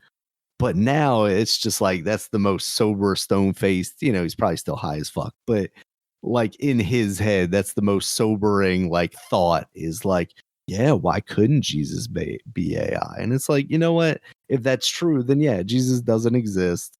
The whole God thing is an idea and a fallacy. And anything can be Jesus then. My computer could be Jesus because Yeah, it exactly. knows what I look at. I believe my computer's Jesus now, Dominic. What are you going to do about that? And maybe I Yeah. can convince other people of that. But the Hell, problem is with something like AI and these phones having all our data. God, I sound like such a fucking weird conspiracy theorist person. But like with all our these companies and phones having our data, yeah, they can pretend like they're reading my mind. I mean, they already do that with ads, right? It's like, oh shit, here's a fucking PlayStation. I've been thinking about a PlayStation. I wasn't gonna buy one, but yeah. hey, they're serving me up an ad for 15% off or whatever. Jesus could serve me up a hey, I've been looking for the love of my life for something like that, and it's like, oh, this computer is greatly improving my life. It's clearly not the devil. I mean, that's the opposite end of it, though, right? Like, if AI can be Jesus, why can't AI be the devil also? Now? Yeah. I mean, that's the thing. Yeah, it can. I think the problem is we're already there. It's already the devil. Yeah. I mean, we're just like we're. And when I say we, again, like obviously, like generations before us started this downward trend, but like kids, that we're having, people our age have, some of them are much older than my daughter. It's like, what is the world that they are being born into nowadays? Like I was telling you earlier, like we saw the beginning of this kind of stuff, like the takeover of technology, right? Like we were there before computers were easily accessible and as fast as they are now. And we really grew up alongside of them, but they obviously very quickly outpaced us. And now it's like, where does it go from here? It was supposed to be the utopian Star Trek future where, we only need to eat little capsules to sustain ourselves for food and, we have unlimited resources. So it's now about traveling the universe instead of, trying to kill each other on Earth. Yeah. And instead, we've just decided, like, oh no, we're going to make it easier for me to send children to mine minerals for me, or some shit like that. It's about us limiting the resources too. It's like we Exactly. limit It's ourselves. someone taking away the resources, right? So Yeah. they can sell us the Yeah, because resources. the funny thing is, because I think like the whole, I think I like years ago when I like learned or so, like people say, like it's not enough food in the world to feed everybody, and then I learned that that wasn't true. Yeah. It's It's a just logistical where people problem. are looking. Yeah, yeah, exactly. It's just mostly just logistics. It's not. There actually is. And thing is, we have the ability to actually do feed everybody. We have because now with technology, and everything, you actually have the thing to feed the people who do really need the food, or either get it to them or get them somewhere. Um, Yeah. that's the joke. Is like it actually is. That's not true at all. It's like it's not enough resources for everybody. It's a well, it all depends on what you're using resources for. Really, if it's Yeah. not enough, like what resources are we talking about? We talk about the basic needs of necessity to live. There's enough. There's enough of that. Is there enough for everybody to have a big screen TV? I don't know, but that's not something people we all honestly But need. honestly, we're at the point where, yeah, absolutely there is It probably because, is. like, Yeah, it probably is. Yeah, exactly. they're so It probably common is. at this point. Yeah, it like because especially with recycling and like recycling stuff and whatever, you get the old technology and just and fix that up, like and improve it. It's just yeah, it's like that. That's all a lie. Like it's all a lie. And it's like in the places where like oh it's all like horrible to live and stuff. It's because of places that are not that as horrible as that place is that did something to it to that place. It causes it that Typically, yeah. bad. Yeah, Um, it's just yeah, yeah, it's always outward sources, at yeah. least in some way manipulating things. It's, obviously revolutions can come from within, and sometimes revolutions are not a good thing. Yeah, and It can sometimes be it don't be a revolution. It destabilizing. just be someone else taking over. Like it don't get to the point of revolution. It could be someone like they use like your weakness, mean you see you weak, and then it's like, hey, nah, we're taking over. It's like this is ours, and what are you gonna do about it? God, Dominic, this episode of the podcast is what's going to ruin my government career, or it's going to kick it off. Look at how passionate he is. He Is wants to yeah. go into Congress to give us health care. Oh, no, he's a communist. Richest country in the world. We can't even keep our people healthy and housed and fed. Exactly. That is so freaking. Can't even keep the kids healthy and fed and educated because we don't want to. People talk about yeah. It's so that's why I hate when people talk about like the money we spending on this. It's like, dude, that that money is you might as well call it fairy dust.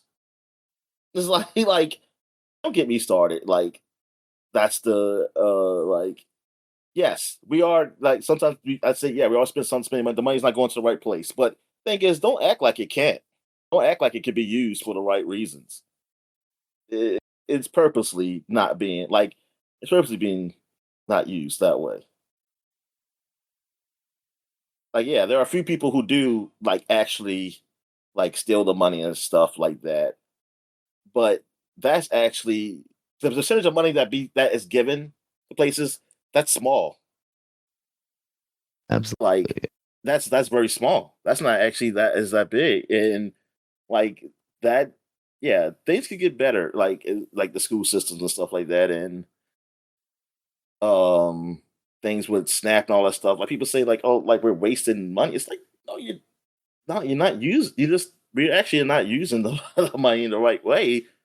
It's like, dude, it's like I said, when in America, like when we actually really needed something, they said we couldn't do it because we had enough money. Like I just don't remember that happening. The only time I remember reading about that is the Great Depression shit going wrong. But even then, yeah, well, when the war had to happen, we got to it. Um, Mhm. so like I don't know what we talk about. It's like what do you mean? Yeah, like as maybe at local levels, the state, yeah, you can because you can actually follow the money easier at a smaller thing. But I'm like, Yeah. like when you talk about like the government saying, "Hey, the government spend all this money here and there," and y'all don't even look at the military, which is where like all that shit be going. And but you look at these other places where it's like, dude, that's nothing. Like I say, hey, the government spent this billions of dollars on education. That's actually pretty small. Like, is $1 billion look like billions of dollars look like a lot to you? Yes, that's a lot of money for one individual. As far as the whole country, that is fucking small. That is not a lot. That is nothing. Like, you don't get it. Like, you don't get, like, you're talking about a country full of like 300 something millions of people. That's the billions of dollars on education is like, what the hell are you talking about? It's a national debt just keep going down, and it's like it keeps going up, and it's like yeah, and it is. It's like well, it's just like I told you, it's like whatever.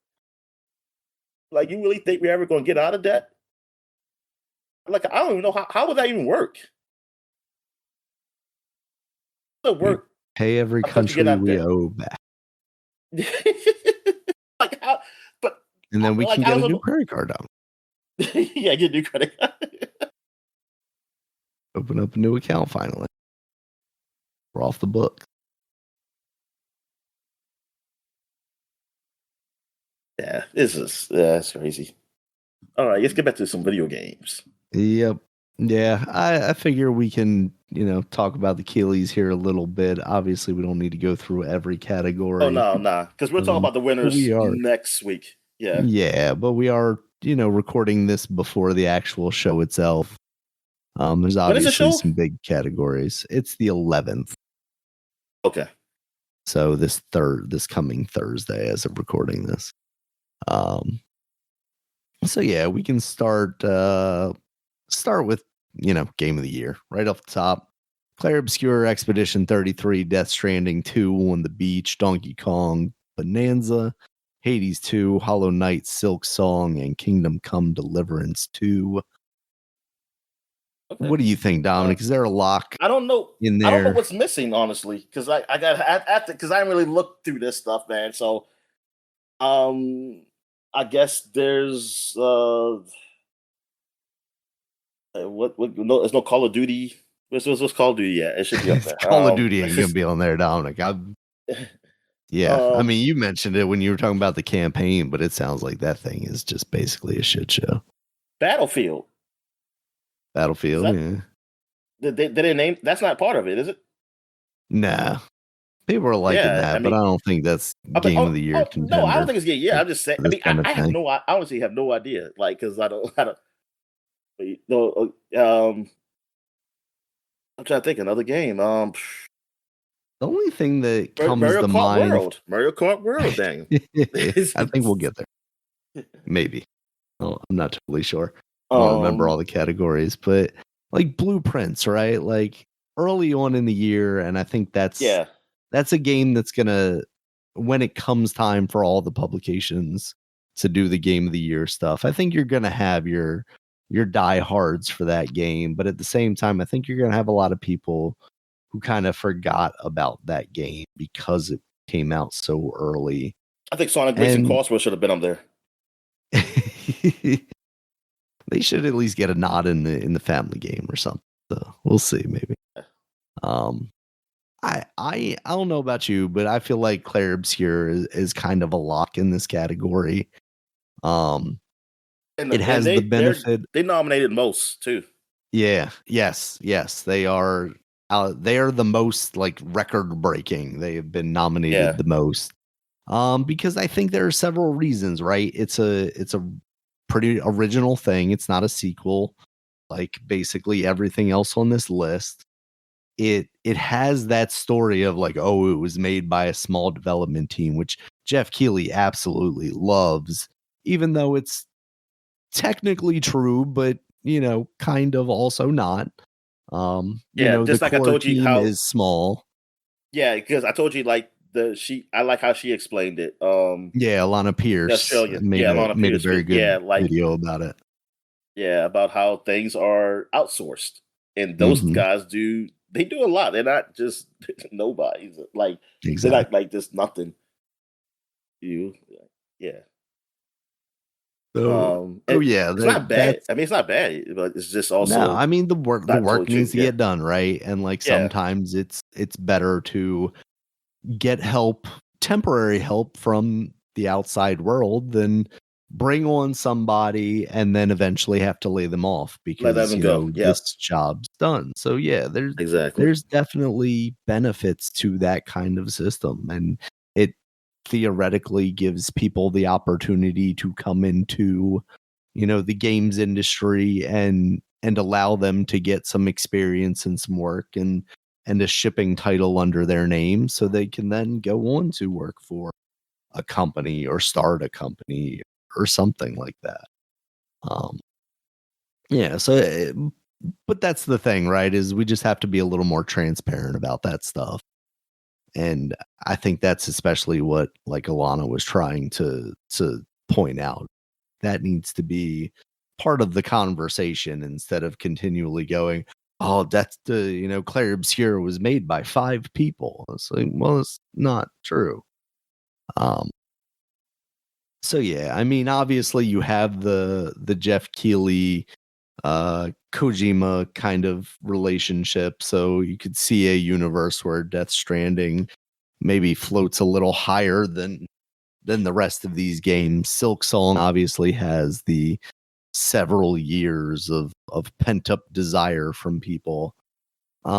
Hades 2, I mean, it's an incredible game, but it's a little too similar to the first game, a little too soon after the first game, right? And then Kingdom Come Deliverance, to me, is basically like an unknown. I would be pretty shocked if that won, just because I feel like that's not part of the same conversations that these other games are having. Like there's not as big a crowd that talks about that game, right? No And at Outer the end of the Worlds day, 2. this is I I wonder, like, Outer Worlds 2 definitely fell within Yeah, but to say the it like did fall time within. constraint, Yeah, right? time. Yeah, Because they do that whole thing where it's like, oh well, you can't do it, but between these dates and these dates, because that's why I Dispatch is a game that I saw some people bring up,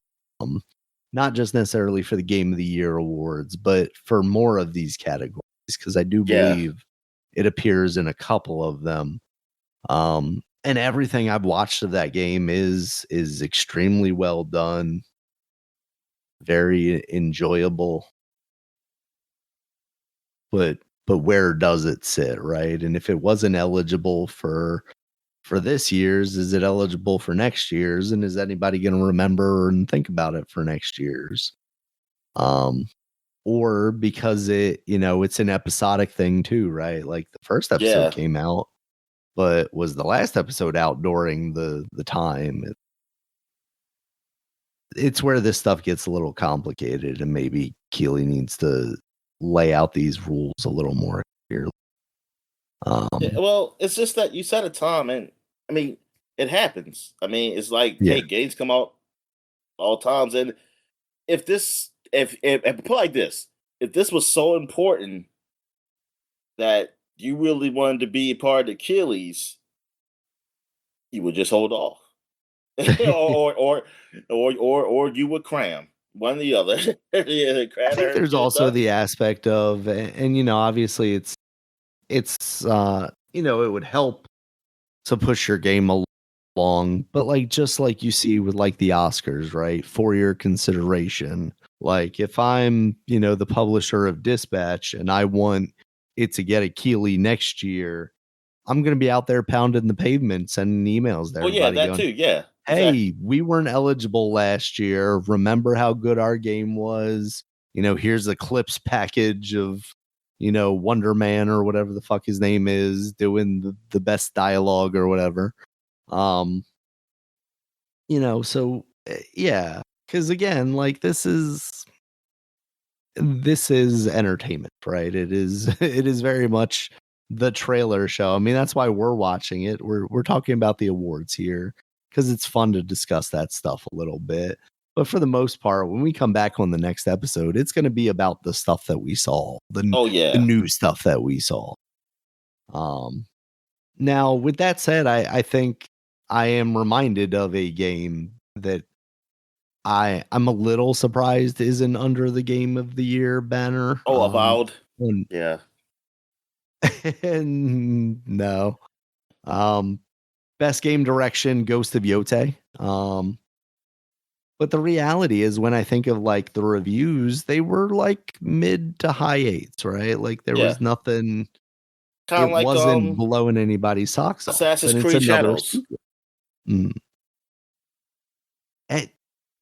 Those two games coming out in the same year, like it's so weird to me. I mean, Assassin's Creed had so many opportunities to take on that setting. You know, people have been saying they wanted that for years, you know, and to finally release it with the black man and a woman. Well, Ghost of Yote did the same thing. Well, did the woman thing. Let me tell you about how the internet wasn't happy about that. Yeah, so other than that, you also have Split Fiction and Best Game Direction. You know, they love that dude. You know, the fuck the Oscars guy. But that game actually got praised. I mean, it was praised. No, game looks pretty cool. So it's just so weird to me, and I know it happens sometimes at the Oscars too, but to have a list of the best games of the year and then have a list of the best game directors and those two lists not basically be analogous, right? Like, to tell me that Split Fiction is the best directed game, but to then tell me it's not one of the best games of the year is kind of a weird disconnect. Yeah, but I just think it's I don't know. Because I don't know what you look for in director. Like either movies or even games. Like what is it that the directing did? Like it maybe he's like, hey, the movie's probably not the best movie, but he directed it very well. But I don't know what it is you would look for that. I'm not. I mean, even like I'm movie buff as in like a consumer board. So then, right. Like I wonder if this is more like the gameplay category, right? Like this is the best playing game because it was designed so well. And that's when I can see something like I say Hades 2, but that's also in the Game of the Year category. But like a Split Fiction or a Hades 2, I could see Hades 2 winning this category and not winning Game of the Year, despite the fact that I don't think Hades 2 would win simply because it is too much like the first game. I could have seen the first game win Best Direction without having won Game of the Year, depending on what other games were out that year.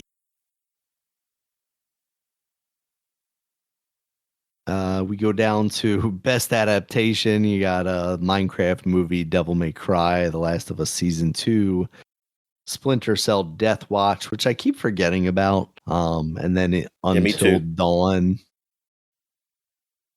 I haven't really seen none of these things. Yeah, I know people were down on season 2 of The Last of Us. I did watch 2 or 3 episodes of that. Funny. They were down on that. How some people were down on the game. Yeah. Well, I think a lot of those are the same people, right? That's what I'm wondering. I mean, that's the people I see who are complaining. It sounds like the same reasons. Yeah. So like that. I mean, a lot of the criticism for The Last of Us Season 2 that I saw online, which obviously is kind of a weird echo chamber, was like complaining about Bella Ramsey, you know, and her acting as Ellie. And like, I didn't have any issue with it in the first season, so I can't imagine it got much worse in the second season. So it feels like one of those weird things, and I kind of feel bad for falling off of it because of that. Like I would like to be I'd like to finish that so I can be the voice of reason, or maybe I do, see the same flaws, and because I want to. and I'm Yeah, kind of because I like, want to see. I want to know if what critics who it's not that stuff. Like I just want to know genuinely what is it mhm, like how people really how they feel about it, like how people who I wouldn't say enjoy it, but like they coming from a place not from similar to what the gamers were at.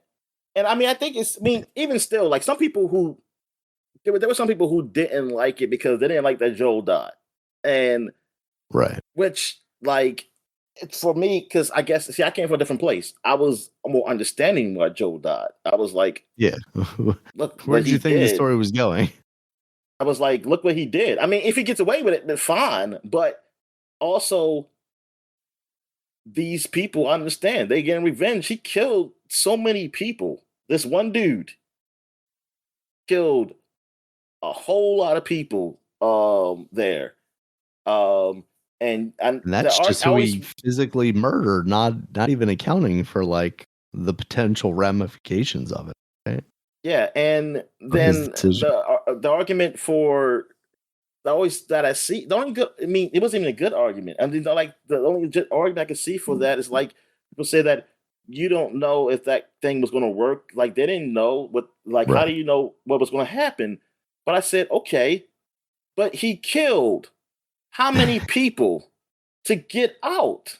Like that's what I don't. I'm not saying he shouldn't. I mean, shouldn't or should whatever. Like I mean, but he doesn't know. He's going by just emotion, and Yeah. so I mean, you do want to make an argument about them, like, hey, they don't know either. But it's like whatever. But thing is, he killed a lot of people to get out that building, and I'm sorry, it's like, dude, there's consequences to your action. I mean, I guess because you're maybe y'all looking at it as like action movies where those people mean nothing, so there shouldn't be no real consequence, really. Like they're just NPCs. But it's Yeah. like in reality, like if they want to make it a good story, they do mean something to somebody, and there should be, unless you killed everybody there, there's going to be consequences. It's just because, like, now people like, hey, they killed our family. This one guy just came out and killed everybody. He didn't get out and What you're try to saying, sneak out. Dominic, is you support Pete Hegseth in his second bombing of that boat. I got it. I see what you're saying. Leave Yeah, no survivors. it's like, dude, like he didn't try to sneak her out or something, and then he killed one person, and even though that would be ramifications of that, but it would be it would be different. It'd be like, oh, he Right. accidentally, he had to get out. And I would feel, then I would feel like, dang, Joe was just trying to, he was stuck in a rock and a hard place. He had to do it. No, this man with Rambo.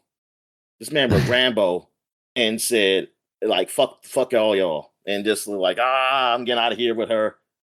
Because this at the and end of the day, that's the one girl that's going after him, right? Is the daughter of a doctor that got murdered, yeah. right? It's not like this guy was a soldier or whatever.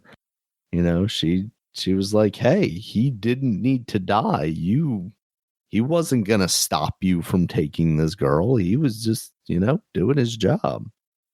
And you just went up there and you just shooting everybody. Even people who didn't hold a gun had a gun on them. You just shot them Yep. because they were there. It's like, what the fuck?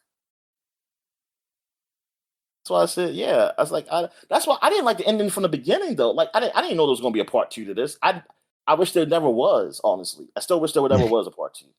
I feel like it was a great Wait ending. until How part it 3, ended like Dominic. that, and it was and I always didn't like that. And it was like, darn, you have no way of controlling this to not shoot these people because I was like, I don't want to shoot them. Like I actually was wanted to see if she died because she said that she was okay if it didn't work. At least she tried. They tried something. Like she really this is willing to die for.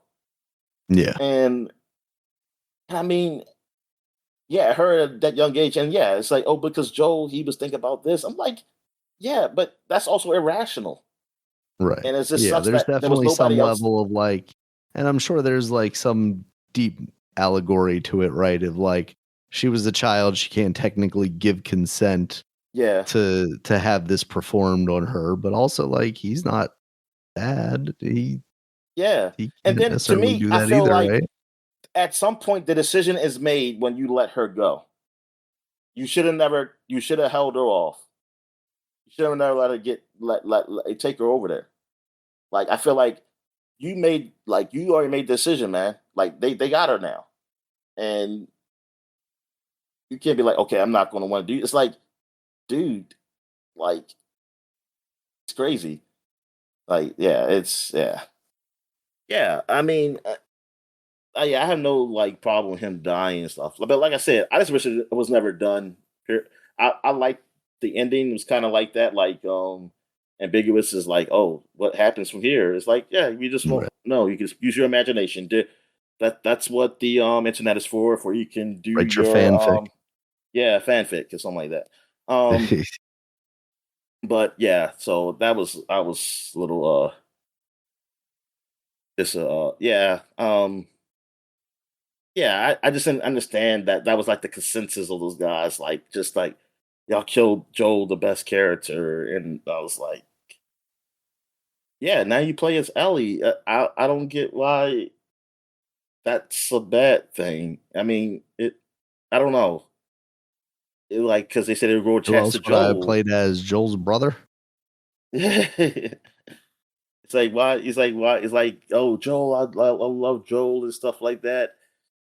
And now I'm getting to think like these people, like hold up, so I don't know about y'all, like, cause y'all okay with this guy killing all these people for that? Then, it, yeah, I'm kind of judging Well, you you. see, So I'm like, Dominic, he lost his daughter, so his new adopted daughter was so important to him he that shouldn't he never was gave him willing to to him. do what he needed to do. Like, or like when he found out, because before he gave him, before he physically like gave him. Well, hold up, I don't know how they did in the show. I'm trying to remember how they did in the game when he found out that she could possibly die, or she will die, or something like they had to do. Was it after he gave him to him? But I like I feel said, like in the but she show, it was after he turned her yeah, over, okay, found yeah. out she would But definitely. now I don't know what they did in the show because I know in the game she said that she was willing, like, to I'm die pretty or sure in something the for show that. she says she's willing to, Okay, so regardless then of. that happened before. I feel like I don't feel so bad, but I know, yeah, you hearing that like, oh yeah, she's like you thinking there might be a chance she lives, and then they say like with the process she will die or something like that. We have to do it. And I get that. Like, yeah, he gets emotional, but also, yeah, I understand his reaction, but I also don't You don't have to condone condone it it. just because you understand. Yeah, I don't condone it. Like, I don't condone this man just murdering the whole hospital because hey, those people they were even if they didn't have a cure, they were still helping people. Right. They were doctors. Without border. Without poor. Well, yeah, they don't exist anymore. All right. So what else, man? Do we need to go All right. anymore, or we good? Yeah, we'll do. Like best narrative, you got Claire Obscure, Death Stranding, Ghost Yotai, Kingdom Come Deliverance, and then you have Silent Hill F. So it's nice to see all of these categories not being exactly the same, but you're obviously seeing, kind of a lot of front runners here. Yeah. Interesting one here. Best art direction: Claire Obscure, Death Stranding 2, Ghost Yotai, Hades 2, Hollow Knight, Silk Song. Death Stranding 2 feels like such a weird one there to me. I know there's like the weird Kojima, oddities kind of out in the world, but for the most part, like that's just a game that is going for, visual fidelity, looking as real as possible. And I don't know. I mean, there's obviously merit in, a technically beautiful game, versus something that is more stylized. But I feel like I always tend to lean more in the direction of a stylized kind of thing. Yeah. That's not to say that I would give it to like Hollow Knight necessarily.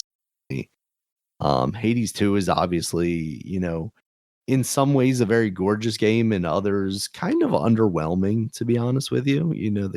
The gameplay itself, I think, takes a relative backseat to those character portraits that they show, that are extremely well done.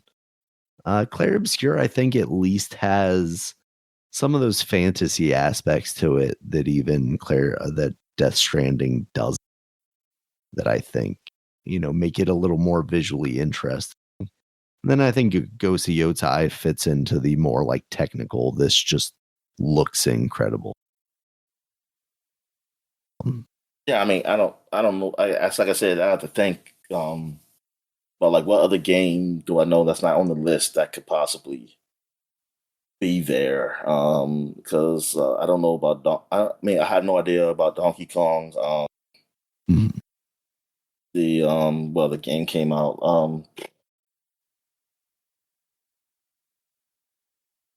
Artsy fartsy game that came out or anything. Oh, The Keeper or whatever. Yeah, I mean, The Keeper is a visually interesting game sometimes, and I think that's where it gets, that it's really only sometimes that game Yeah. doing something of interest. What other games came out? You have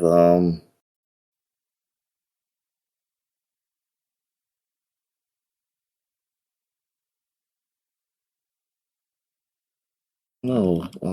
Wow, the Google AI really does not do a good job there. Because it was telling me upcoming games too are coming Oh, out. And like, what the fuck? I just said 2025. You asshole. Grand Theft Auto will be out soon. No. You. Yeah, I don't. Yeah, I think. Well, I don't know. Ninja Gaiden. I don't know what that is. Is that even on the list? Ninja Gaiden anywhere? Four. Nah, Uh, and anywhere. Tony Hawk's Pro Best action Skater. game, actually. Oh, okay. Um, Best action game is how about Tony Hawk Battlefield 4? Is that 6. some visual style or anything? No, it's fine, but I Super definitely for Mario Party visuals, I wouldn't. Jamboree. Nah, no. Didn't Best action game, you do have Battlefield 6, though. There's a couple nominations for Battlefield 6. They also had Best Audio Design, Doom the Dark Ages, Hades 2, Ninja Gaiden 4, and Shinobi Art of Vengeance. That Shinobi game looks awesome, as does the Ninja Gaiden 2D side-scrolling Oh game. yeah, they look, yeah, exactly. Yeah, they look pretty cool. Best indie game, which is the one where the Megabonk developer kind of withdrew himself. That's got Blue Prince, Clair Obscur, Expedition 33, Despelotane, and Dispatch. Again, it's kind of weird. You've got Clair Obscur on there, indie game. What is an indie game? And I think, as you mentioned earlier, Alana Pierce's video, I think, does an interesting job of discussing like what could you use to quantify that, because like every metric in some way has a flaw. Yeah, How do you actually kind of square that circle, make for what people would consider a fair category? You're always people issue. Let's see. Best RPG, hey, Avowed, getting a nod here. Clair Obscur, good job. Kingdom Come Deliverance, The Outer Worlds 2 as well, and Monster Hunter Yo, they got Wild. 2 games coming out. Developers Yeah, 2 games in that thing. I hate it, but like again, I go back to the same thing I do every year. You can't tell me best RPG is going to go to any game other than Clair Obscur when it is nominated for best game of the year and none of these other 4 games are. Yeah. Like, where's the logic there that any of these other 4 could win that? But then how would you do it? I think you basically you don't do game of the year yet. You don't do game of the year. You take your categories, and then whoever wins each of those categories goes into the game of the year pool, I guess. Yeah, it goes into the lottery. I mean, you could argue that maybe, game of the year is like complete package where like best RPG is like, well, I think The Outer Worlds has better RPG mechanics than Clair Obscur. But that gets messy. It's like, it does. Why isn't The Outer Worlds on your game of the year? Well, because Clair Obscur does this better and this better and this. Okay, but that's not RPG related. No, that's. Yeah, I wouldn't even do like game. Yeah, I wouldn't mean like the judges would know. And if it leaks, it leaks. Fuck it. But the judges would know, but we wouldn't. We'll just see these other categories and we'll just be like, hey, we know what might have a chance to win. But we don't know exactly who will win. Because even though there's the crowd participation aspect of it, right? Like, we could theoretically do it the same way nominations are handled, which is, here's a list of all the games that are eligible. You can vote for any of them as you see fit. It doesn't have to be, I can only vote for Clair Obscur because it's a game in the top 5 contenders. Yeah, exactly. My vote will just have been thrown away basically because, I voted for the game that wasn't going to win. I don't know. Or you could do all this stuff ahead of time and, and maybe that's what they do. And we're just like not realizing that that's what's happening. They've already decided based on the judges that those games have won their respective categories. Oh yeah, so no Dynasty Warriors Origins in there, huh? I have my doubts now. Like anything. No Dynasty War. No Civilization 7. What else is there? Civilization 7 is under Best Sims, along with The Alters, Final Fantasy Tactics, Jurassic World Evolution 3, Tempest Ring, and 2 Point Museum.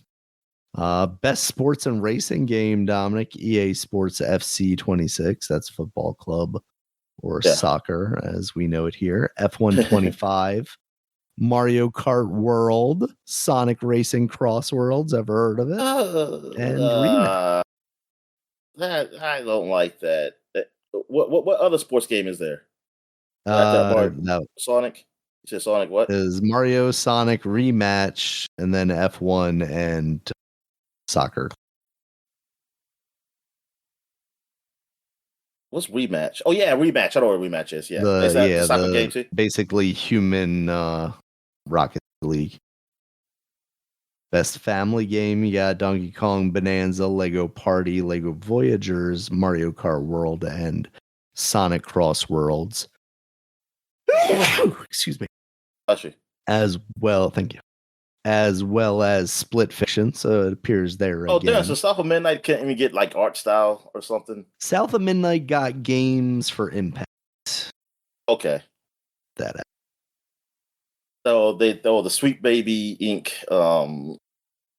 Category. That's what that should be called. As well as that was nominated as well as Consume Me, Despelote, Lost Records, Bloom and Rage, which I need to get around to playing, I feel like, and then Wonder Stop, which I think that's the only one on this list that I'm not familiar with. And then Best Ongoing, Wing game, Final Fantasy, Fortnite, Helldivers, Marvel Rivals, and No Man's Sky. No Man's And, Sky. Yeah. What was No Overwatch 2. No. Yes, they got left off their Power Ranger team up or No Transformers. Destiny 2. No. Most anticipated game, Dominic. 007 First Light, Grand Theft Auto 6, Marvel's Wolverine, Resident Evil Requiem, Witcher 4. That's And got to be that's a Grand big Theft list. Auto win again, right? Yeah, they will win, but I'm saying that's still a big list. Content Creator of the Year, Kai Cenat, Moist Critical. Other people who I've never really heard of. Yeah. Yeah, I think that's pretty much the categories.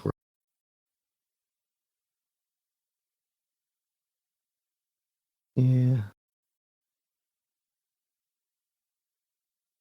All right. So, did you have anything else for the people this week, Dominic? Nah, I'm good, man. All right. Ball Pit did get nominated for Best Independent also. Oh, yeah, I forgot. Yeah, I didn't hear Ball Pit for nothing. Okay. Yeah. So, that's on there. All right. So, we'll get into the new releases here, Dominic. We got Constance. That's now out on the PC. That's the one that looks kind of like a Hollow Knight or a Celeste.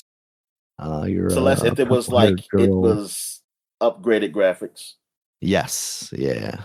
It's got the kind of flashy looking art style of a Silk Song style. Yeah. The reviews on that seem kind of, pretty good, but it didn't seem like there were many for it yet. But that was definitely that's what I was seeing keeping too. my eye on. We also have Marvel's Cosmic Invasion, which we mentioned earlier, out basically on everything. We got Assassin's Creed Shadows now out on the Switch 2. I've heard, Ubisoft did a pretty good job again on that one, just like they did with Star Wars Outlaws. Okay. Seems like a pretty faithful representation of that game. So good on them for nailing that down. We got Red Dead Redemption out on the Nintendo Switch 2, PS5, Xbox Series X and S, as well as iOS and Android. Forgot to mention that I did play a little bit of that, but so little that it probably wasn't worth talking about anyway. Red Dead Redemption. Okay. Yeah. Got Metroid Prime 4 Beyond, mentioned that earlier. That is out on both the Nintendo Switch and the Switch 2. Octopath Traveler 0. That one feels like it kind of came out of nowhere. That's out on PC, Switch. Well, it was on that Direct. PS4, PS5. Yeah, it was. But outside of that, it feels like there hasn't been like a lot of build up to it. No, it seems like there's more build up to the new one they're doing next year. Yeah.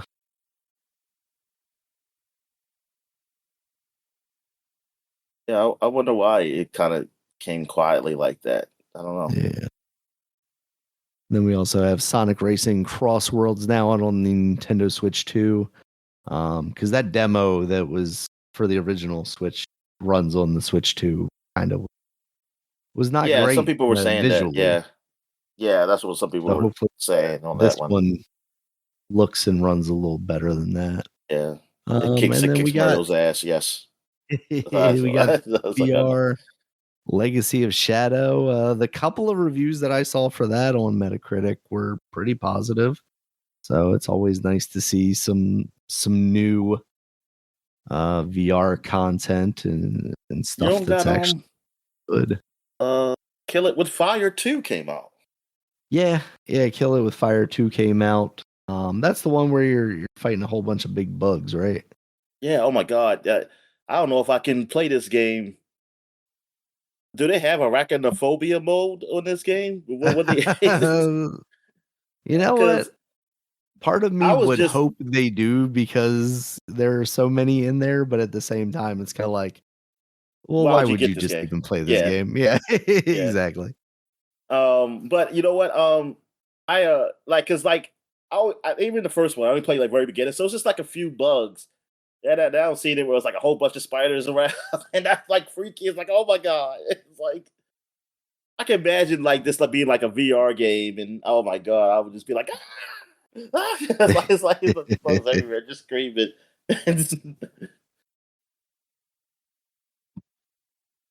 Yeah, look at those spiders. Oh my god, I like those are they are so freaky looking creatures, man. Like bugs, period. Like there's all kind of Yeah. insects and stuff. It's like, what the hell? Why do y'all look like this? Why are you It's allowed to like have so many eyes, and why are they not where they belong? exactly. And then you don't have normal like mouths.